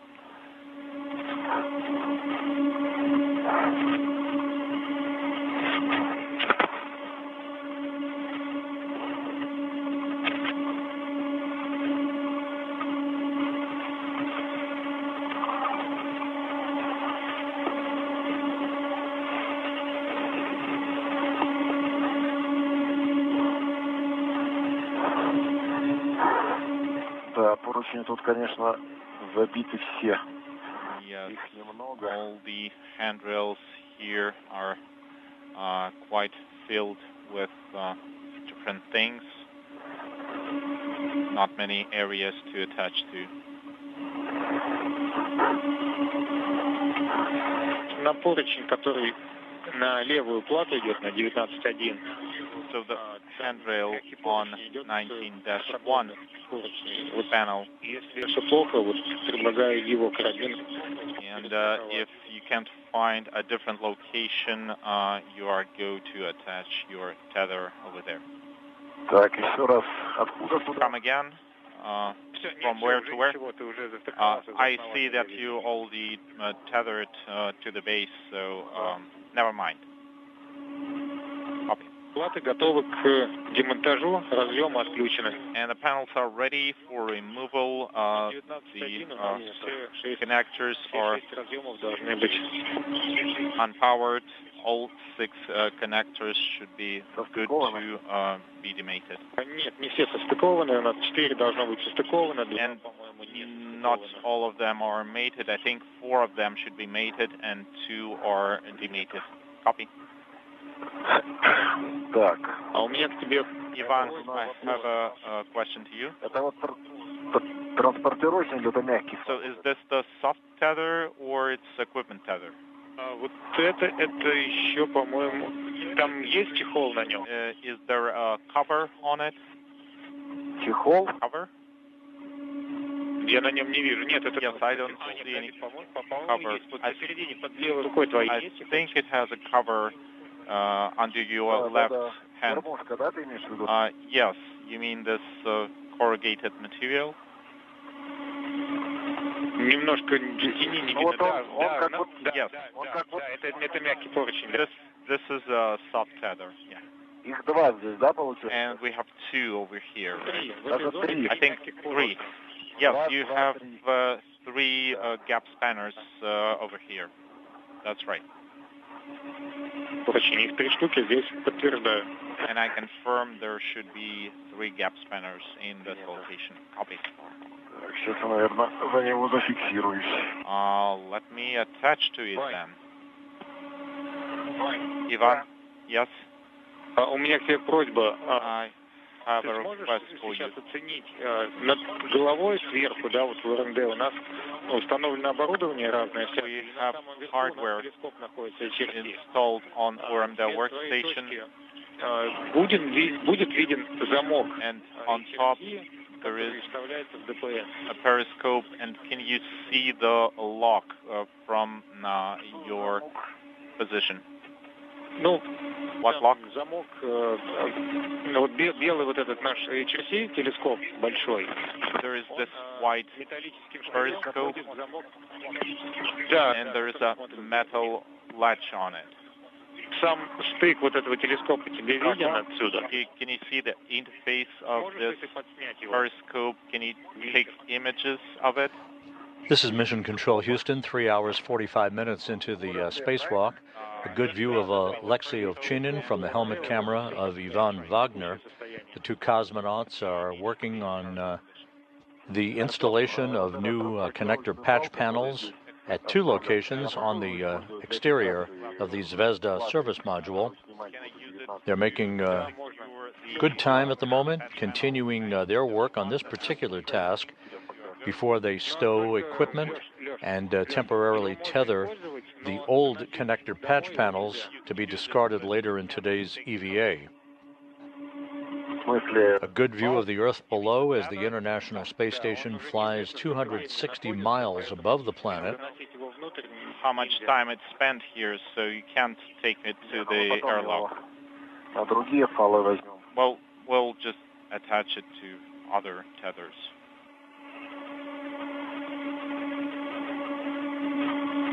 The two cosmonauts began this 272nd spacewalk in support of space station assembly, maintenance, and upgrades at 9:36 a.m. Central Time, 10:36 a.m. Eastern Time. The third spacewalk of the year out of the International Space Station, the second for Ovchinin, and the first for Ivan Wagner. So I didn't understand you, Artem. So my camera is looking down.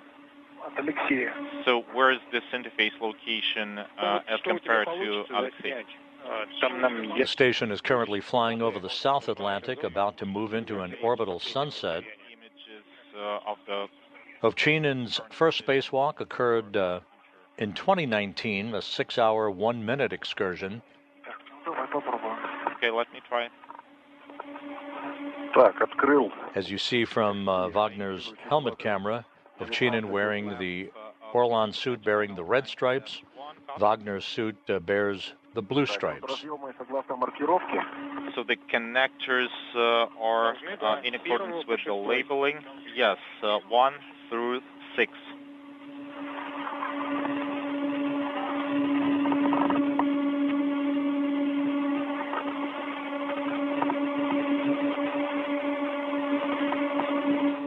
Это высокочастотные кабели.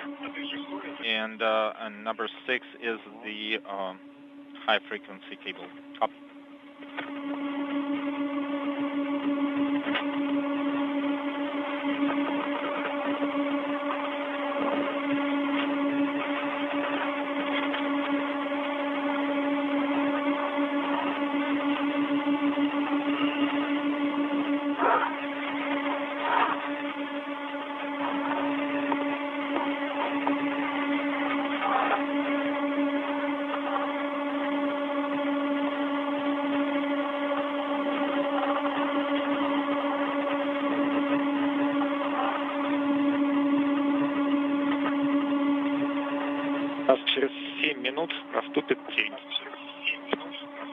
We have a sunset in 7 minutes.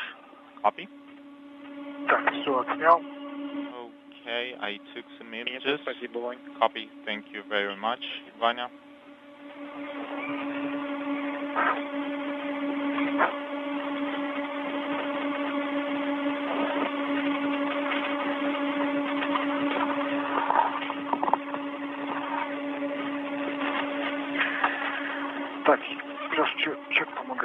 So how can I help you, Alyosha? Please pull away these cables. No, don't touch the connectors, just cables.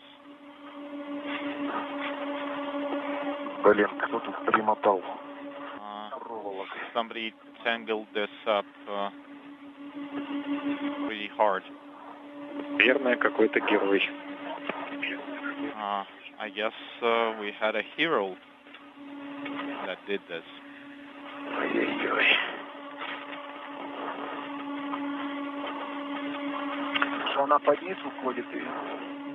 Yeah, because it's going under and it's attached over there. Can you look from the other side? Yeah, we had a smart person here who did this.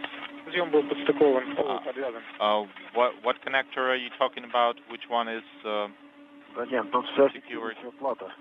It's the whole connector patch panel. It's secured with wire ties.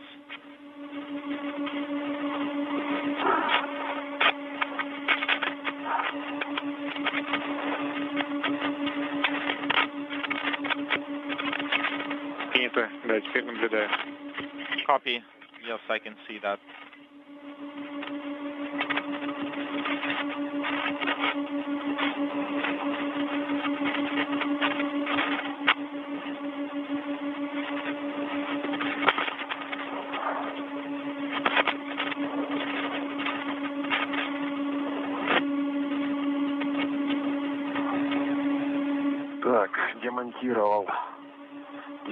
Okay, I removed 19-1. Copy. It's under your left foot. Будет у нас через меньше 4 минут, и сейчас у нас less than 4 minutes to sunset, and we'll have a brief handover. We'll have no video and audio comm, also maybe LOS. Copy. Okay, maybe I should start the next panel.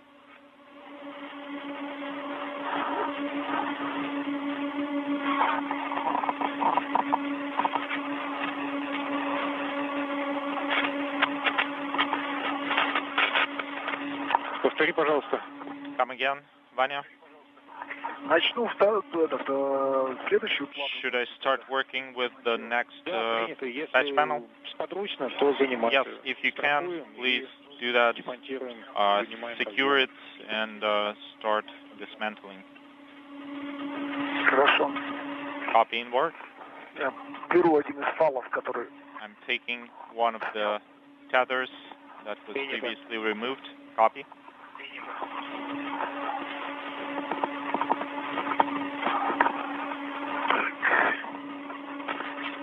Okay.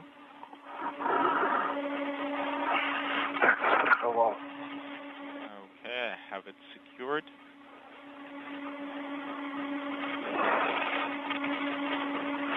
Алексей, Иван.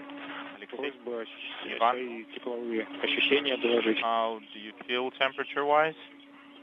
I'm fine. I'm feeling fine. Принято. Copy.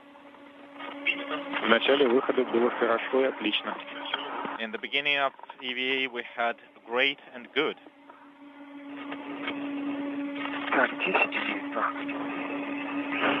Unintelligible. Да, карабин фала не Alexei, your hook did not close on the equipment tether.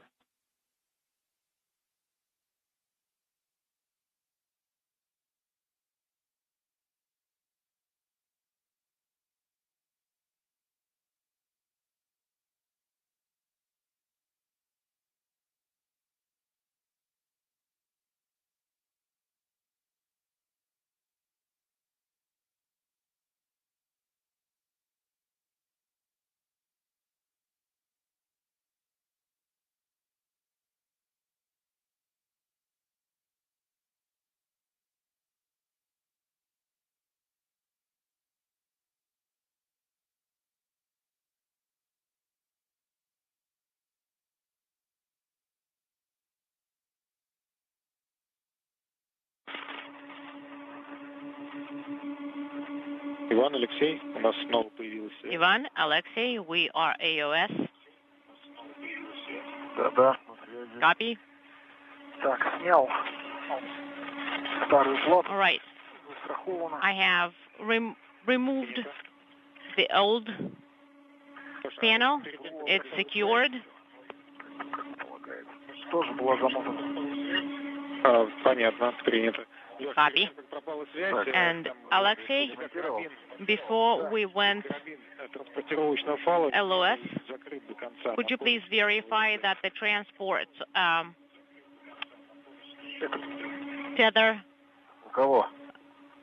Тебя, Алексей, транспортировочный карабин не был закрыт. French hook is closed because it was not closed earlier. Я его уже сделал правильно. I have already fixed that.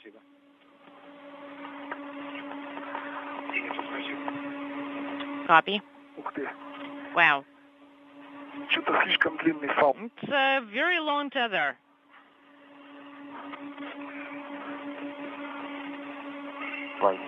Да. Ладно, твоя. And here is Сейчас я тут слежу, вот он фал длинный, она почти до yours. батареи долетела. Here is your panel.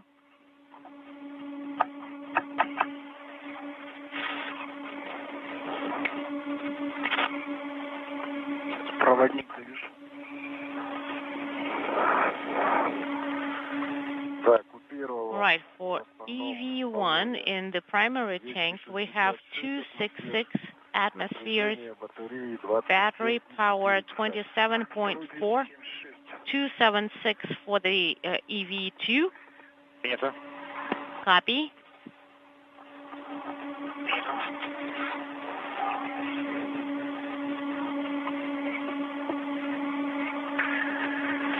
Так. Держишь? You got it? Вот ты ее прицепил куда-то, да? Ну, она на фале, да? And it is secured to the tether.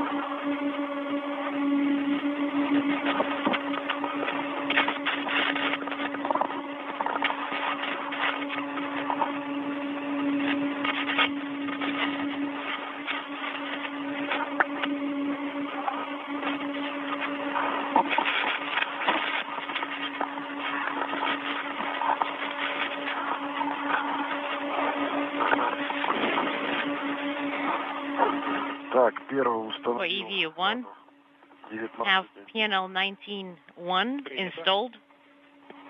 Copy.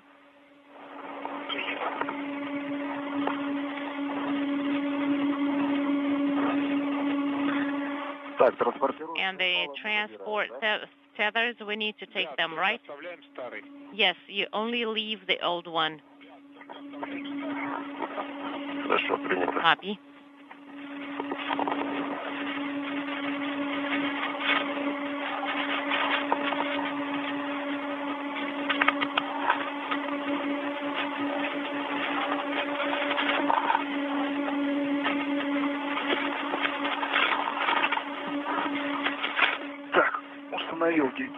All right, I have installed 19-2. Copy.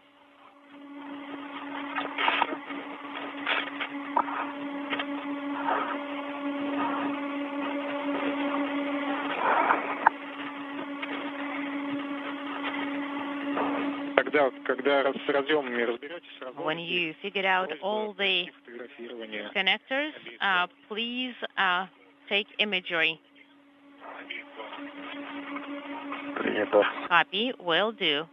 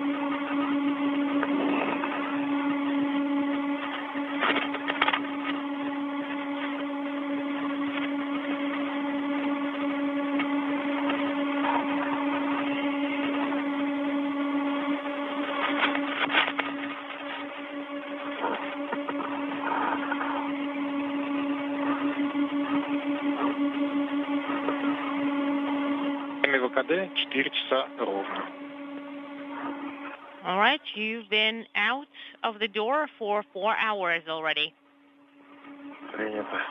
Copy. This is Mission Control Houston. As you heard through the interpreter, flight controllers at the Russian Mission Control Center in Korolyov outside of Moscow informing Alexei Ovchinin and Ivan Wagner that they have now passed the 4-hour mark into today's spacewalk, the third spacewalk out of the International Space Station this year.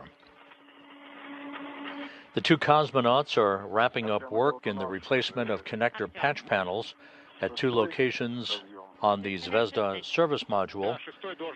The old connector patch panels are being placed in a bundle and temporarily stowed. They will be discarded and jettisoned by Alexei Ovchinin later in today's spacewalk. Once this activity is complete, the two cosmonauts will be returning to the Poisk module to take out containers. Those containers will be used to stow a couple of exposure experiments, one called Vinaslavast, the other called Indicator. These are experiments that have been exposed to the environment of space to measure the effect of space and radiation on materials science samples as well as biological samples over the course of time. They will be returned inside the International Space Station and later returned to Earth aboard a Soyuz vehicle for study by engineers and scientists on the ground. Is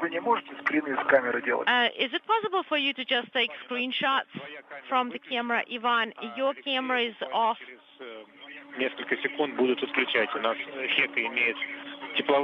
And Alexei's is going to be off in just a few seconds because we are approaching temperature limits. Okay.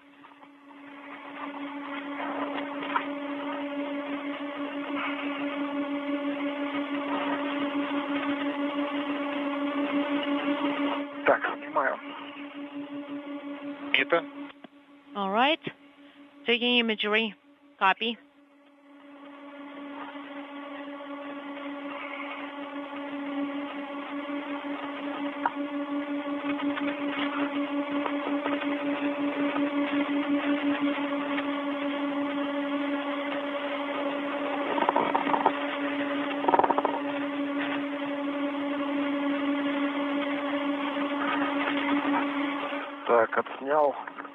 All right. I took imagery. Copy. All right, let's close the MLI flaps and proceed towards the EV hatch. Let us clean it up here first.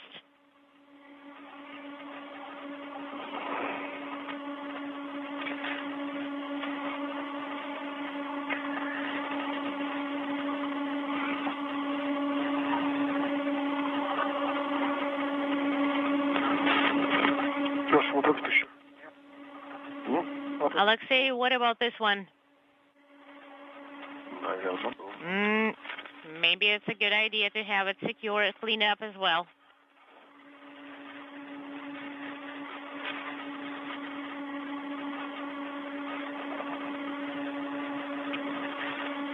This is Mission Control. Once the two cosmonauts wrap up final inspection of the connector patch panel work that they have been doing on the service module, they will return the old connector patch panels and temporarily stow them inside the airlock hatch. They will later be removed from the airlock, and that bundle will be jettisoned by Alexei Ovchinin. So we're standing by for the completion of this task before the two cosmonauts move on to the next series of activities, which will be the removal of several material science and biological materials experiments that have been stowed on the outside of the Poisk module. They'll be placed in containers and returned to the airlock for later study and return to Earth.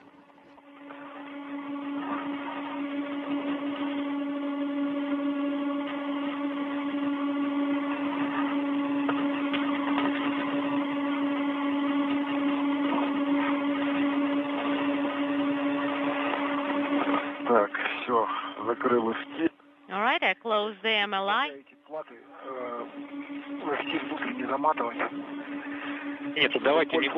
Try and tie it up here. Hold on. Talking over each other.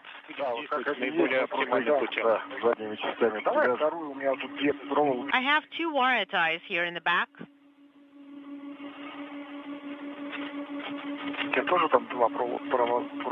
And you have two wire ties over there too, right? Yes.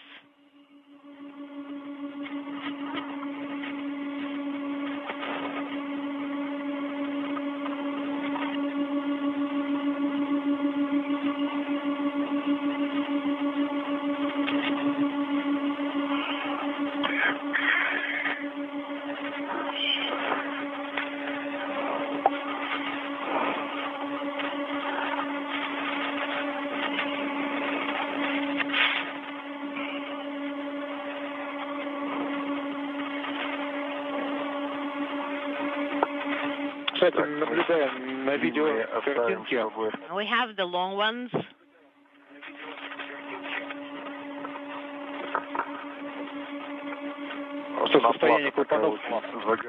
Okay, one of those panels is pretty dark.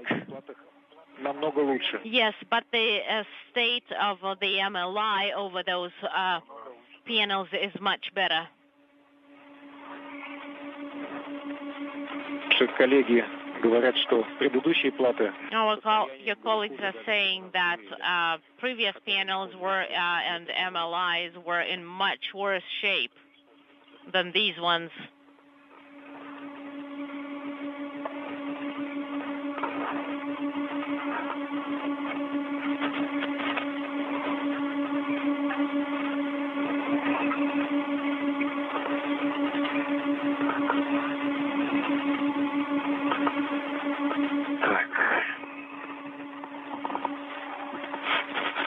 Okay.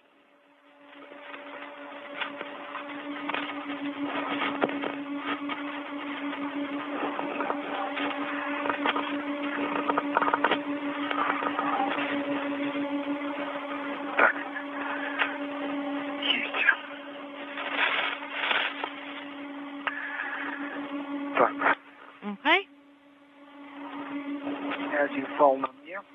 One tether is secured to me. One umbilical is secured to me. Correction.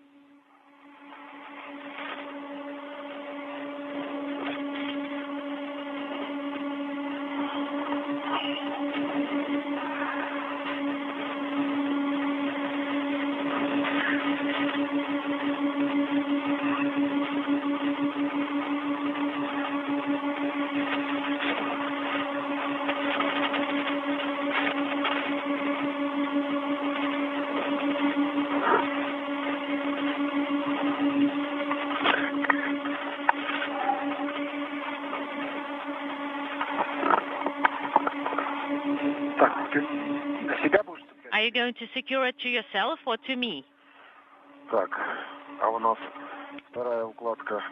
Where is the second bundle? On plane 3. All right, let me secure it to myself then.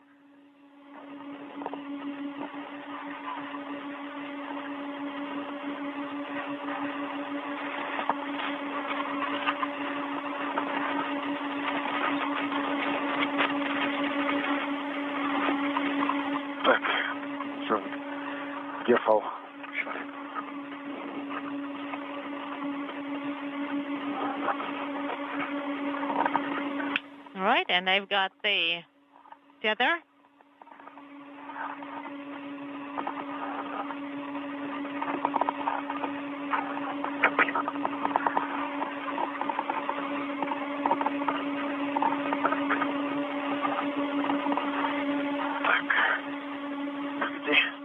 All right, I got it.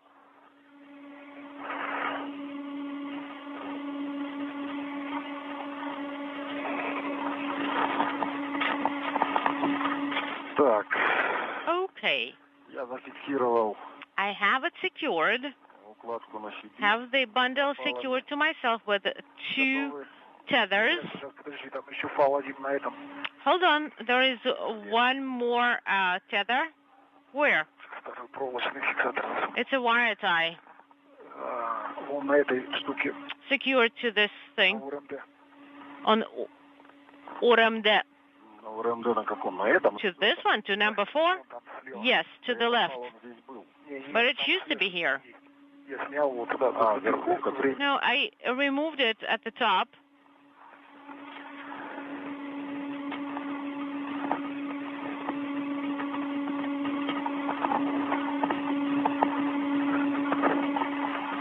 This is Mission Control Houston, 4 hours, 11 minutes into the Spacewalk by Alexei Ovchinin and Ivan Wagner. They have completed the replacement of connector patch panels at 2 workstations on the Zvezda service module. Next up, the 2 cosmonauts will make their way to the airlock hatch on the Poisk module with the bundle of old connector patch panels, temporarily stowing that bundle on a handrail right outside of the hatchway.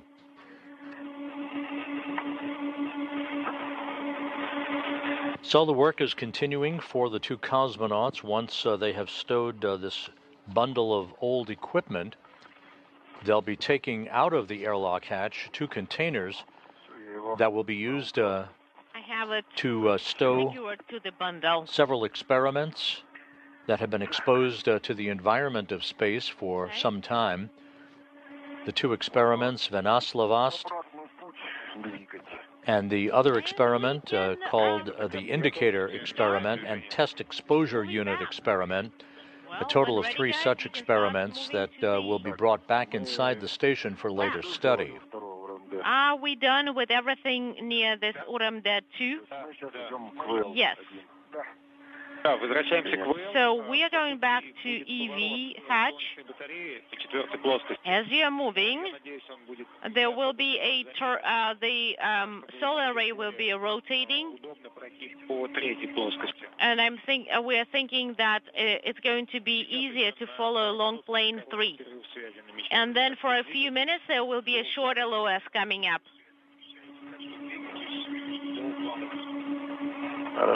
Copy, thank you.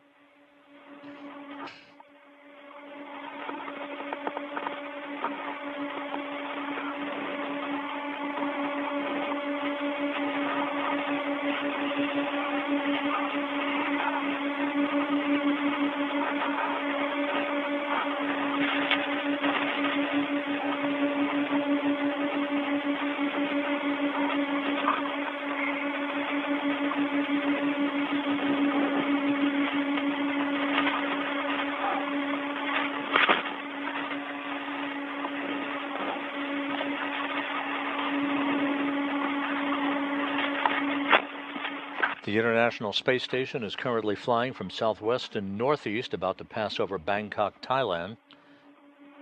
Everything continuing to go smoothly with today's spacewalk that began at 9:36 a.m. Central Time, 10:36 a.m. Eastern Time. the 272nd spacewalk in support of space station assembly, maintenance, and upgrades.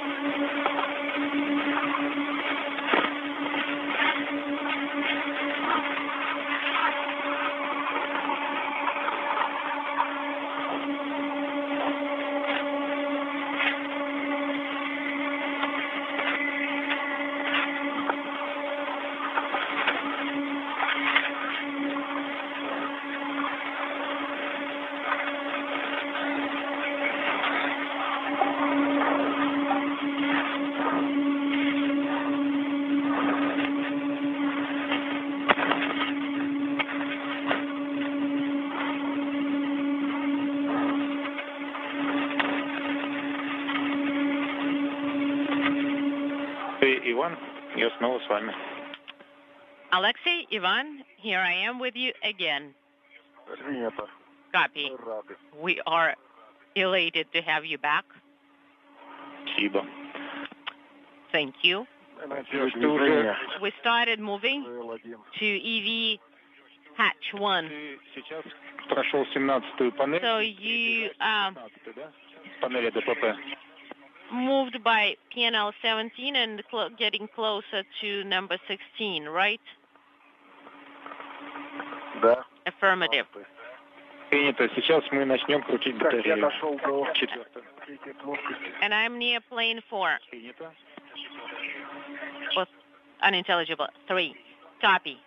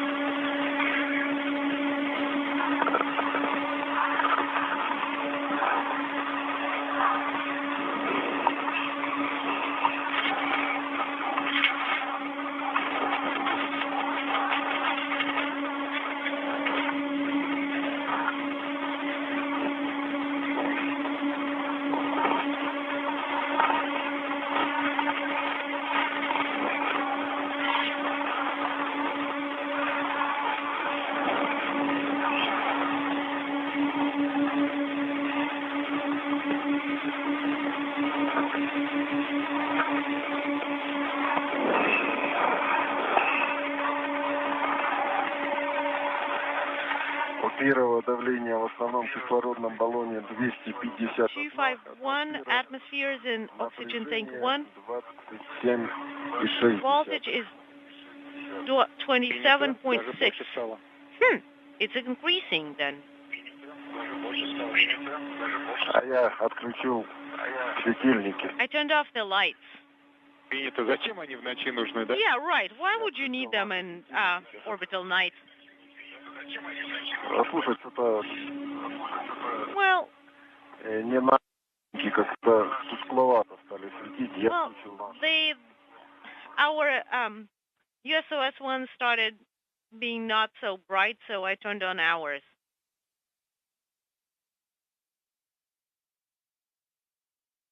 All right, I've got the bundle. Copy, Ivan.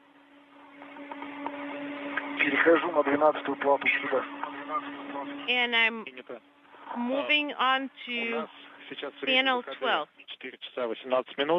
So you've been out for 4 hours, 18 minutes.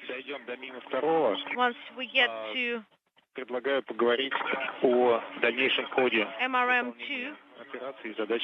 I would like to suggest a discussion regarding our next tasks and the rest of the plan for the EVA. So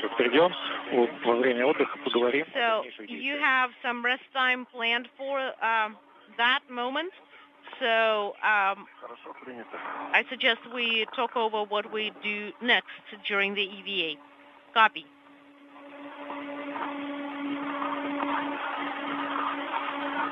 Предварительно скажу так, Вань, ты готовься идти к штанге БВП. All right.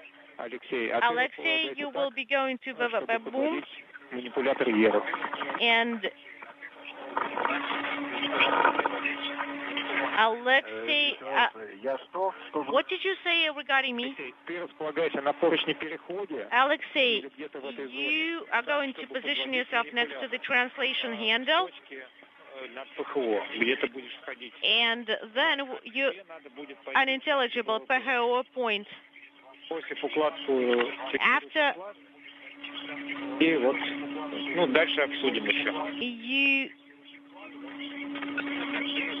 unintelligible bundle will be moving unintelligible. Copy.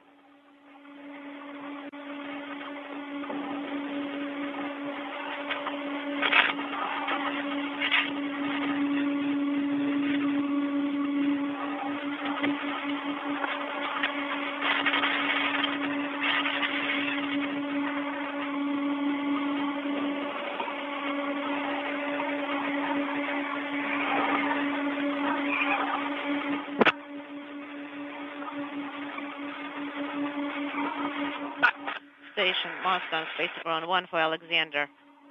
У меня к тебе просьба, можешь включить и выключить и включить камеру ХЕКа?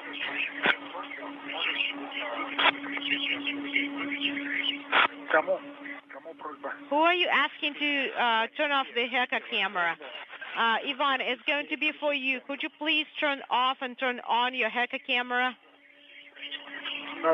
All right, I pressed the button twice.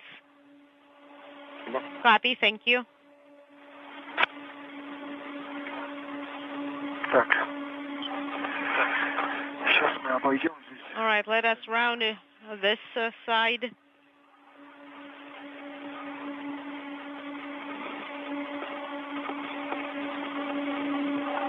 У нас 6 минут остается. All right, you have 6 minutes till sunrise. Copy.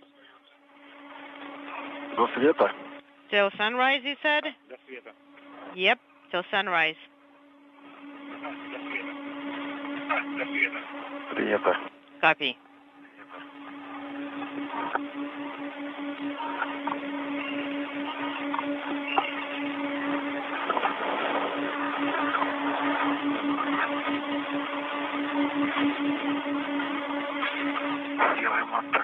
Let's do it like this.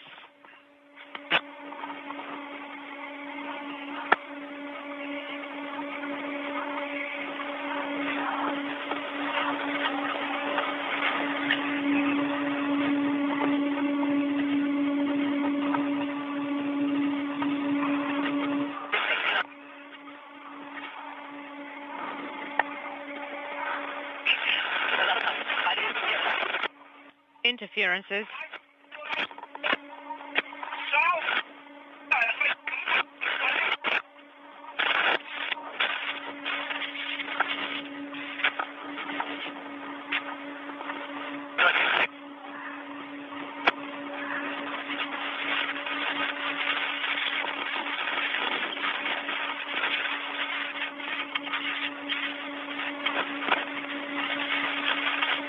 Так, это твоя укладка такая, да? Is it your bundle? Yes. So you can take this on. Конечно. С легкой укладкой. All of it? Yes, of course. It's pretty light.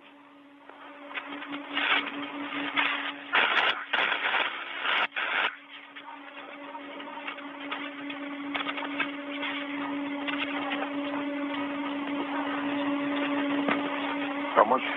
Do you need help?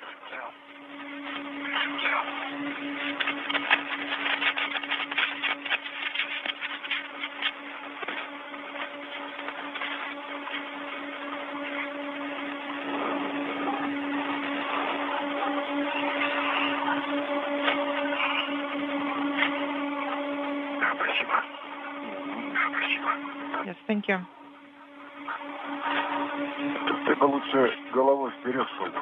Actually, if you move head first, that will be better and more convenient for you.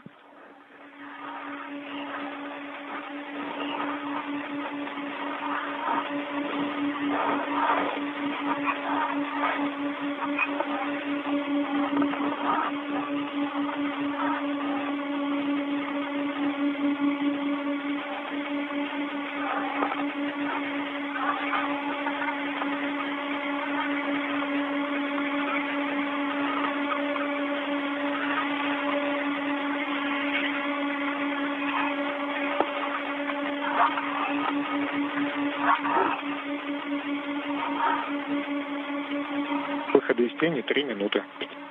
3 minutes remaining until sunrise. Да, приняли. Copy. Так, где еще поручень? А, вот. Где еще поручень? Where is the handrail?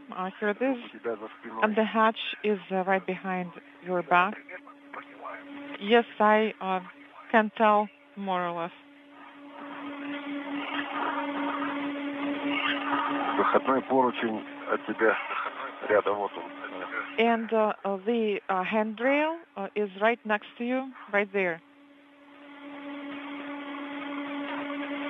Укладку с платами Ivan, оставлять на поручне переходе. connector patch panel bundle can remain on the shortcut handrail, and you can continue translation.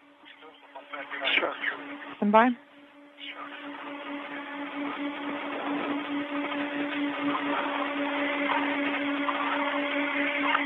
Так, укладку здесь на переход. So, where do I keep the bundle on the shortcut handrail? This is Alexander. I'm ready to continue. Alexander, we have a request for you. Please restart telemetry recording. You're going to have to stop it and turn it back on. Плохо. Did you copy? Not really. Is it Alexander? Ivan, you're going to have to keep the bundle attached to the shortcut handrail, and then you're going to start translating towards the operator post.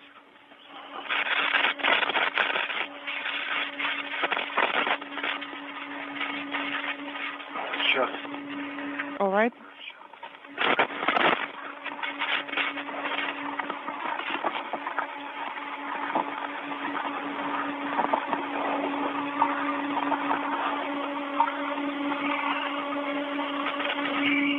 Я ее ближе к ПХО туда. Should I put it closer to the PHO? I mean the bundle on a handrail. Я думаю, Алексей сейчас где-то в этой зоне будет формировать укладку. Alexei is going to start assembling a bundle in this area, and also inaudible, and you're going to have to get the boom. Once Alexei gets to his work site, we're going to take a break and we will discuss what to do next.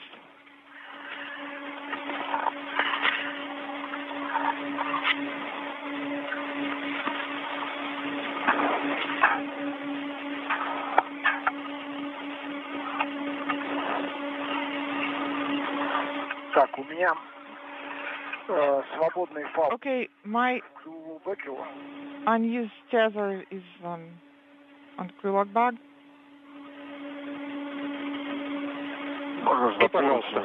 Please repeat your last. You can attach it to the handrail. У Вани фалы транспортировочные лишние. Он спрашивает. Vanya has an extra equipment tether, and he's not sure where to attach it. Внутренней поверхности, так сказать. Обрезе люка или где-то в той зоне. It can be secured near the hatch edge or somewhere nearby.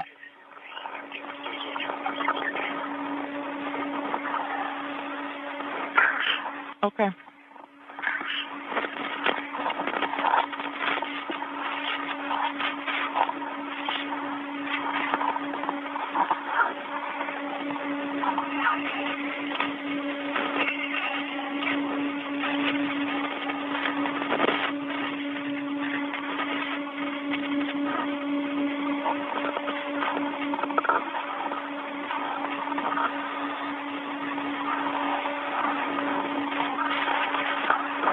So I have reached the shortcut handrail.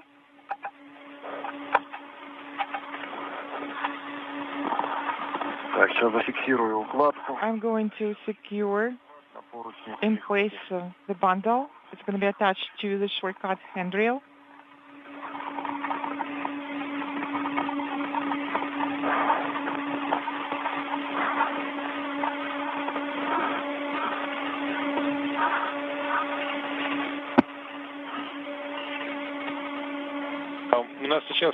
This is Mission Control Houston. We're at the 4.5-hour mark in today's spacewalk by Alexei Ovchinin and Ivan Wagner, as we lost our downlink television from the station, handing over between satellites on our tracking and data relay satellite system.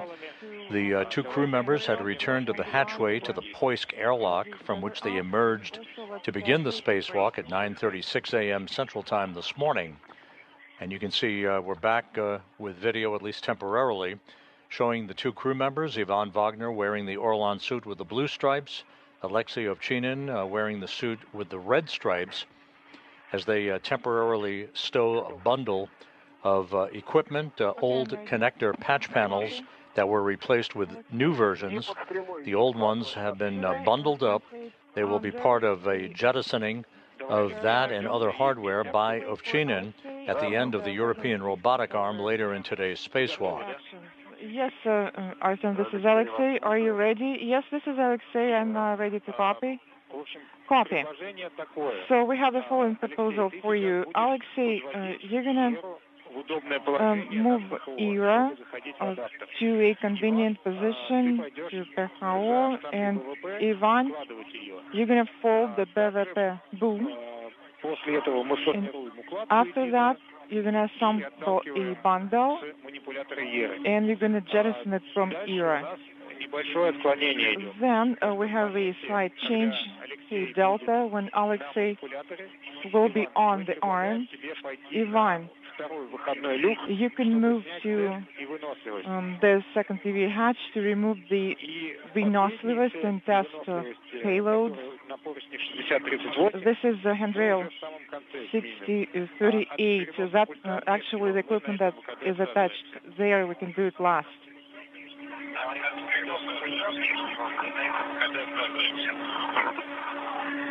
Принято. Copy.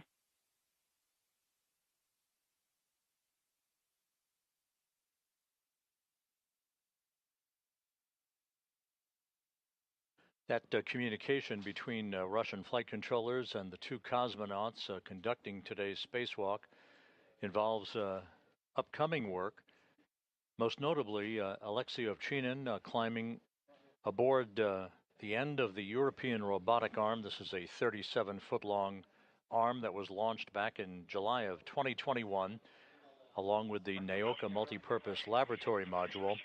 The arm is attached to Naoka. Ovchinin will become the first crew member to climb into a foot restraint at the end of the arm and be maneuvered around by Alexander Gorbanov from a control panel inside the Russian segment of the station. He will be jettisoning discarded equipment that has been used and no longer is needed to be used from today's spacewalk in one bundle that will be jettisoned overboard, basically in a retrograde fashion from the station, eliminating any feasibility of recontact with the complex. This also will test loads at the end of this European robotic arm as a feasibility study to see how efficient it is for the Russian crew members to perform spacewalking tasks at the end of the arm, like telephone repairman at the end of a cherry picker. We will get a better understanding if we need to do any manual arm movements or not. For your discretion. I'm ready, and I am monitoring. I'm monitoring ERA and URM workstation. Copy. Please report when movement starts. Copy. Copy, Alexei. You are ready. And whenever you're ready, Alexei, you go for further ops. Vanya прошел под стрелой. Vanya has just finished translating under the Strela boom, so good job. Copy. Ivan, the reminder, the handrails there aren't that convenient to work with, and the distances are quite short, so you're going to have to tighten up your short tether. Yes, I'm looking exactly at that. I'm thinking how to do that.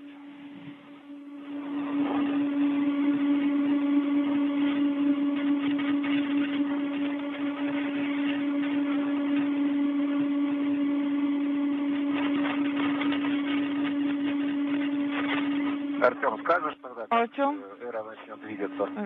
can you please tell us once ERA starts movement? Yes, before it starts, we will give you a heads up.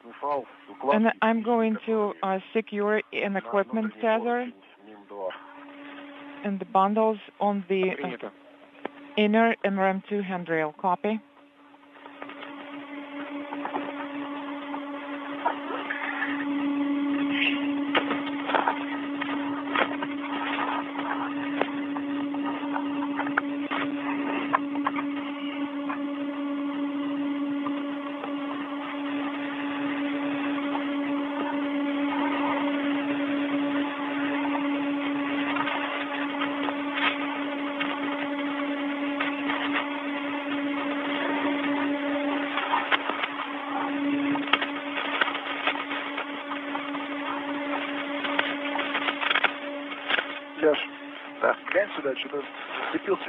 Alexei, I got tangled up on the orange tether here. Okay. Wait a second.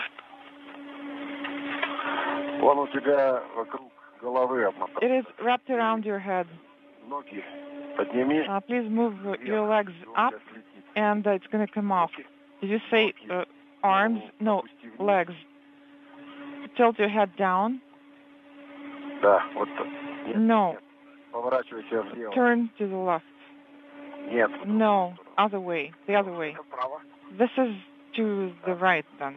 Well, I guess, yeah. More? No, you shouldn't have done that. So wait a bit. I'm going to move closer to you. I'm going to help you. Это что за фал? What tether is it? Это, наверное...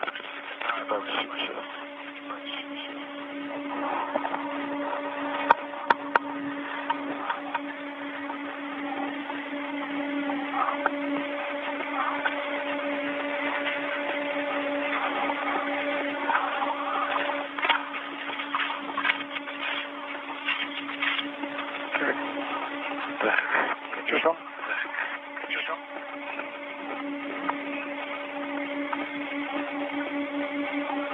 Так, сейчас, подожди, короткий фал. Перескакую. Let me tether my short tether. I'm not quite reaching it yet.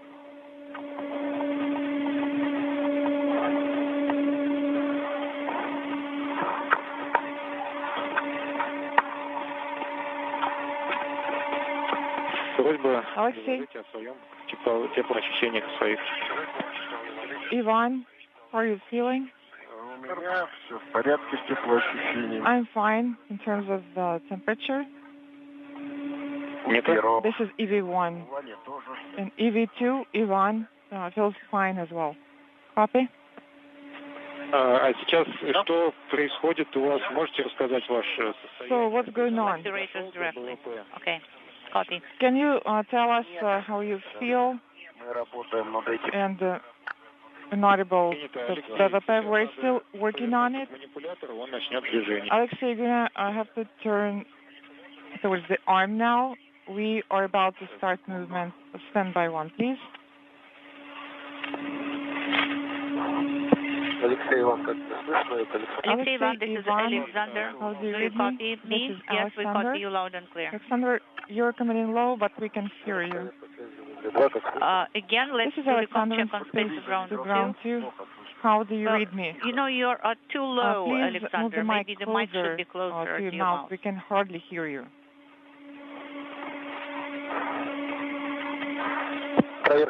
Home check on space to ground 2. Home This check. is Alexander. How Yes, do you now read it me? is just great. Loud and clear now. Okay, great. I'm ready to start era movement. Are you ready? Stand by. I'm in position.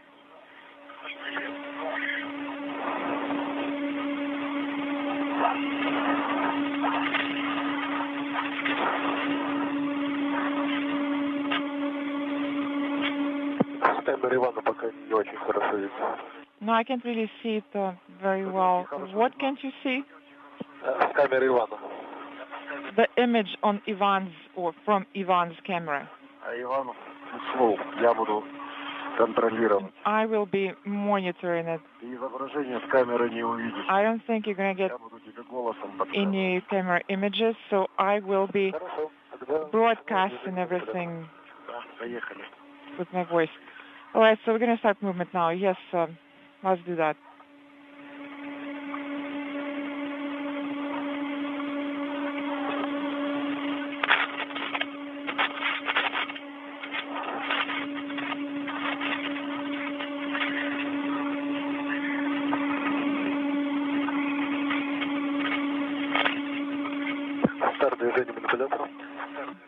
Starting your motion. Motion confirmed. I see it.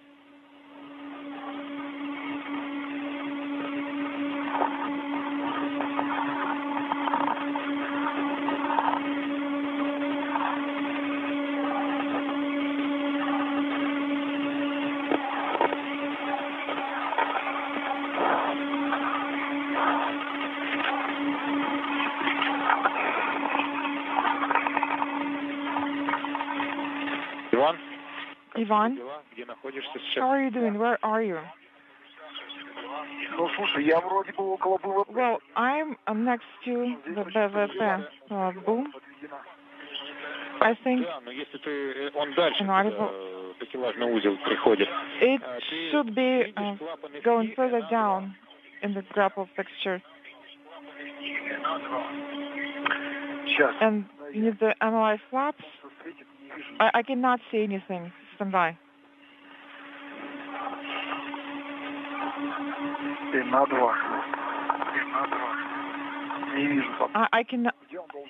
I cannot see it now. Он в районе биориск, видишь? В районе поручня 60-30. It should be next to handrail 6033 in the biorisk experiment area. Сейчас я 63-34 фиксировался. Okay, I'm attached to 6034 now. It is farther down. So I guess I'm going to have to swap to the next one, but the Strela boom is in the way. It is secured on the same handrail, 6033. Yes, this is Mission Control Houston, 4 hours, 43 minutes into today's spacewalk. The two cosmonauts are back at the hatchway of the Poisk module. They have temporarily stowed a bundle of old connector patch panels that were replaced with newer versions earlier in today's excursion. They're in the process of removing a boom associated with an experiment called the indicator experiment, which has been on the outside of the Poisk module. That experiment has monitored gases in the atmosphere around the International Space Station. They're also going to be removing samples from an experiment called the Vinoslavost that are exposed to the space environment for extended periods of time for study. What am I supposed to do? So this is handrail 6033. In the meantime, inside the station, cosmonaut Alexander Gorbanov is in the process of beginning to move the European robotic arm into a position that will allow Ovchinin to move into a foot restraint at the end of the 37-foot-long arm.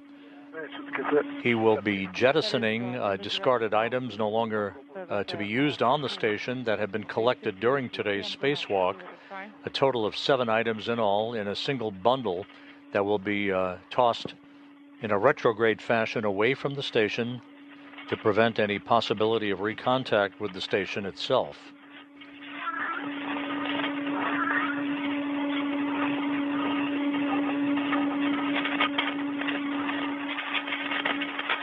With the spacewalk just a few minutes shy of the 5-hour mark, we're standing by for any further word from the Russian flight controllers on what the forward plan is regarding the back end of today's spacewalk and what work will be remaining for the cosmonauts outside in this excursion. One connector there, the number is inaudible and you need to demate it.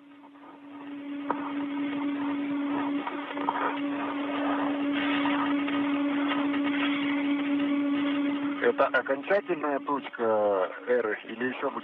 it the final destination for ERA, or are we going to move with some more?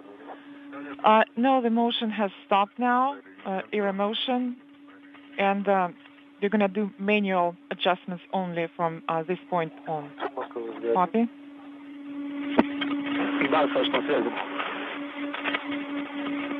Ну вот, пока остановился, тогда ждал, что Алексей скажет, правильно?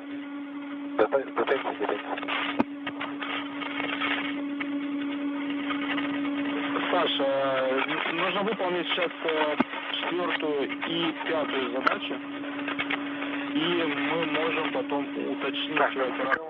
So the cable is demated. Copy? Более удобное положение занять.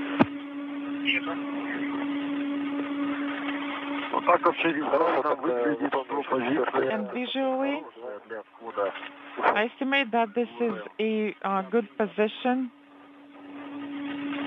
for entry.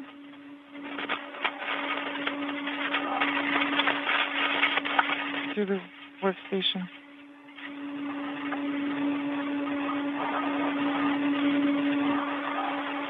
Видеокартинку. And we just got the video back. So, are you getting the video now?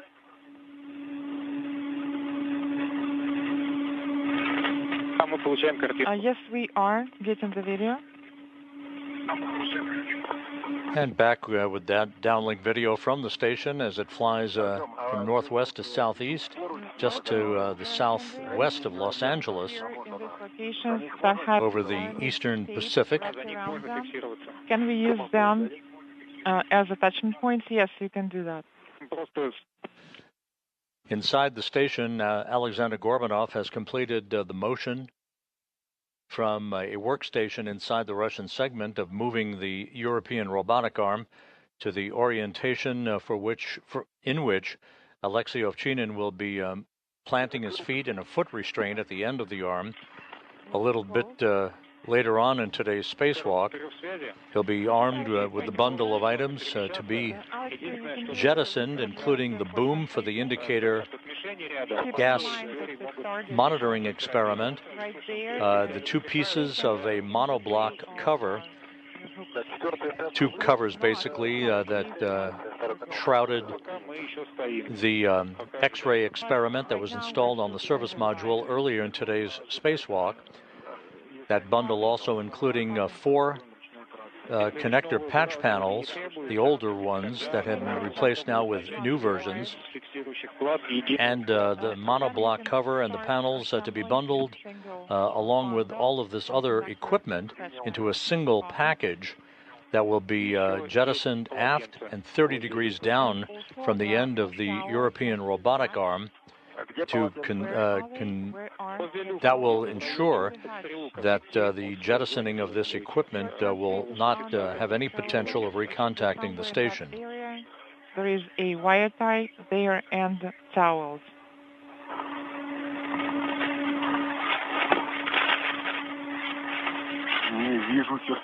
I do not see it, frankly speaking. Так, а если снизу, вот справа снизу, нет? Can you check a bit the area a bit to the right and down?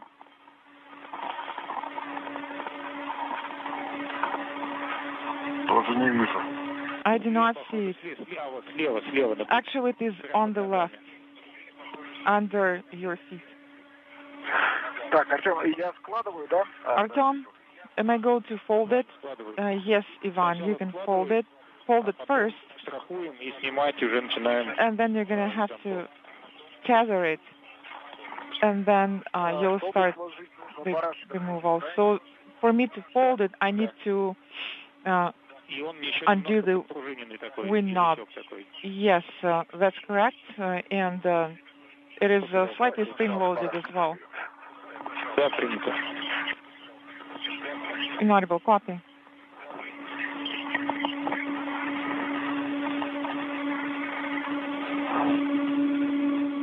Алексей. Alexei?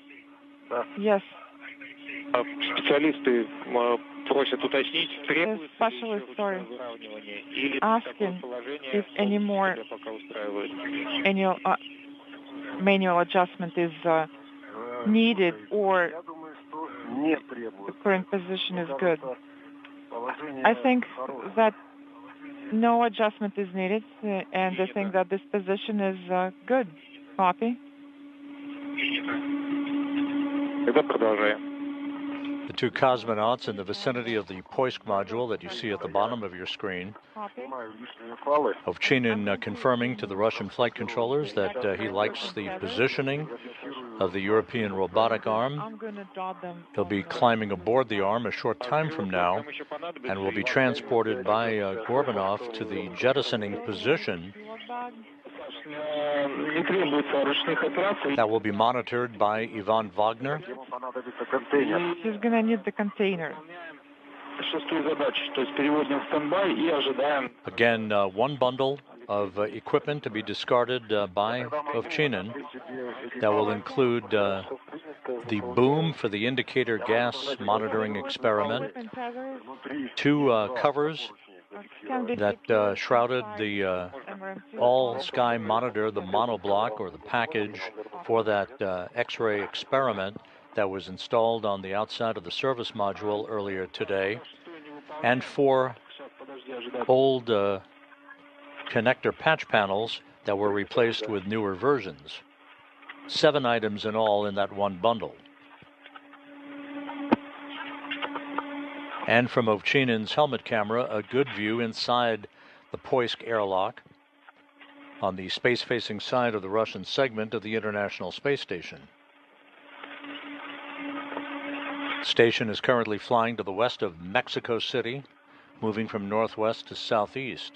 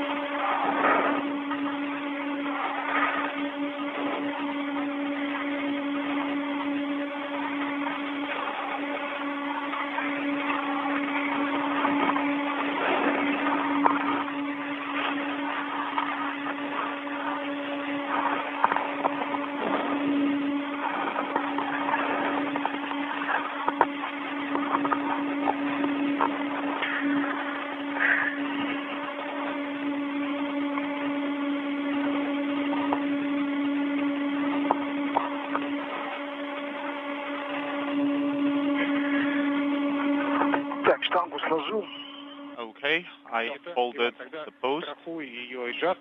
Okay, now use adjustable tether to attach it, and then remove the latches from handrails on the post in the middle.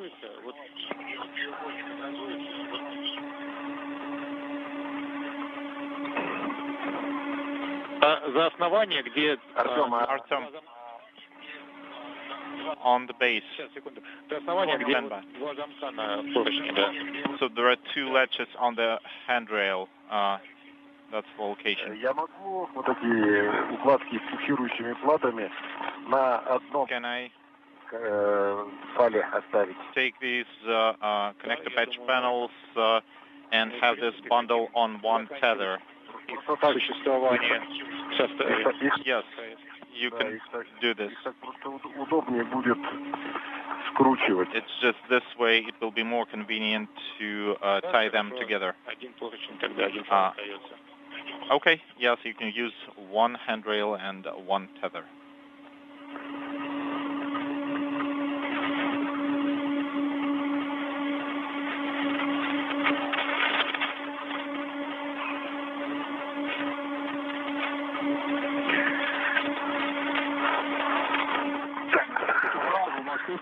Для Александра.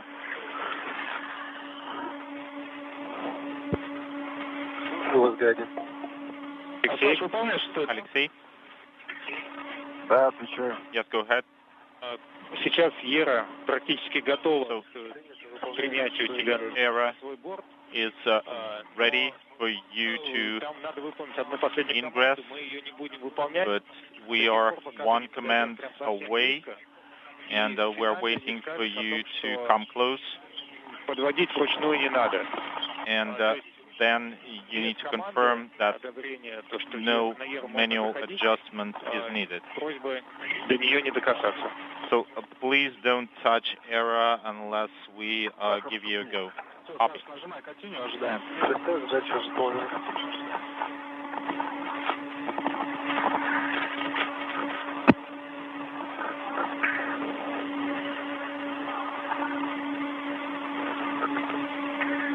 Артем, начинаешь 60-33 там. Artem, starting from 60-33.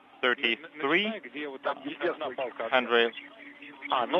Давай, где две? Где тебе удобнее? Yes, well, you can start with the handrail with two posts attached or the other one. Я понял, да. Okay, I understand. Then please start working where it's more convenient for you.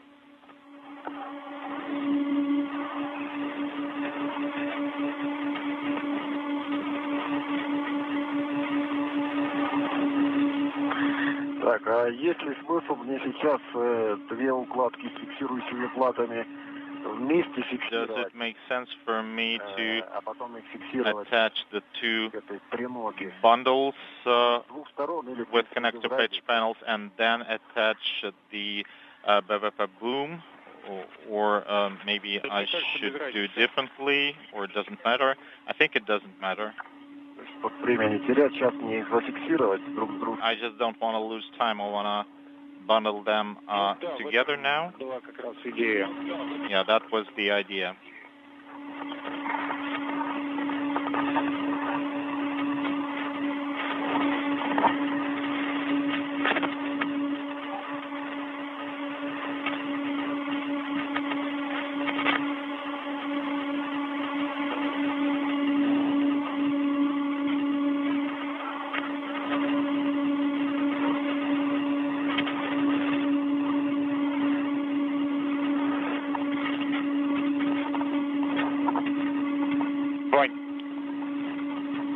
Vanya?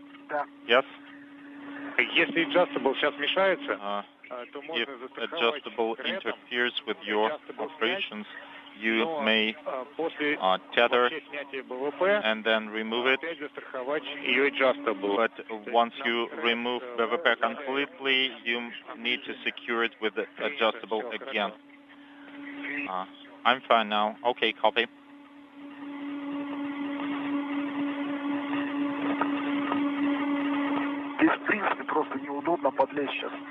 It's just not very convenient to reach to that area.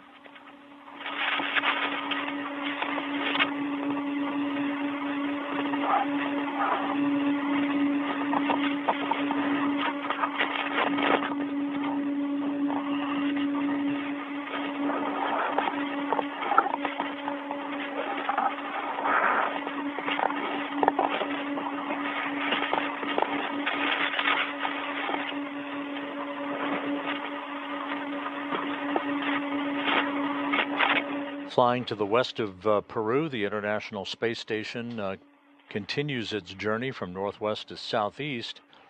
You're looking at the helmet camera from Alexei Ovchinin as he continues to bundle a number of items that were removed from the International Space Station's Russian segment earlier today during this spacewalk.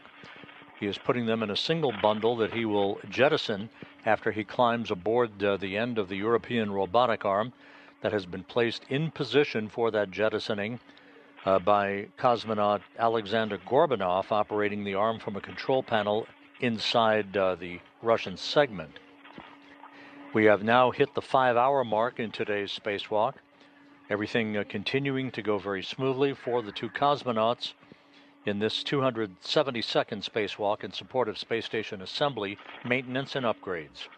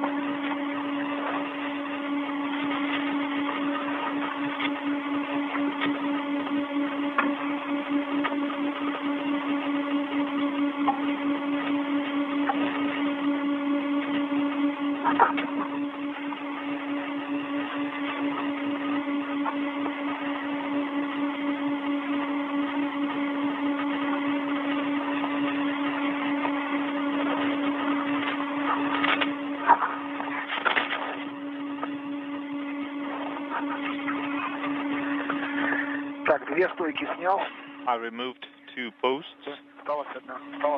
1 left.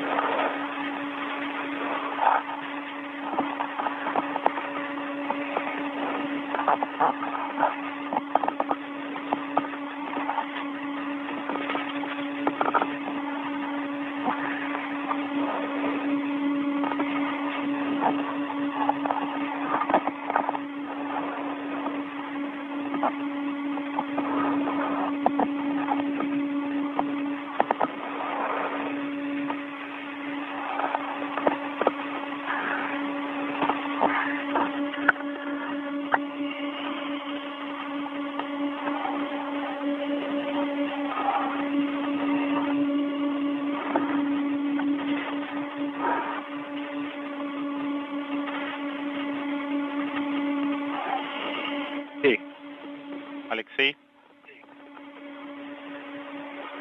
Да. Yes. If you are finished with bundling, we have one request. Can you take a photo of error position from the gap spanner? We don't have these views, so we would like to have imagery. Okay, let me finish this.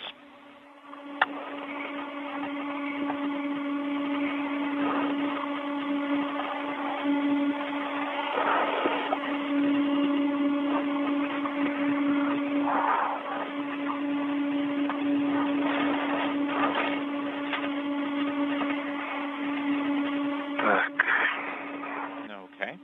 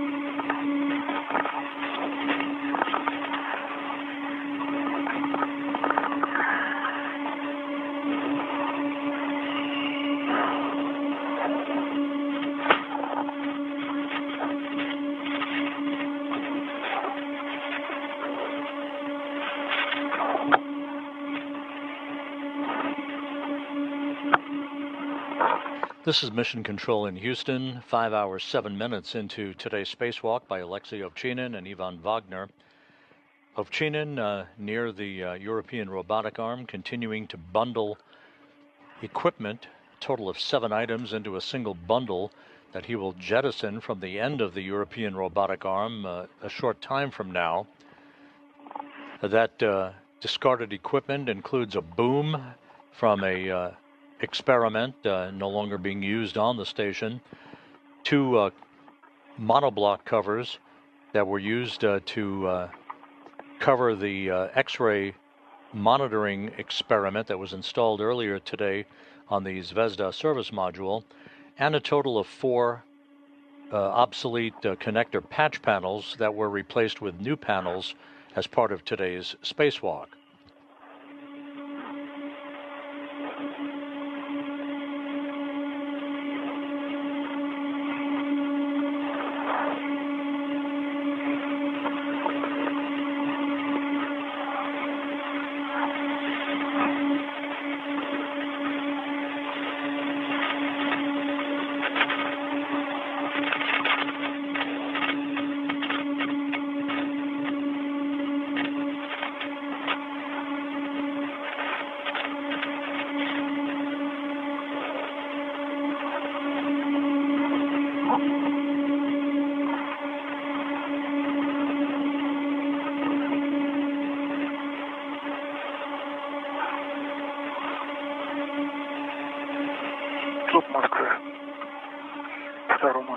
Moscow, EV2, go ahead.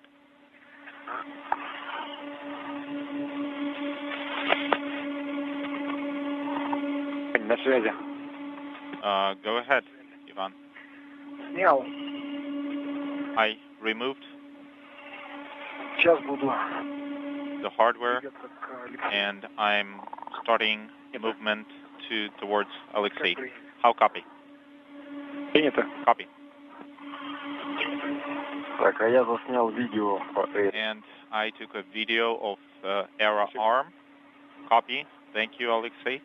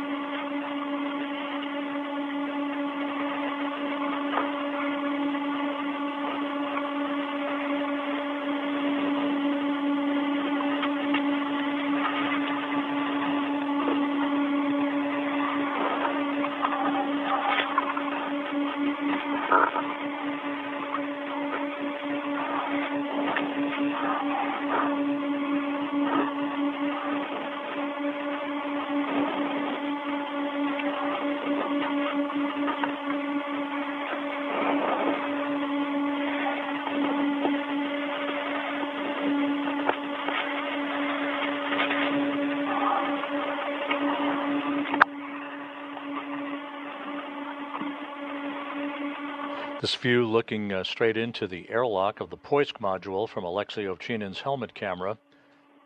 The final work underway between him and Ivan Wagner to bundle up the items that will be jettisoned by Ovchinin a short time from now, once Ovchinin makes his way to the European robotic arm to plant his feet in a foot restraint at the end of the 37-foot-long ERA, as it is known by its acronym, the European Robotic Arm.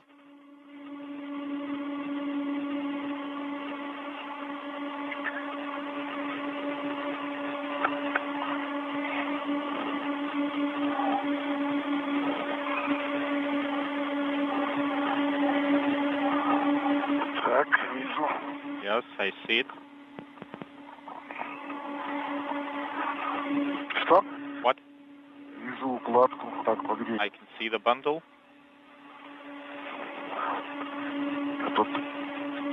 I have some feathers here going inside.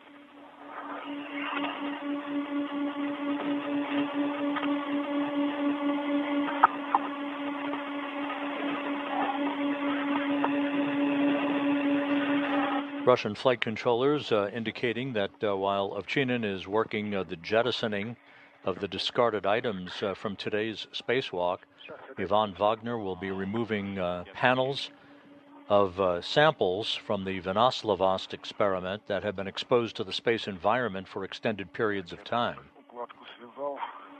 So I made the bundle. I just need to wrap around.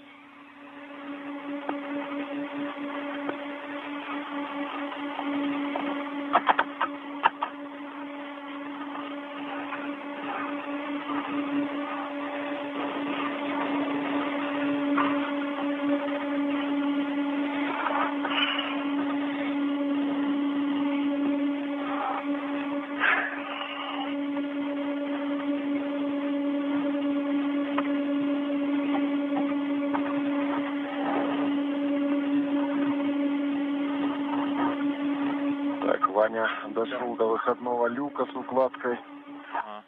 Vanya, I'm with the bundle near the EV hatch, and we're now going to attach connector patch panels to it.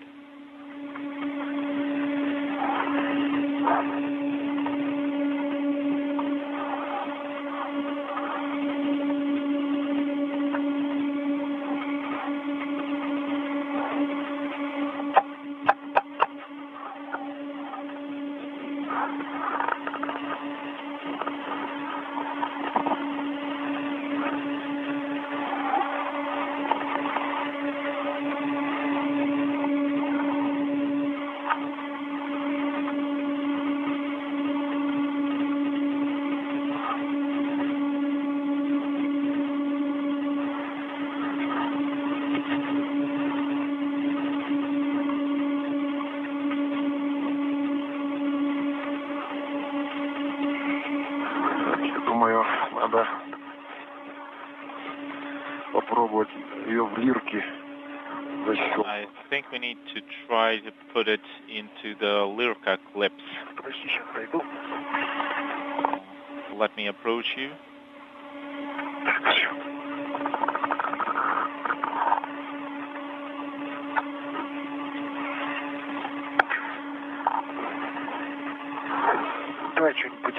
Let me hold something.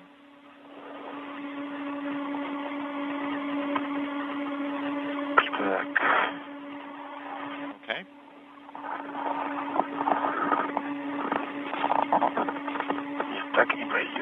No, this won't work.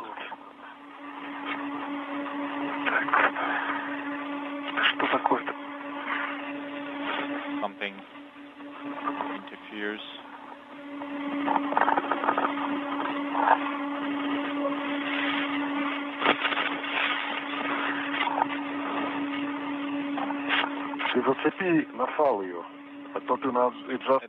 Attach it to the tether.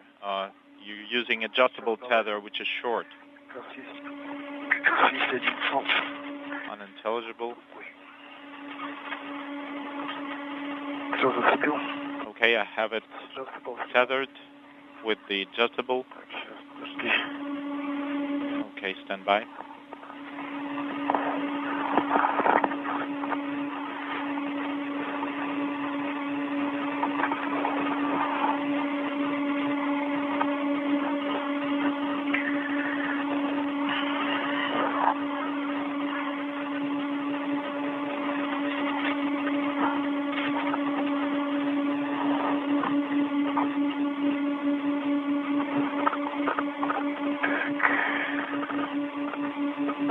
Okay.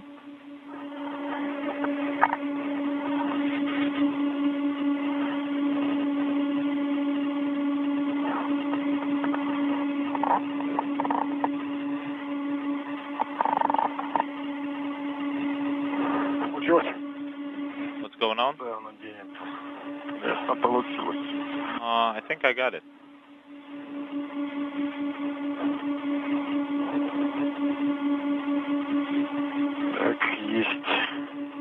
It's done.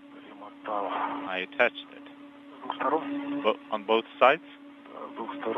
Yes, both sides. Stand by. Let me check the other side. So we have one tether on the frame. I think one tether should be enough. So I'm removing the tether from the bundles. Artem, can we transport this bundle with one tether? So, Alexei, you will be ingressing the ERA, and Ivan will give the bundle to you. So you will be controlling it all the time. So I think one tether should be enough. Are we going to remove the towels? If you didn't remove them, then just leave them in place.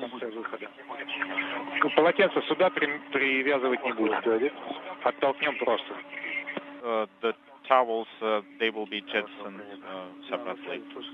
Copy. So I'm starting to move towards ERA. Unintelligible.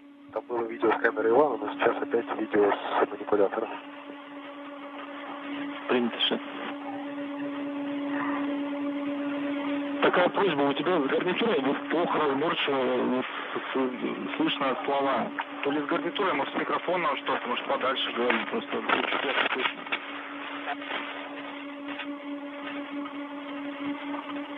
Сейчас проверка связи, сейчас хорошо слышно.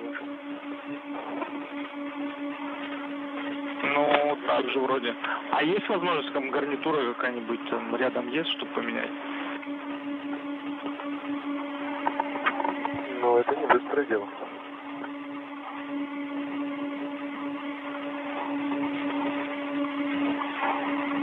Опять не расслышал. Okay, I attached it to myself, attached the bundle to myself, and I'm starting to move. Let me translate first. Yes, I'll start movement and you'll get there.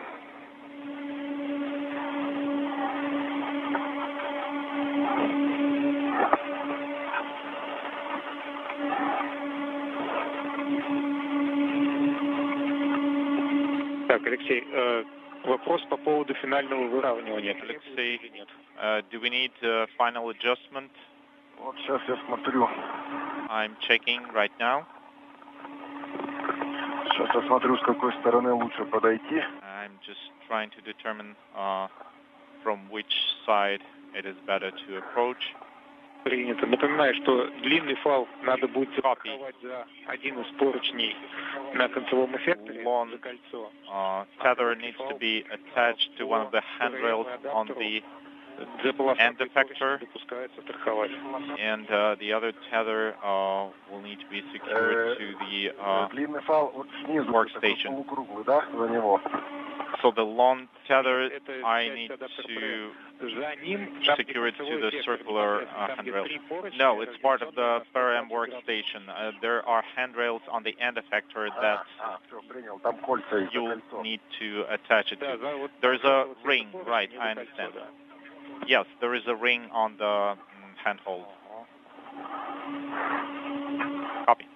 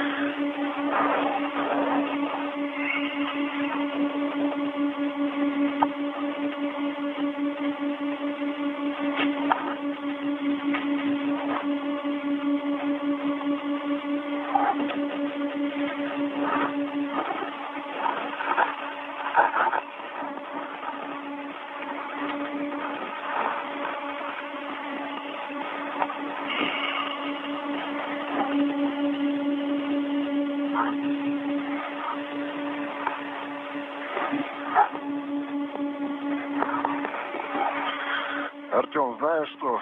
Artyom, you know what?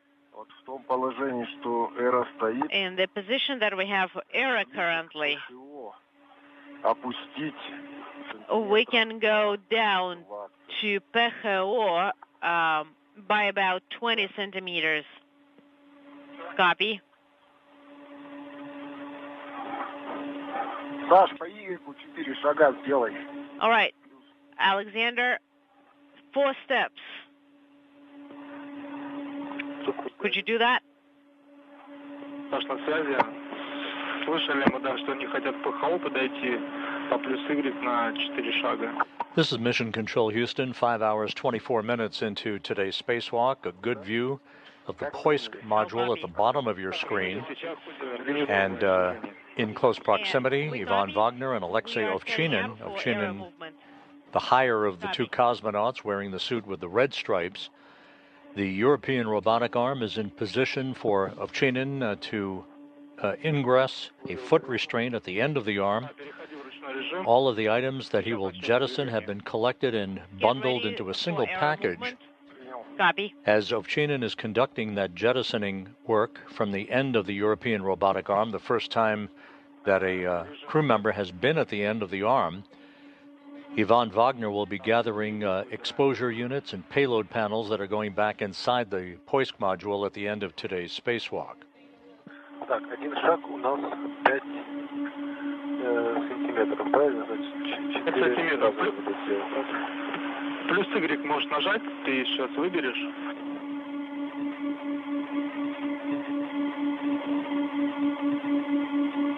То есть один раз в сторону будет 5 сантиметров. По сути, 4 раза. Принято. Сейчас тогда я скажу, что... Error movement confirmed.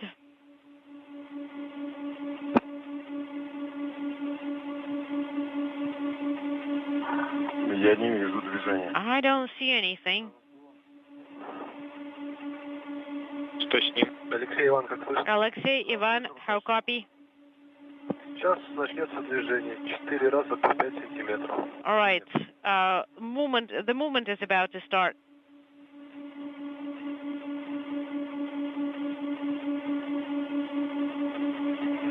Да, наблюдаю движение. Movement confirmed in the correct direction. Copy. Может быть, 3 раза все-таки, не 4. Maybe 3 times, not 4. Третий скажем. Well, 2 more is for sure, and then we'll let you know. Just wanted to let you know that there will be sunset in 1.5 minutes.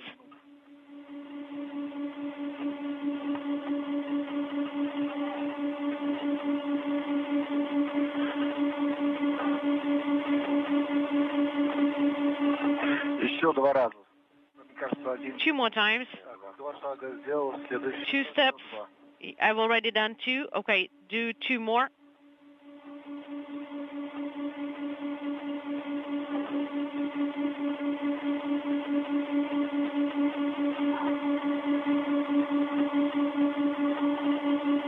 Крайний шаг. Так, еще один шаг делал. Last step. Okay. Making another step. Affirmative.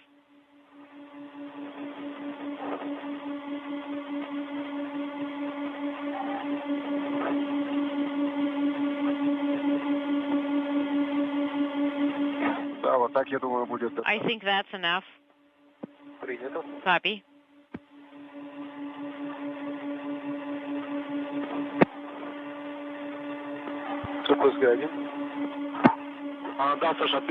This view again, Alexei Ovchinin, his feet planted in foot restraints at the end of the European robotic arm, as Alexander Gorbanov, operating the arm from inside the Russian segment of the station, prepares to move Ovchinin into the orientation for jettisoning the bundle of items collected during today's spacewalk.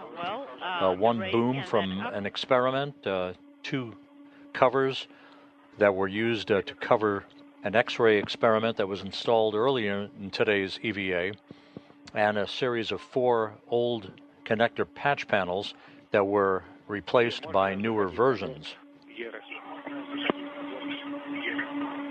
And Alexei, you have a go to ingress area. Copy. Артем, у вас видео есть? Artyom, are you receiving the video from my camera? Yes, Ivan. We are receiving the video. So you can see Alexei, right? Видно. Yes, we confirm we can see Alexei.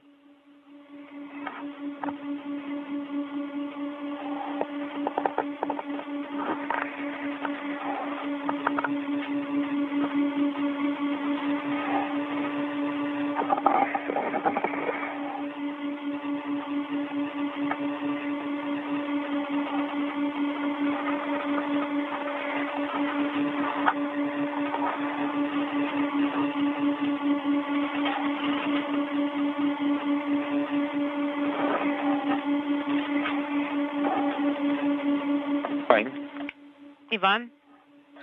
And as Ovchinin is preparing to be moved at the end of the European robotic arm to the jettisoning position, the Russian flight controllers in Korolyov outside of Moscow. While Alexei is still busy, is it better for you? Is it better to go back to Paseo or to the Strela boom?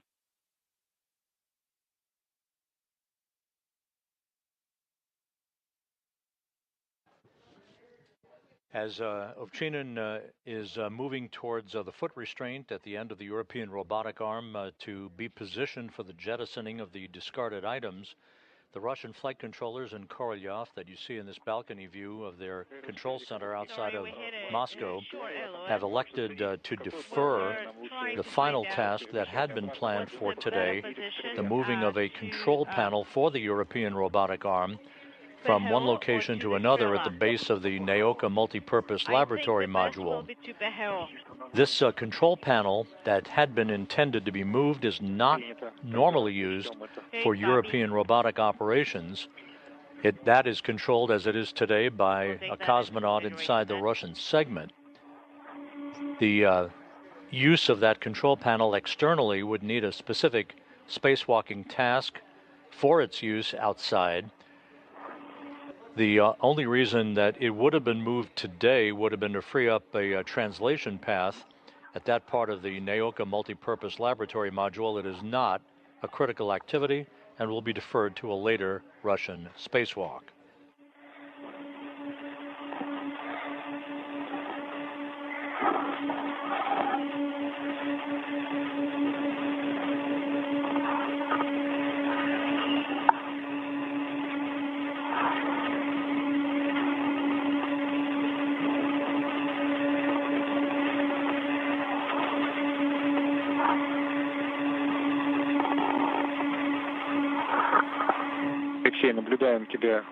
Alexei, we see you near the Perem anchor or якорь.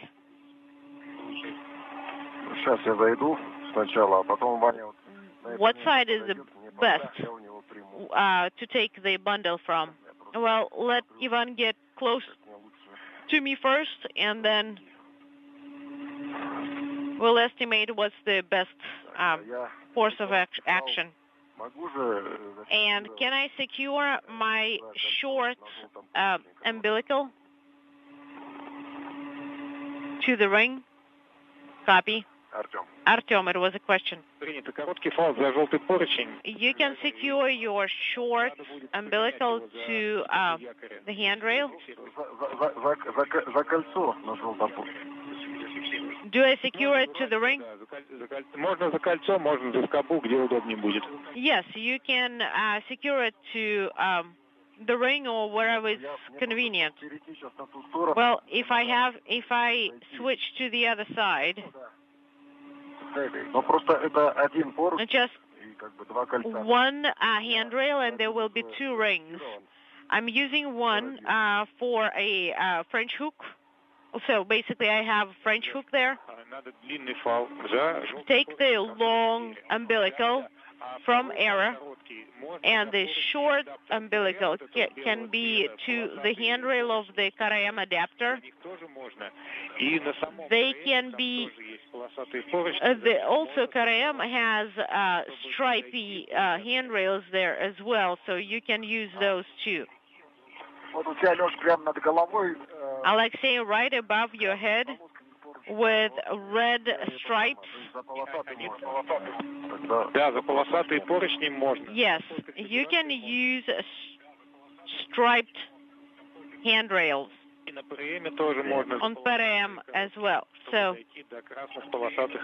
a workstation, so that you can get to those red stripy handrails.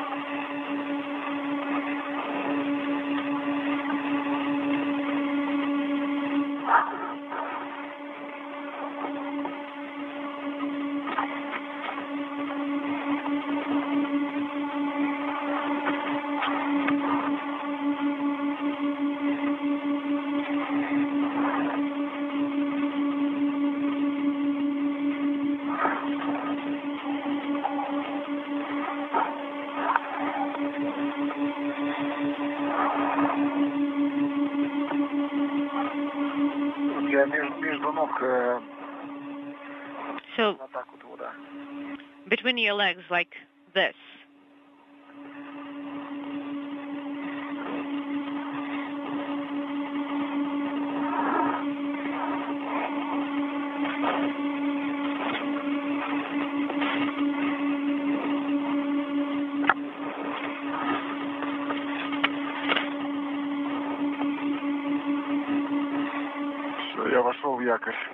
Okay, I have ingressed the anchor. Take a picture. Copy.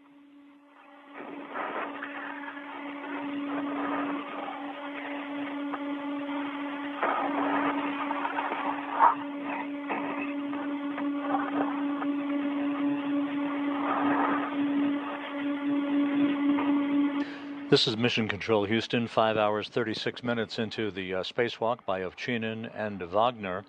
Ovchinin has placed his feet in a foot restraint at the end of the 37-foot-long European robotic arm. He is in position to jettison the bundle of items that will be discarded from today's spacewalk. Wagner will be handling that bundle to him.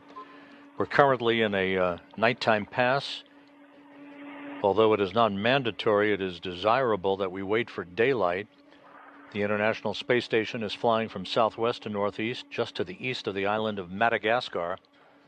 So we'll see how all of this progresses and whether we just stand by for daylight or whether we proceed as planned to jettison this bundle at the appropriate time when Ovchinin is ready. 222 is the atmospheric pressure, and 20.76 volt is for the battery. Copy. Voltage for the battery. Copy.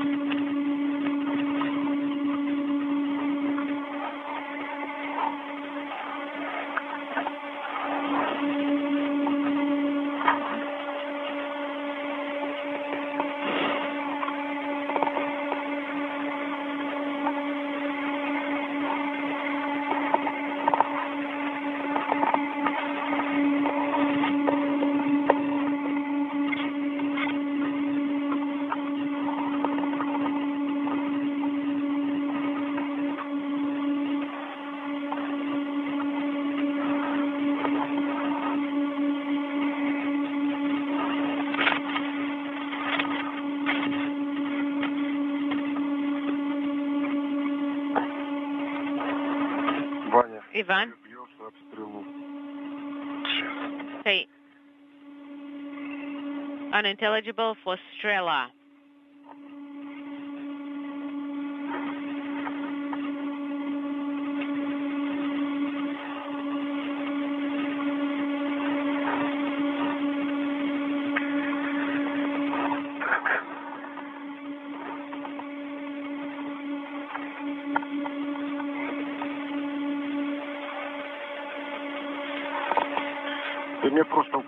Just give me the bundle with the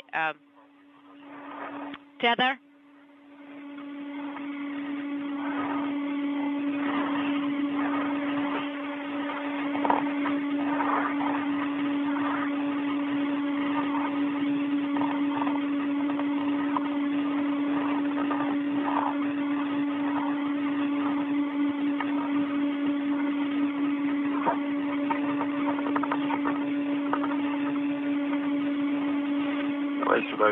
All right, send it over to here. You got it? Yeah, let me grab it a little bit more securely. I got it. I'm letting it go, and we need to secure the the tether here. Okay, and I'm working with the French hook.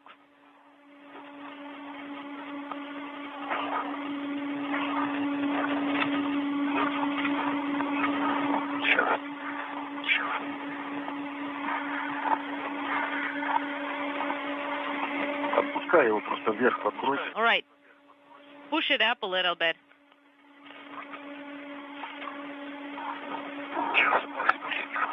All right, I'm holding the tether.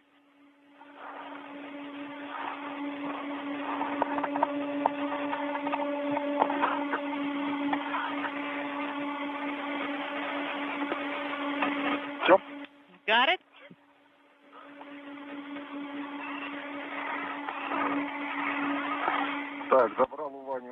I've got the bundle from Ivan. The bundle is secured to ORM handrail, and we can translate to the jettisoning point. Let Ivan place himself near the translation handrail. Hold on, give me a sec.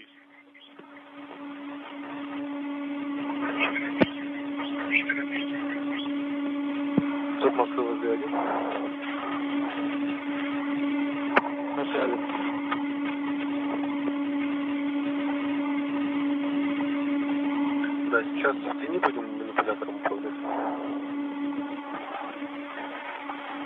Так, значит, смотри, сейчас...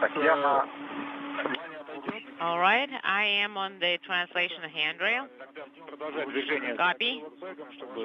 Continue to get to the crew lock bag so that you would grab it with the container and move to EV hatch 2.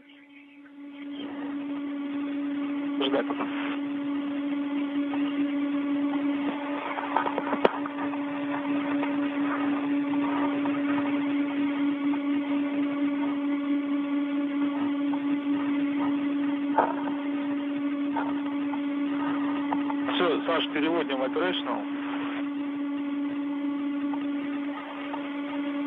Стоп, пока не переводи.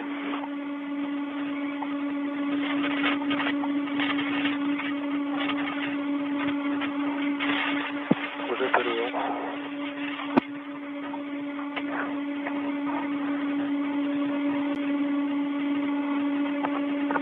Саш, верни в стендбай сейчас.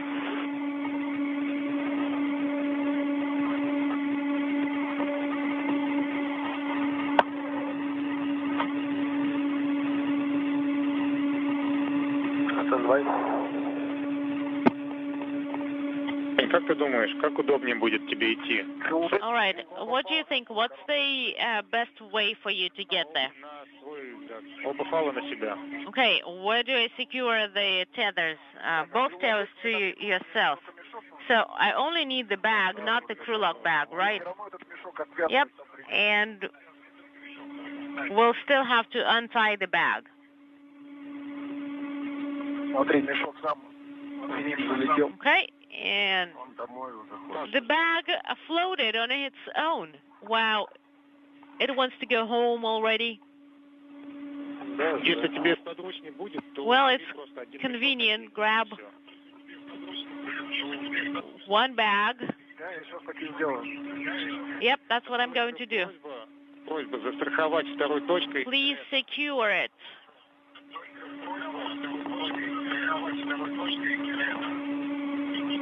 There should be a second point that it's secured by.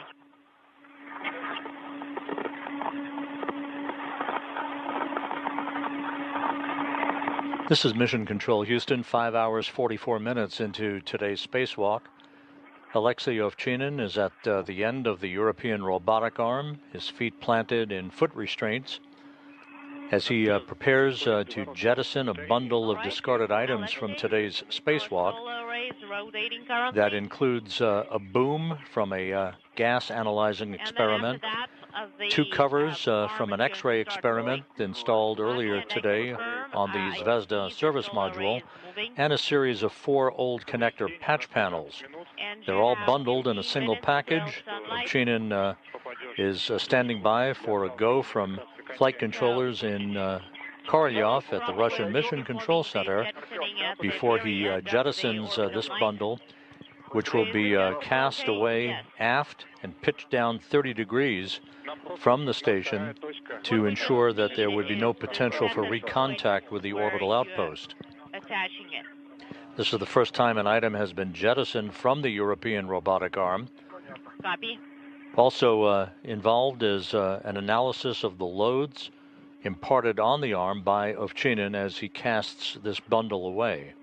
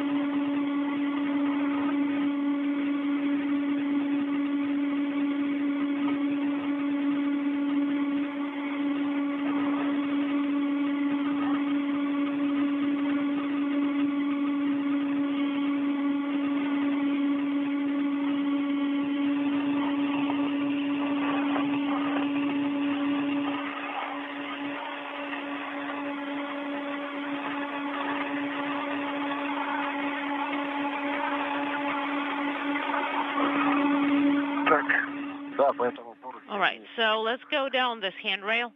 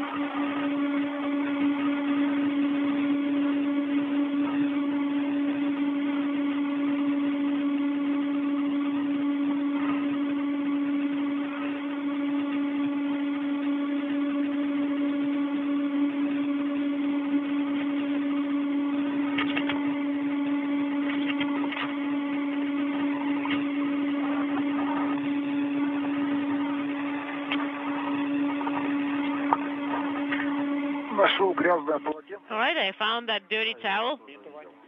I saw it. I saw it as well. Copy, Ivan. Don't touch it yet.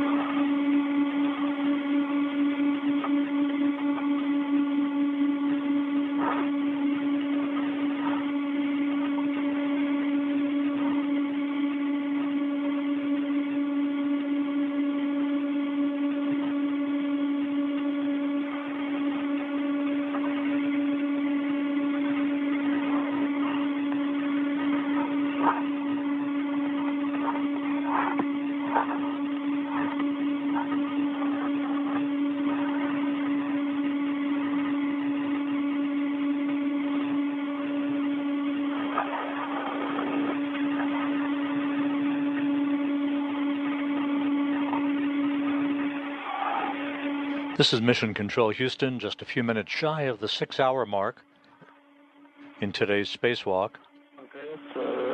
Russian flight controllers sending commands to position the solar arrays on the Zvezda service module into the proper orientation so that Alexander Gorbanov inside Zvezda can maneuver Alexei Ovchinin, who's at the end of the European robotic arm, into the jettison position. Payload. All right, Ivan, and now we're starting aero movement. Ivan, what do you think is best?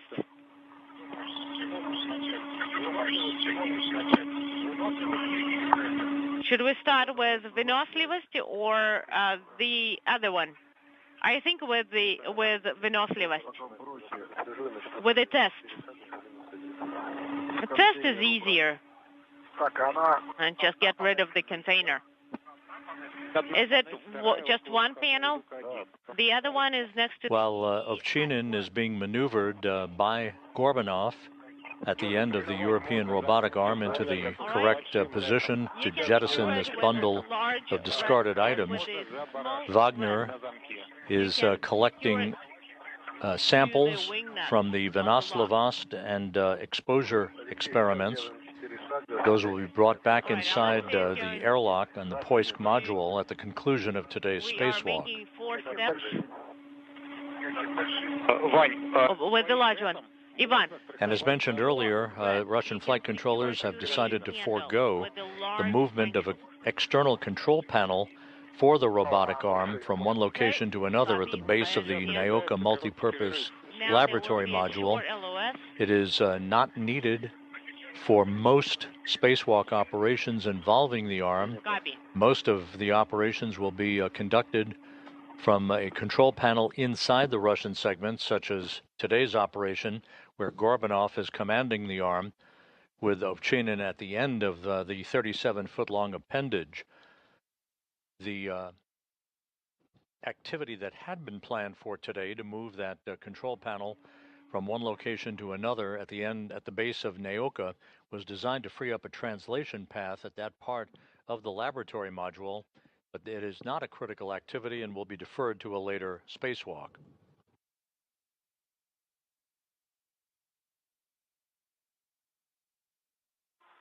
Сделал 4 шага. Застраховал. Марш. It is secured. Large, small is secured. Copy. Да, Саш, сделали 4 шага? Запуск сзади. Да, я на связи. Да, 4 шага сделал. Хорошо, принято.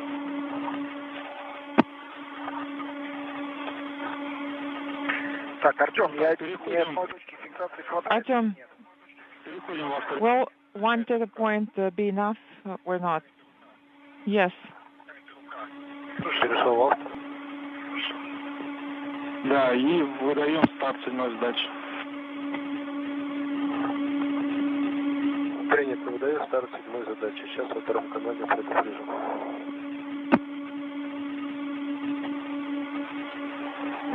Алексей? Да.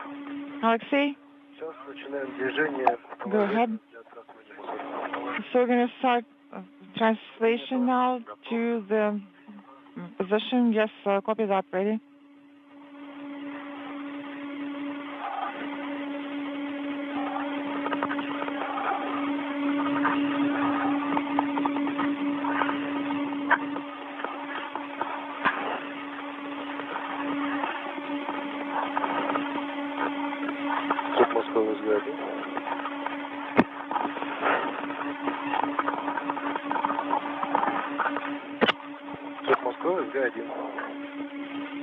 Слушаю. Седьмой последовательности.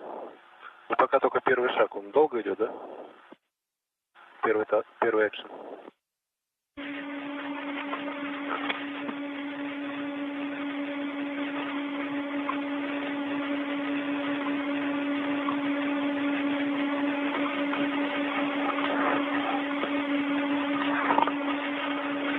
Как принял? Принял, нажми стоп. Принято, выдайте. Выдал стоп.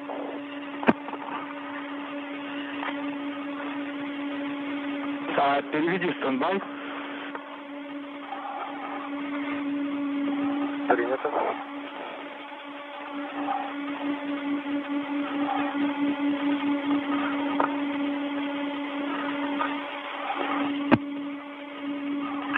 Так, а он с ручкой не влазит прям тогда? And it's gonna come out with a handle on it, right? Vanya, inaudible.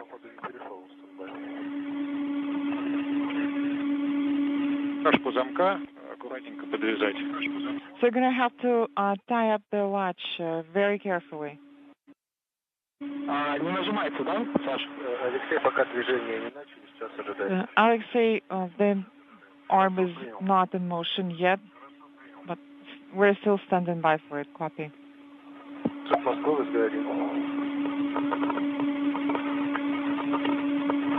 Стендбай не нажимается?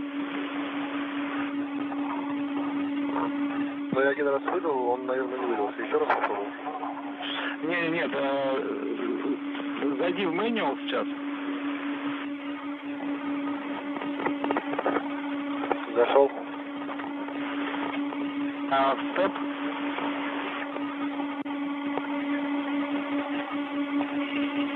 Зашел. Минус Y зайди.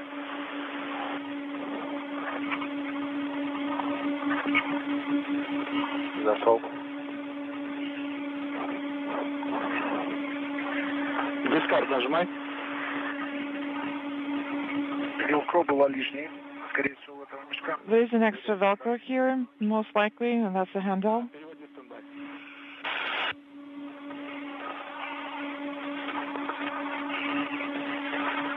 Все, перешел в стендбай.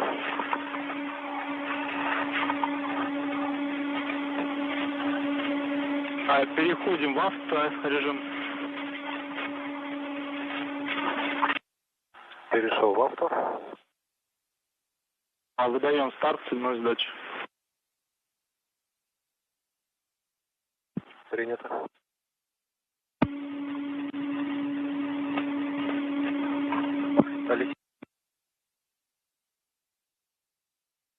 Ожидаю. Alexei, yes, I'm standing by. Copy that. Ivan? Да. Go ahead. Финальное, так сказать, утрамбовывание сделать уже с тестом, чтобы сейчас силу не терять. Moscow is inaudible. Should we bundle it up together and put it in the cooler bag? The arm is in motion. Copy. Copy. Motion confirmed.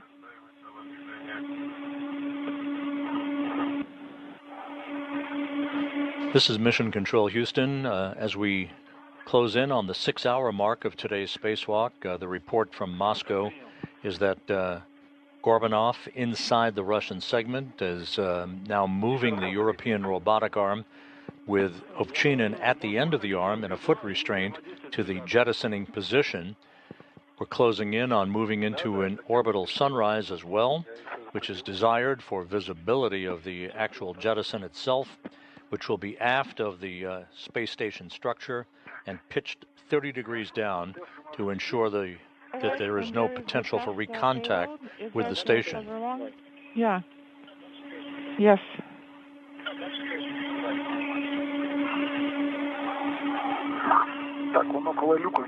It should be near the hatch somewhere, correct? Yes.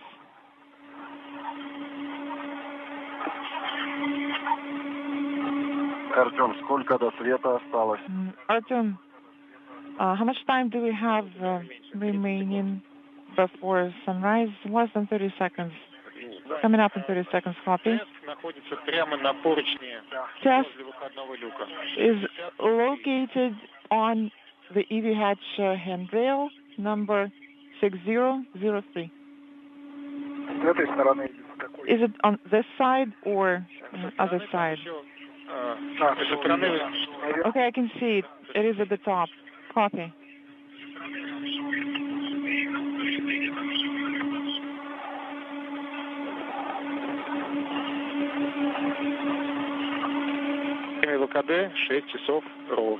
EVA elapsed.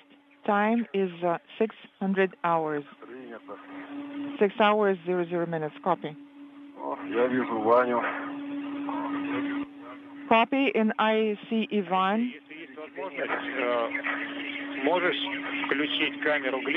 Alexei, if possible, could you please turn on the glisser camera and film the environment in general, and you can also put it on your chest and keep it there through the EVA copy. And Ivan, same for you. Once you remove the test payload and put everything in the crew log bag.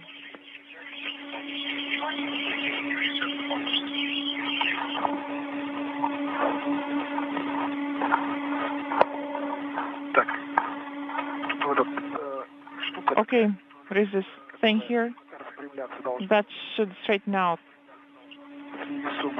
in weightlessness.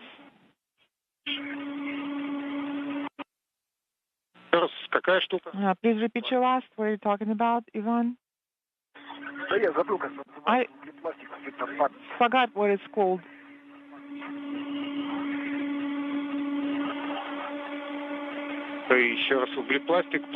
Please repeat your last. Is it the carbon composite material? What is it? Oh, do you mean TKKM? I guess that's what it is. This is Mission Control Houston, just beyond the 6-hour mark into today's spacewalk. A great view of Alexei Ovchinin at the end of the European robotic arm. We don't need it. The station flying over eastern Mongolia at an altitude of 260 statute miles.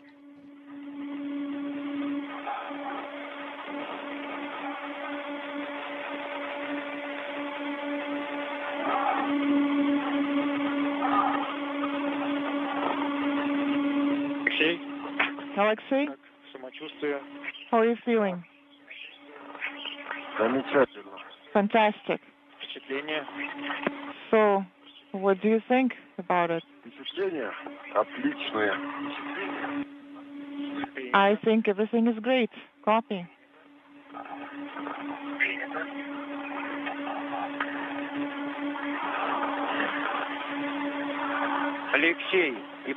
Alexei, for your information, you're gonna have a message on your display in about 5 minutes.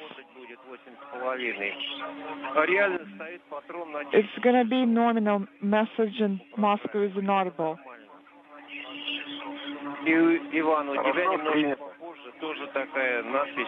Copy. And Ivan, you're going to have the same indication a bit later. Artem? Are you getting the video from the camera? Can you see it? Yes, I got distracted here for a second, but I am watching it now. So I cannot thread it out. And do you know why? Well, actually, Alexei, it got unstuck, and also the arm is in the final position. Copy. Yes, Ivan, I forgot to mention that there is thread in there, and it was not in the optimal position. It was secured with a wire tie or something.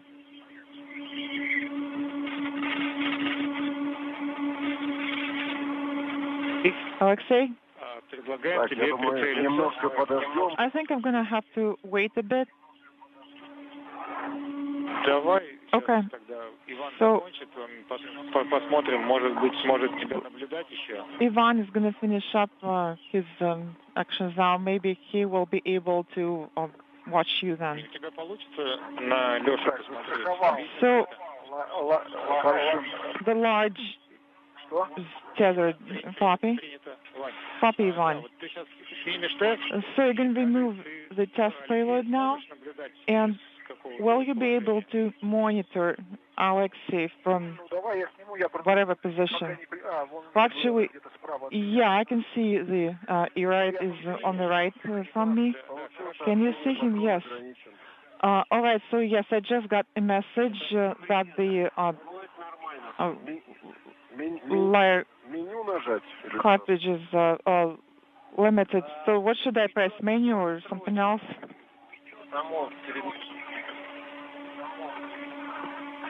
У меня есть подстрочки и на самом табло. So I got the indication on the display and inaudible.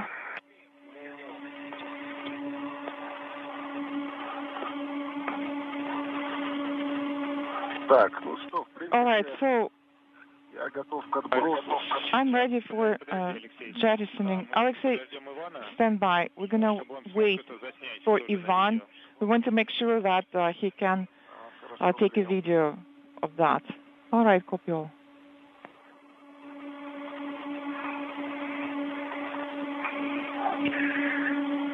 Одни блогеры вокруг. Не часто что-то выбрасывают со станции. But all this As the International Space Station passes over the Northwest Pacific, Alexei Ovchinin is in position for the jettisoning of the bundle with the discarded items from today's spacewalk, just waiting for Ivan Wagner to arrive nearby so he can shoot both video and stills of this procedure.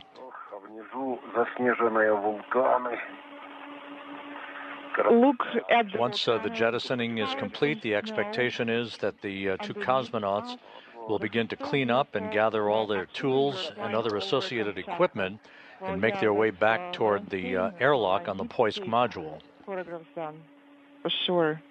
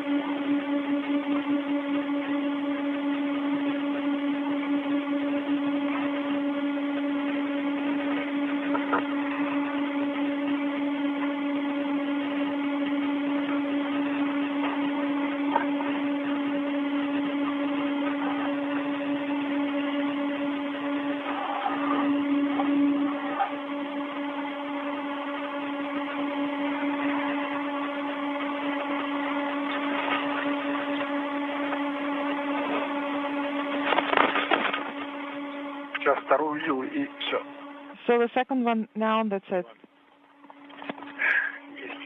Да. Тогда предложение. So with that, I have a proposal for you to translate directly to the Strela. Прямо к стреле.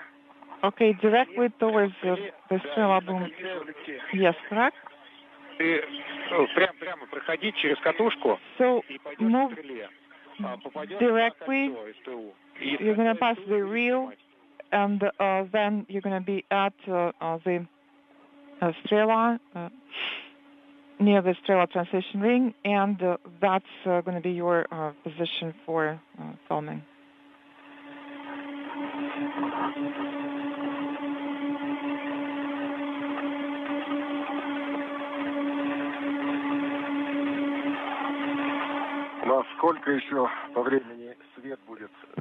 So, how much time do we have remaining of the date pass?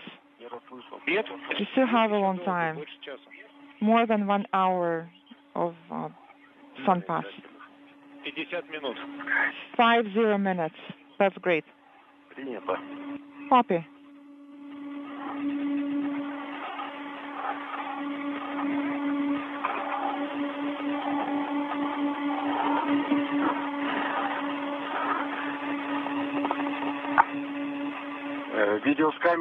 Are you getting my helmet camera video, Artem? Yes, we are.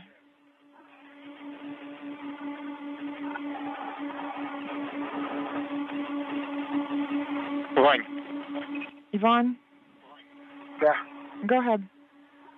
Вот на этом самом месте Position yourself at this location, turn the camera on, point it towards Alexei, and we're going to start jettisoning ops.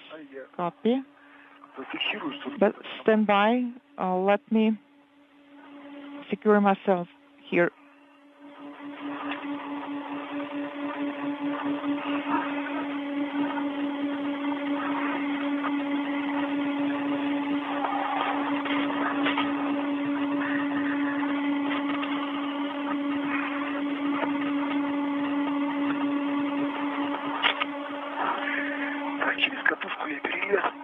And I have moved over the reel. Copy.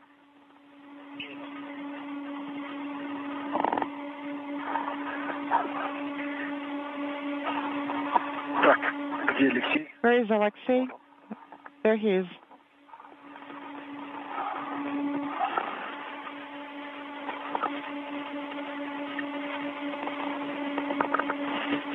Тут один прицеп остался, может быть, имеет смысл в нем. So you just have to swap hooks one more time. I don't know if it makes sense at this point. Один прицеп карабина, чтобы... I was saying that you're going to have to swap hooks one more time to make sure that the boom is not in the way. And also, on my go, you can start filming. Also... Алексей, все, приготовься. Alexei, get ready. И производи отталкивание. Please release equipment tether and your go for jettisoning. Copy. Глиссер включен, да? Is glisser on? Can you confirm? My glisser camera is on. Copy.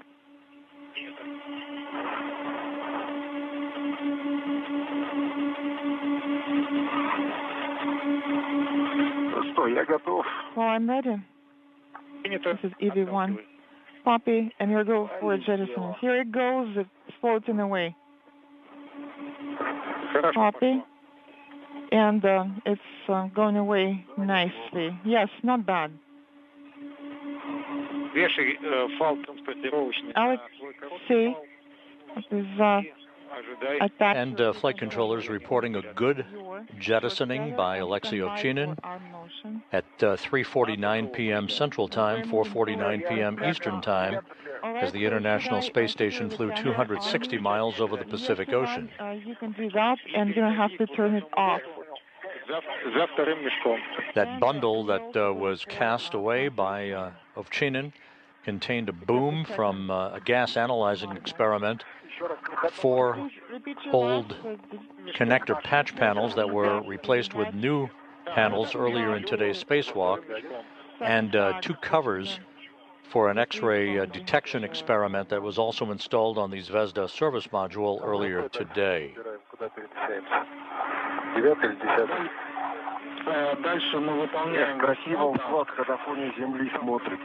Wow, the bundle looks so beautiful with the Earth in the background. Well, of course, we're going to review this video several times, and also we're about to start translating back to ПХО, transfer compartment copy. Я говорю, 8-й общий таск, а дальше будет одно из двух положений. 9-й, 10-й.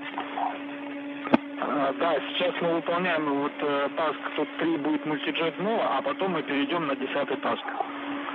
И пойдем в точку к ПХО. Принято. То есть идем откуда начинали? Да, все верно.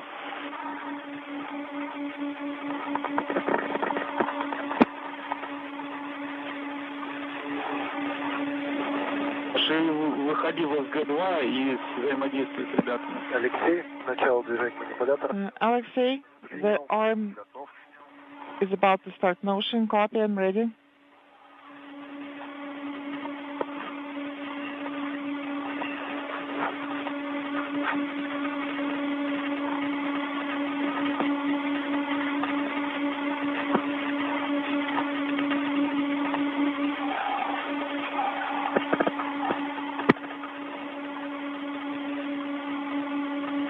This is Mission Control Houston, 6 hours, 16 minutes into today's spacewalk.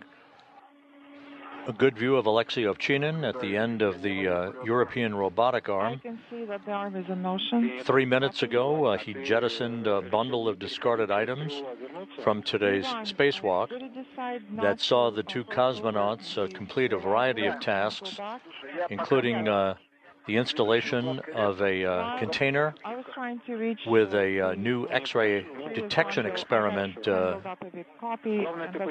was installed on the Zvezda service module, the removal of 4 connector patch panels from 2 work sites on the Zvezda, and the replacement of those connector patch panels with 4 new similar panels, the removal of exposure units for a series of different material science and biological sample experiments, and the ultimate jettisoning of a bundle of those discarded items by Ovchinin just a few minutes ago.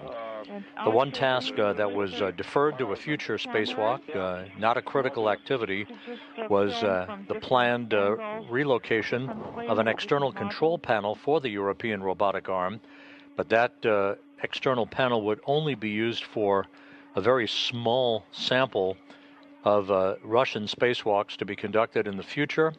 Today's European robotic arm operations were conducted, as most will be, from a control panel inside the Russian segment. Today's robotic arm operator was Alexander Gorbanov.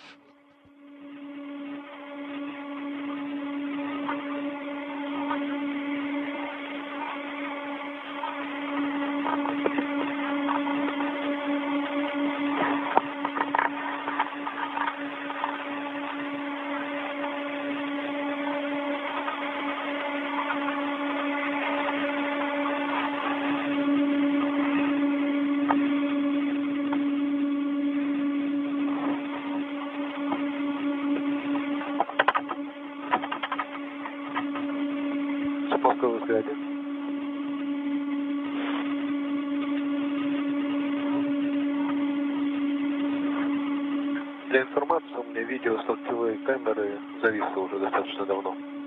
Что на РСМЛМ, что на РСС. Принято.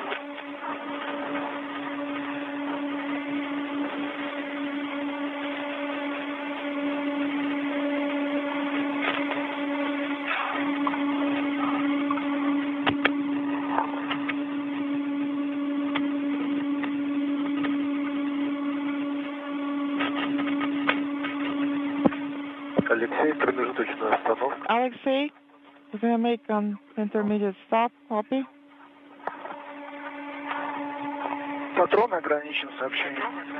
The cartridge is limited. This is the message that I just got. Copy, Ivan. Да, continue и 10-й, правильно? Да, как Алексей Геннадий Михайлович рассказывал.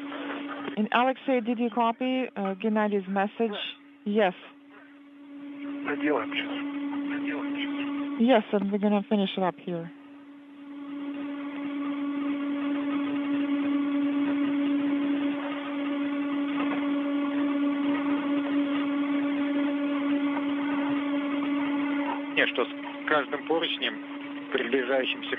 I have a feeling that your voices become more and more excited. They sound more and more excited the closer you are to your destination with each handrail that you pass. Well, we still have a few things to do. Are we going to take the towels too? No. We are going to jettison the towels along with our towels that you're going to use to wipe your suit. Мы будем использовать полотенце с крылок-бэга. Are we going to use the crew lock bag towels? Correct. Those first, but actually whatever works best for you. Да, с крылок-бэга. Yes, crew lock bag towels.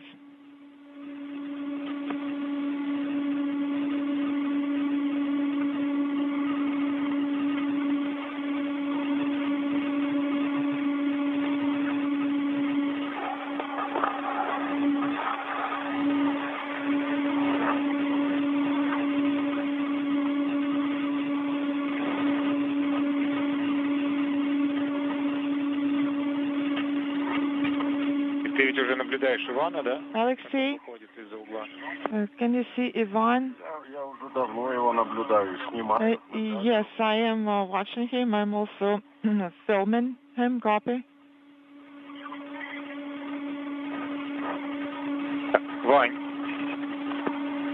Ivan, go ahead. Скоро подойдем к ПХО. We're going to move towards the PHO soon.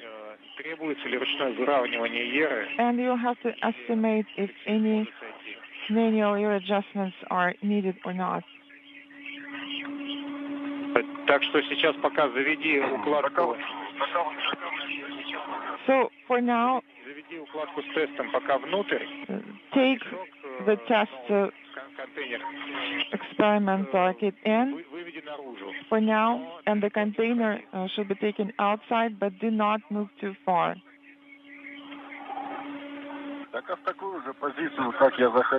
Well, I'm going to be in the same position as the position for ingress. Yes, we're going to use the same coordinates.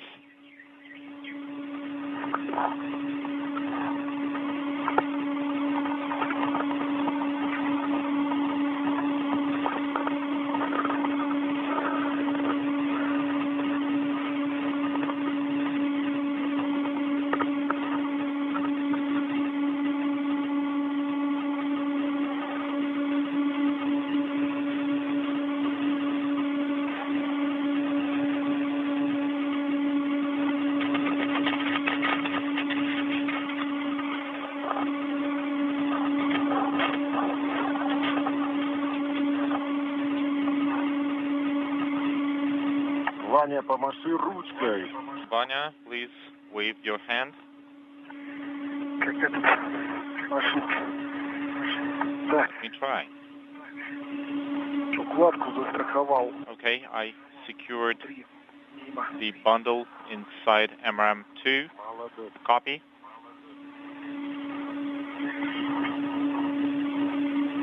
Тогда можно фалы лишние тоже завести внутрь.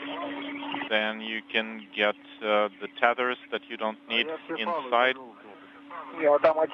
I still have one hanging.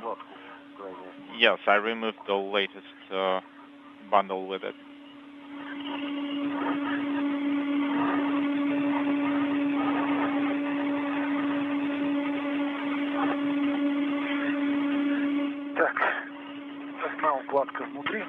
Okay, one bundle is inside.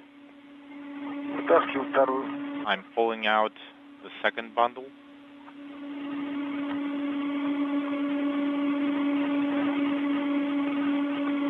The bundle being referred to in that conversation with Ivan Wagner and Russian flight controllers, it's a series of test panels from exposure experiments that Wagner collected on the outside of the Poisk module. He's stowing them inside the airlock. They will be analyzed at a future date. Meanwhile, you're looking at Alexei Ovchinin in the middle of your screen, his feet still planted. Vanya, look at me. Just a moment. At the end of the European robotic arm, which maneuvered him into position a short time ago for the jettisoning of a bundle of discarded items from today's spacewalk, which is now 6 hours and 25 minutes in duration and still counting.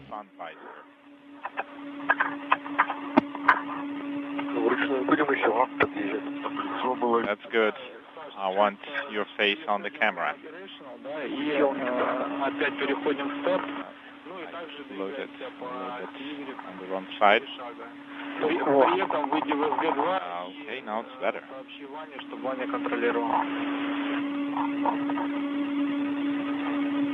Все-таки возможности нет с камеры с его включить? Нет. У тебя камера включена? Is your camera on? Yes. Камера с Ивана со шлема.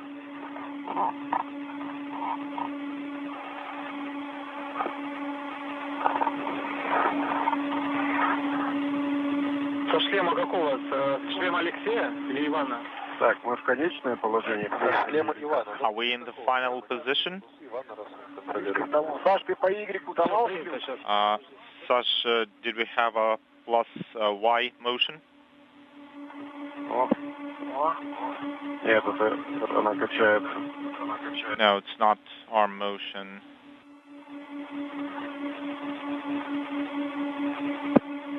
Так, Алексей, он сейчас по Alexei, Ivan, I will be doing 4 steps on the Y-axis towards Paseo. Давай, делай 3 шага. Yes, let's do that. I think 2 steps for sure. Okay, let's do it step by step. Как принял?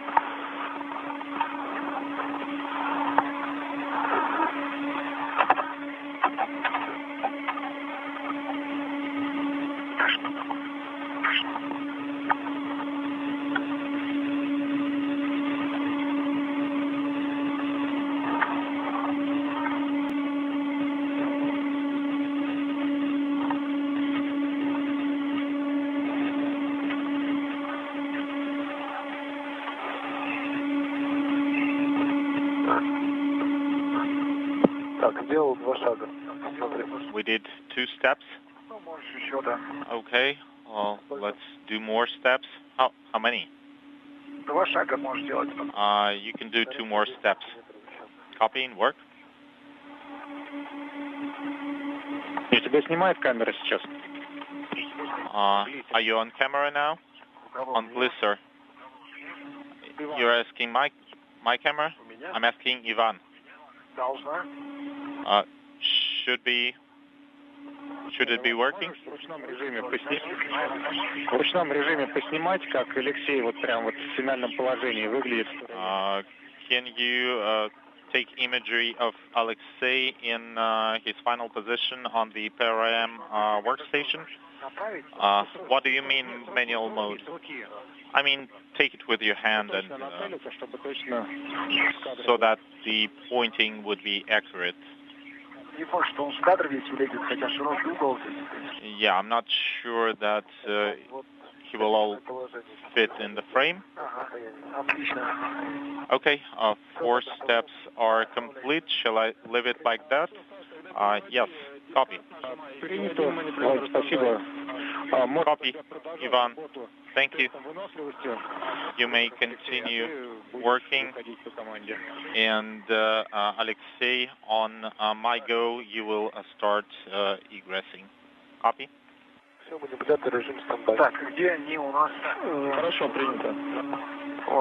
Okay, where are they? Behind you. If you look up, it's 1 meter above you.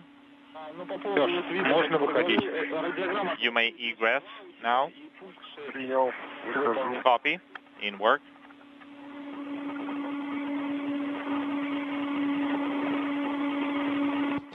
With his job complete, Alexei Ovchinin now getting out of the foot restraint at the end of the European robotic arm, which will be commanded by Alexander Gorbanov inside the Russian segment. to be repositioned in its original configuration by the Nyoka multi-purpose laboratory module on the Earth-facing side of the Russian segment of the station. And Meanwhile, Ivan Wagner continues to stow a bundle of test samples removed from the vicinity of the Poisk module inside the airlock of Poisk.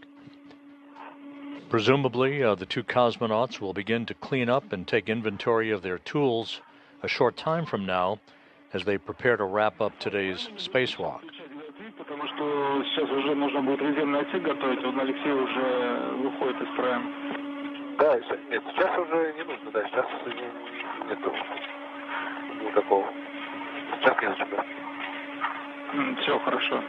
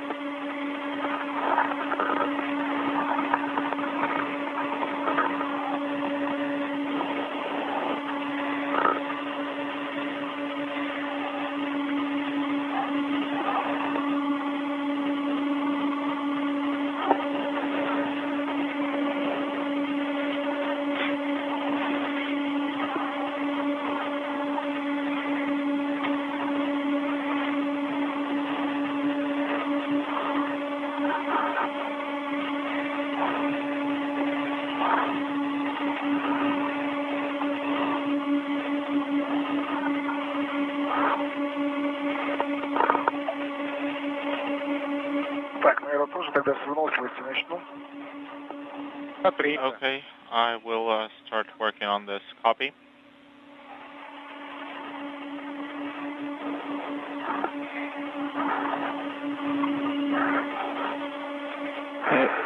Экипаж МКС, ЦП Москвы в канале «Взглядим» для Александра.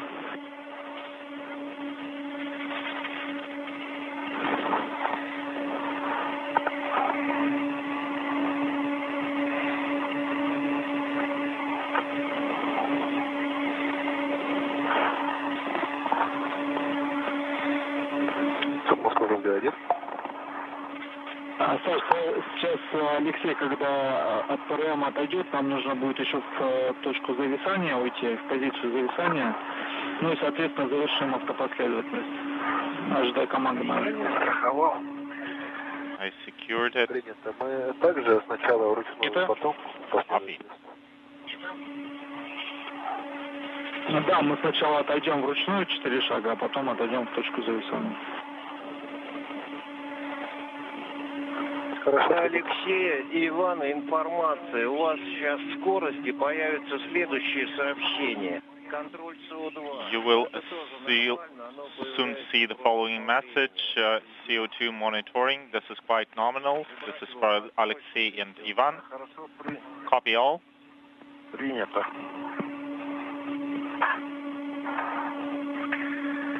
Так, снял. I removed it. Where is my bag?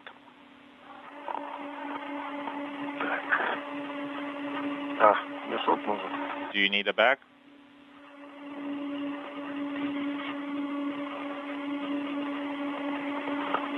Ваш МКС, возгорает Александра.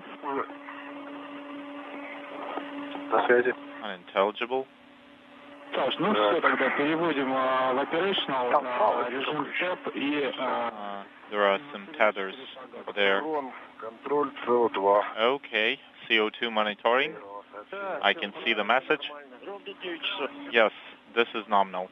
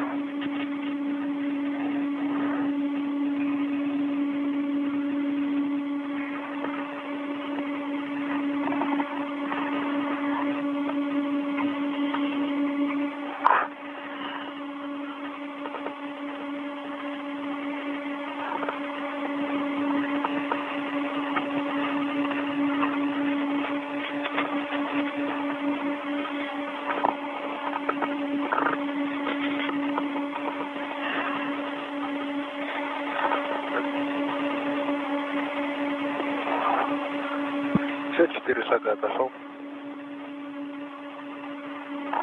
Хорошо, принял. Нажимай дискард, нажимай стендбай режим. Выдал. Переходи в авто.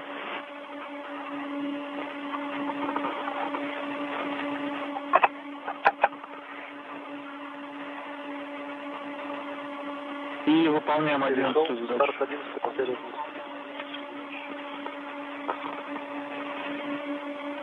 Так, выносливость есть.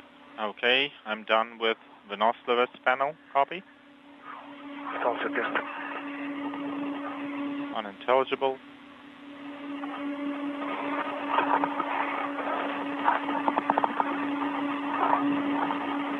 Six hours, 38 minutes into today's spacewalk, a view of Ivan Wagner wearing the suit with the blue stripes there on your right.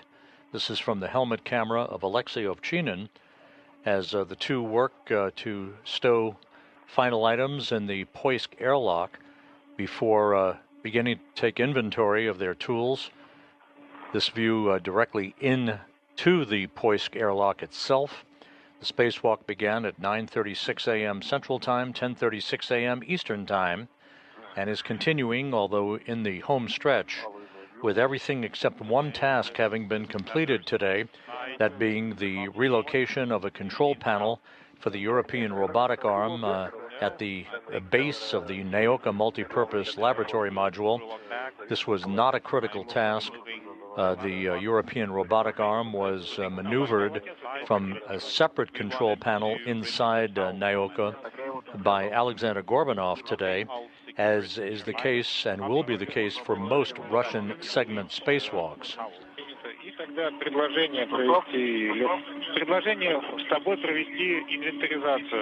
Copy, and let's do the audit with you. Okay, please stand by. I found another tether. Audit. Yes, we need to make sure that all equipment is in place.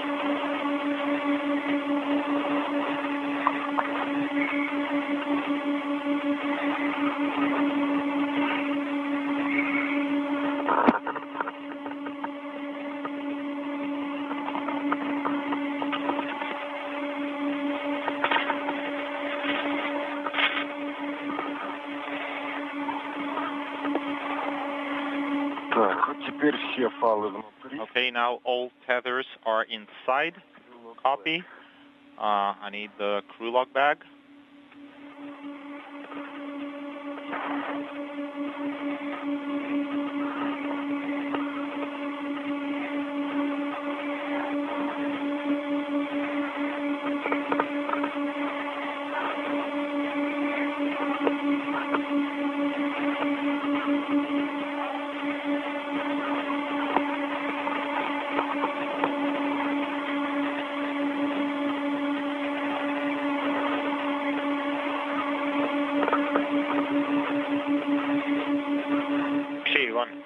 Alexei Ivan. Go ahead. Через минуту на 5 или 6 минут будет стабильная связь возможна. In 1 or 5 to 6 minutes, we may have ready comm, and after that, we'll have LOS. Well, I'm ready to do the audit. Copy. We didn't open the crew log bag, right? Yes, everything is there. Copy. Then your OTA tools, the OTA and attachments are in place. Yes.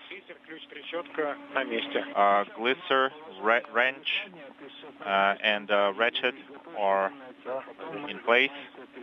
I confirm. And the reel extender, yes, it's in place. Copy.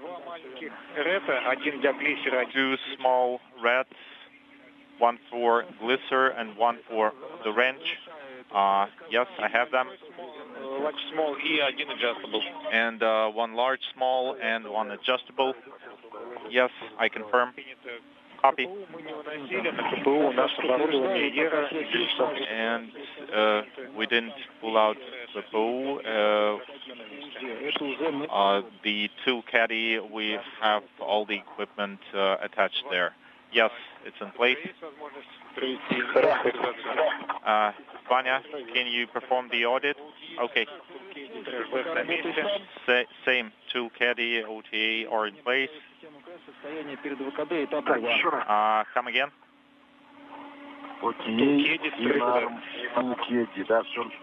Yes, tool caddy tools are in place. Okay, I confirm. Reel extender is in place. Yes. Probably.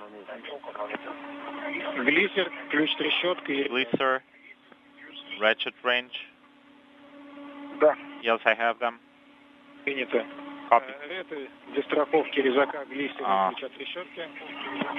Reds for cutter, wrench, and glisser. Yes, I have them. And large, small, and adjustable tethers. Large, small.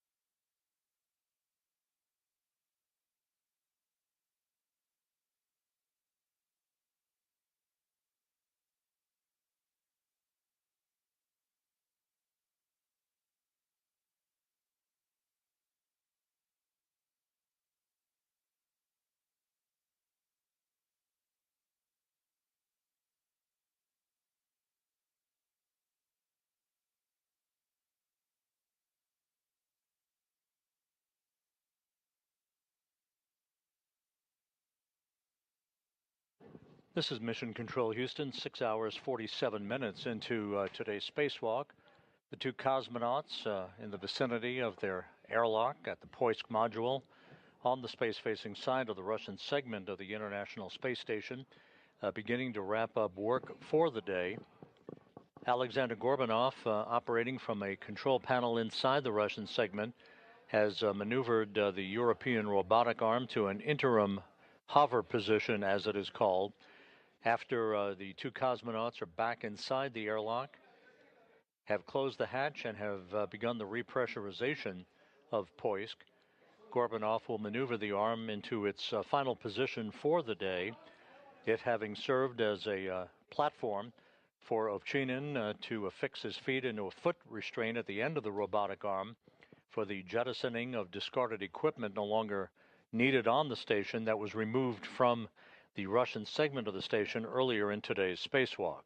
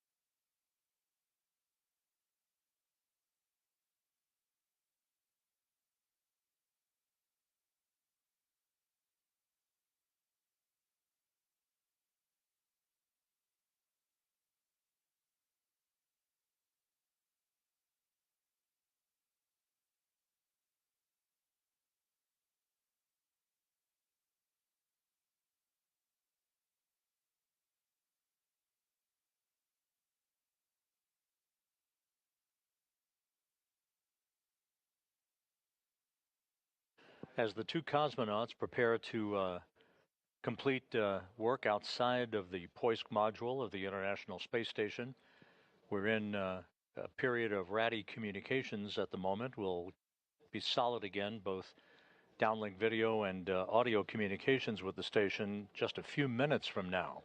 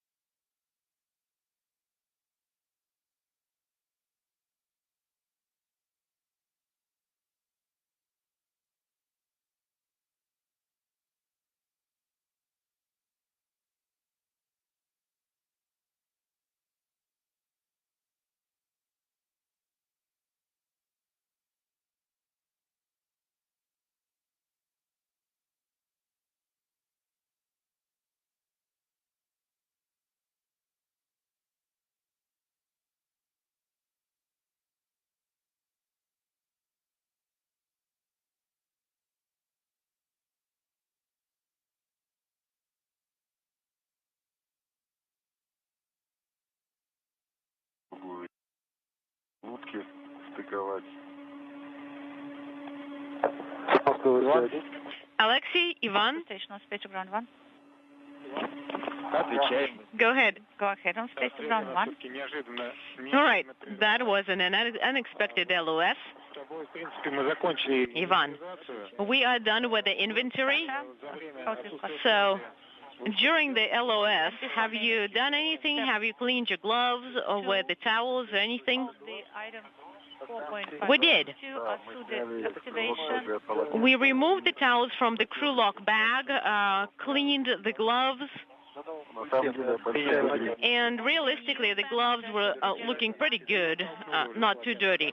And have you jettisoned the towels already? No, we have not done it yet. We are holding the towels in our hands, waiting for your go.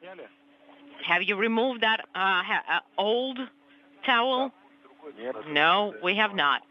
All right, then let's not do anything with that old towel. So you basically are going to be jettisoning it away from the ISS. So you're going to SM third plane to the right and up 30 degrees. That's the direction to jettison it to. You should do it as fast as it's possible because in 2 minutes.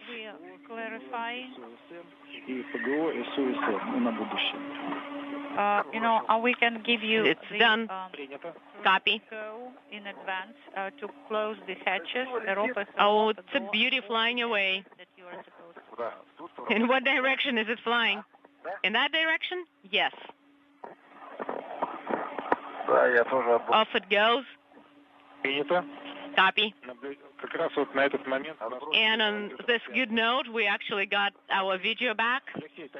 Alexei, then you have a go to ingress MRM. This is Mission Control Houston. We have hit the 7-hour mark in today's spacewalk. The final task was Alexei Ovchinin and Ivan Wagner jettisoning 2 towels that they used to wipe down each other's suits. This is standard practice and procedure at the end of a spacewalk to ensure that no contaminants are brought back inside the Poisk airlock. I can use only one tether inside, right? All of the tasks for today's excursion were completed except for one.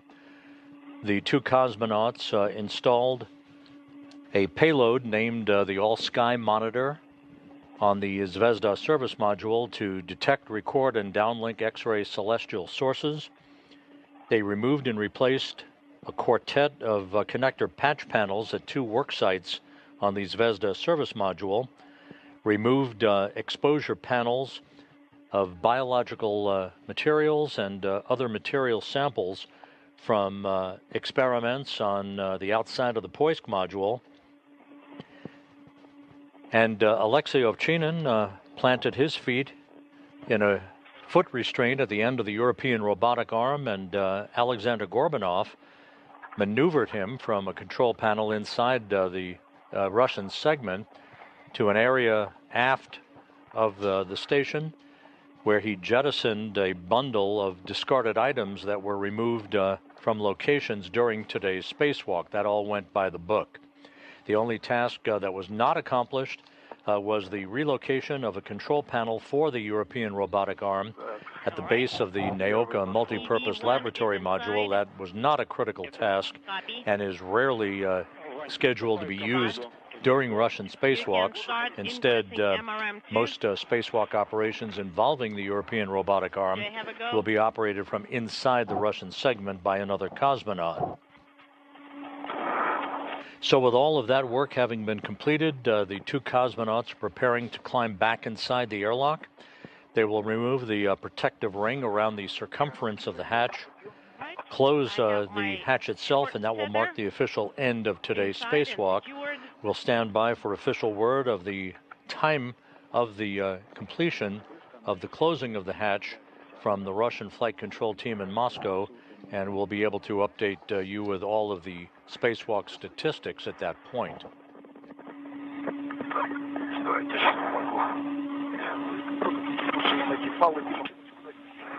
Here are the tethers.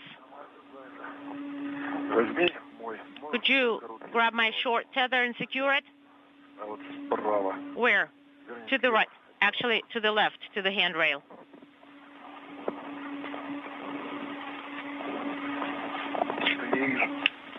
Don't see anything.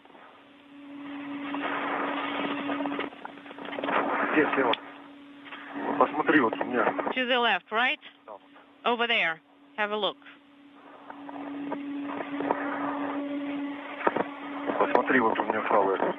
All right, here are my tethers. Okay, I see. Let me get inside.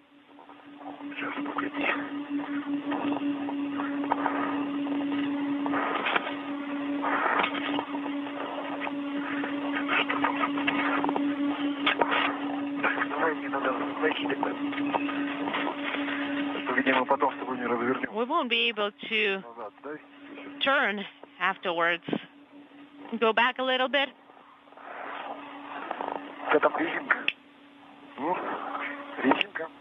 The bungee's there. The bungee's in the way.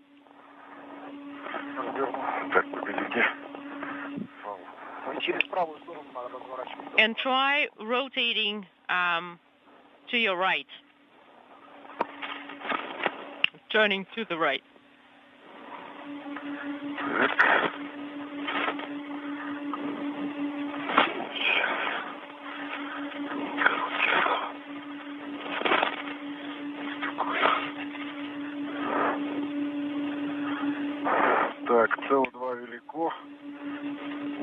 Right, CO2 is high for EV1. Copy.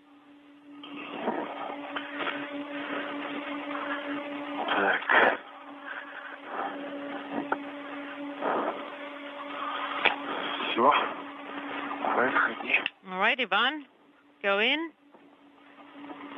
Or get in.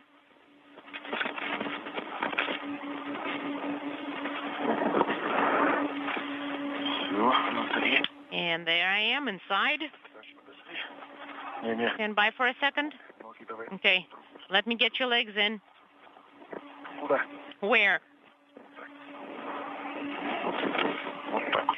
There, just like that. Could you secure my short tether here? Station Moscow, on space ground 1 for Alexander. It's regarding Moscow the declaration of space ground 1. Actually, it should be ASU MLM, the activation, Alexander,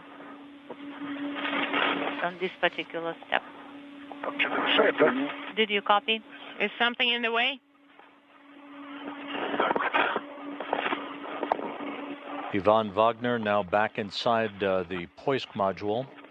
We're waiting for Ovchinin to join him back inside.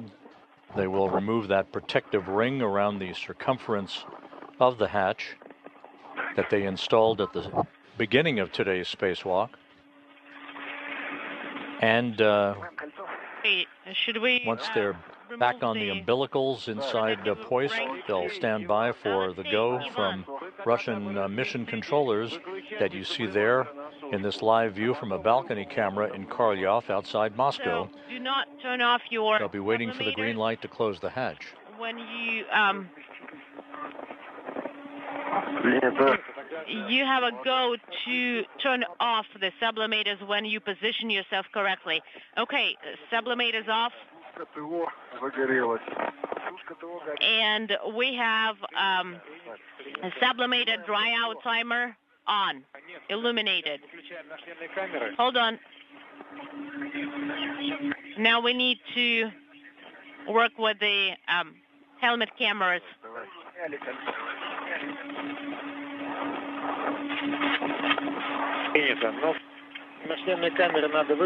Okay, you need to turn off your helmet cameras.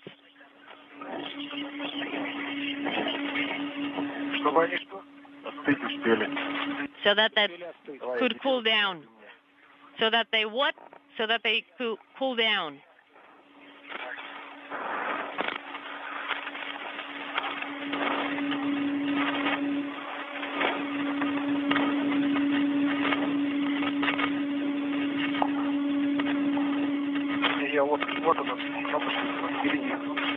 I'm ahead.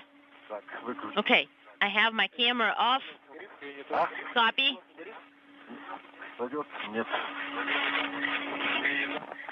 Unintelligible.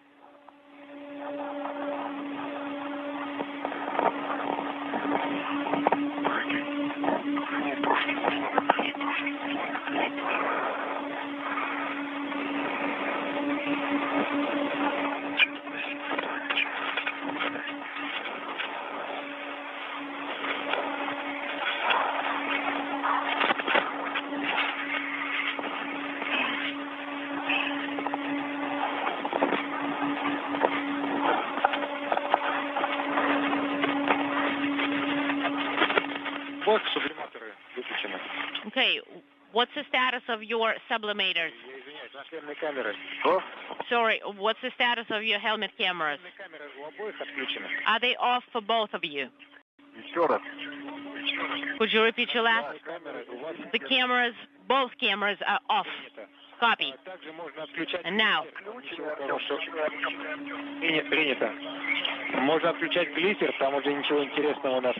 All right, you can also turn off glister. There is nothing fun going on anymore. Why don't we close the hatch first? No, we cannot close the hatch as of yet. You need to remove the tether from panel 3.1, but you cannot close the hatch till you start with the sublimated dry out. What did you say about the tether? You can remove the protective ring, and you have it already removed. And you can remove the tether from panel 201. You do not have our go to close the hatch. Okay, copy. Можно и нужно осмотреть привалочные поверхности люка. Just make sure that you inspect the rollers and the hatch.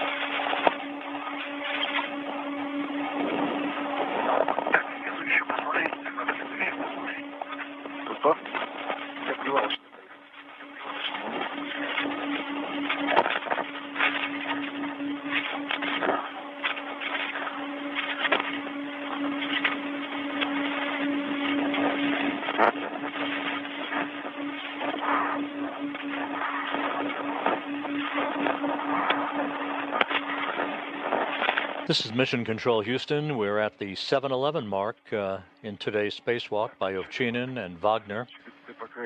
We're closing in on the point where the two cosmonauts will close the hatch to the Poisk module. That would mark the official end of today's spacewalk, and once again we'll stand by for official word on the exact time from the Russian flight control team in Korolyov outside Moscow. We'll pass on those numbers once we get them. Do you want to reconnect to a different location? Give me a second. This was the 272nd spacewalk in support of space station assembly, maintenance, and upgrades. The third spacewalk out of the International Space Station this year. the first for Expedition 72 crew members, the second for Alexei Ovchinin, and the first for Ivan Wagner.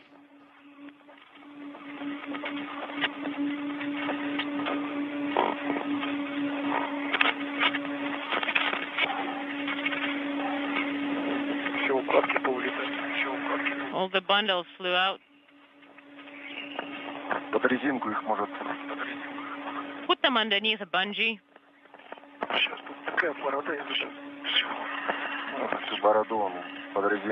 Yes, stick it underneath the bungee. Nah, it's too loose.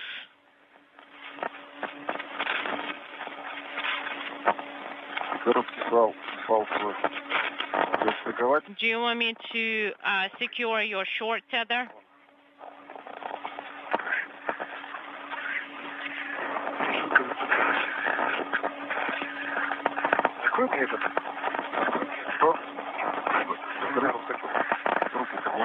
Okay, lift up your hand.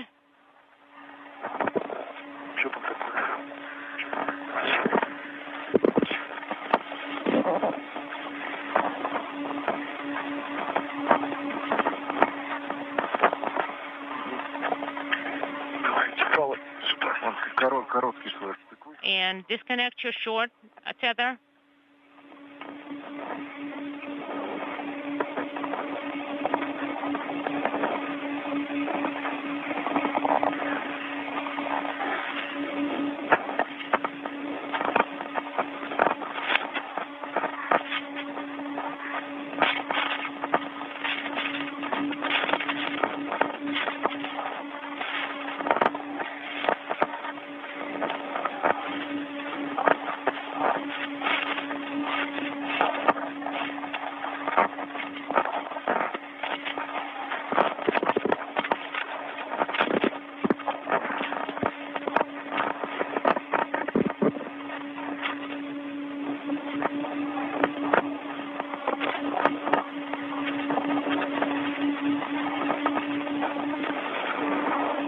Ivan?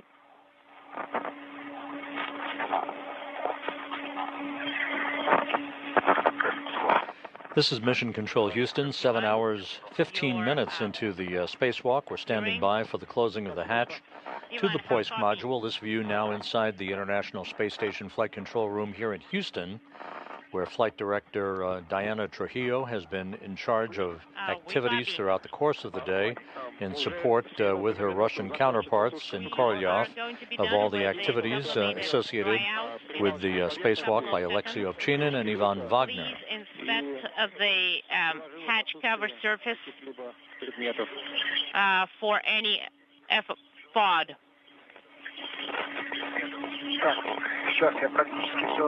I have inspected almost everything. Copy.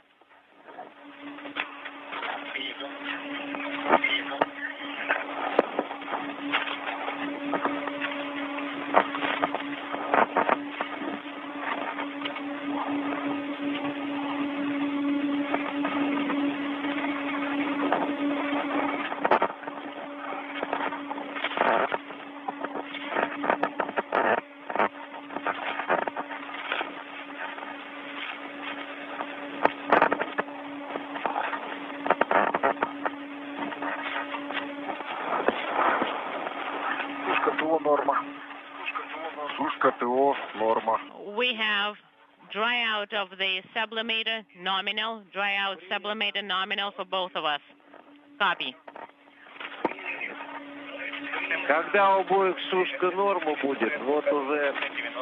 When you have dry out nominal for both of you. Same for me. Both have dry out nominal. Copy. Now,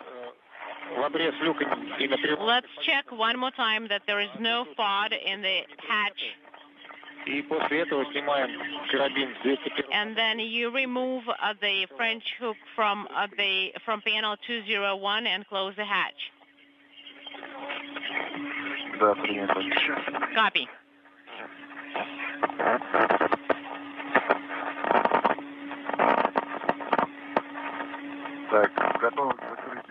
We are ready to close the hatch. Copy. Make sure that nothing gets caught in there. No, doesn't look like it. Okay, we have the hatch cover closed but not latched. Okay, now you can close and please rotate the hatch tool till hard stop. When you hear the click, please report. Copy. It did. All right, guys. Congratulations. 5 hours, 17 minutes, 47 seconds is the PAT of the EVA. Did you say 7:17? Yes, 7:17. Well, thank you so much for such a well-done EVA. There were many tasks. Tomorrow, you're going to have a day off. And on Saturday, we'll be able to discuss the results of the EVA. Sounds good. Thank you so much for all your work. Congratulations, Ivan. This is your first EVA. Big congratulations go to you. Alexei, tried and true. Congratulations. This is Mission Control Houston. Official confirmation now from the Russian Mission Control Center outside of Moscow that the hatch to the Poisk airlock has been closed, marking an end to today's spacewalk at 4:53 p.m. Central Time, tether. You can disconnect. 5:53 p.m. Eastern Time.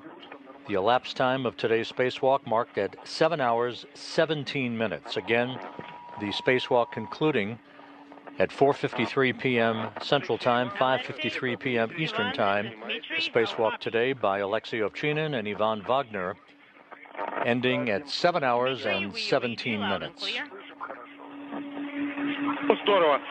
Great. Sasha is wrapping up with the setup of the airlock, and we can start to work for the repress procedure. Set up your workspace. All right, get your cue card for now. That's going to be step 4 from cue card 10, MRM2 repress to 260 millimeters from PHO.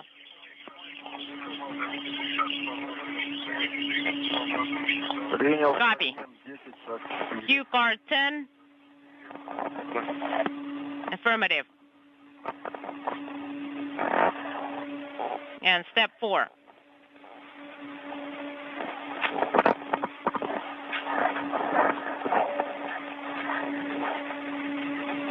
Meanwhile, with the hatch having been closed, the repressurization of the Poisk airlock is in progress.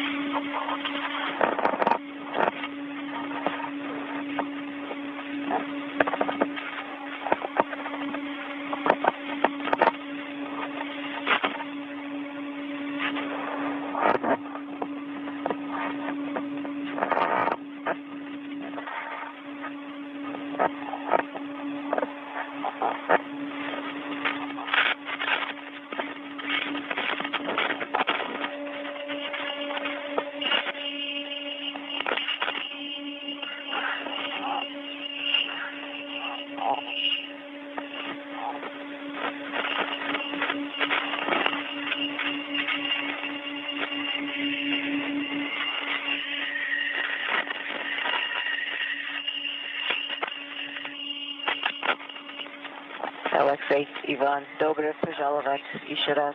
Хорошую работу. Спасибо, Санита. Alexei, Ivan, greetings to you. Well done, guys.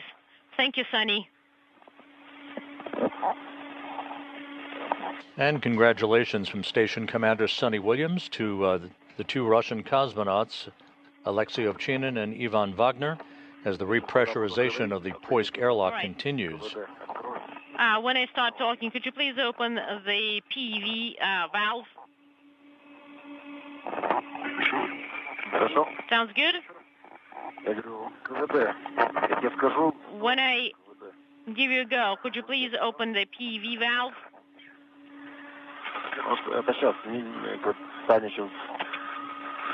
Sunny is going to do her steps.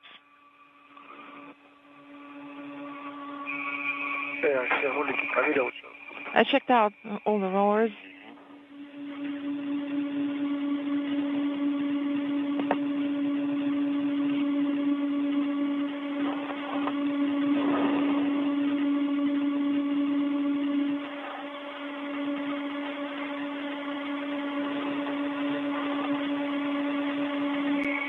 This is Mission Control Houston. Once again, today's spacewalk concluded just a few minutes ago at 4:53 p.m. Central Time, 5:53 p.m. Eastern Time, with an elapsed time of today's spacewalk by Alexei Ovchinin and Ivan Wagner, 7 hours, 17 minutes. This was the 272nd spacewalk in support of station assembly maintenance and upgrades, the third out of the station this year and the first for Expedition 72. This was the second spacewalk of Ovchinin's career. He now has totaled 13 hours, 18 minutes of spacewalking time. And for Wagner, his first spacewalk, 7 hours, 17 minutes. The 272 spacewalks in support of station assembly, maintenance, and upgrades have now totaled 1,723 hours and 13 minutes of spacewalking time, which is the equivalent of 71 days, 19 hours, and 13 minutes.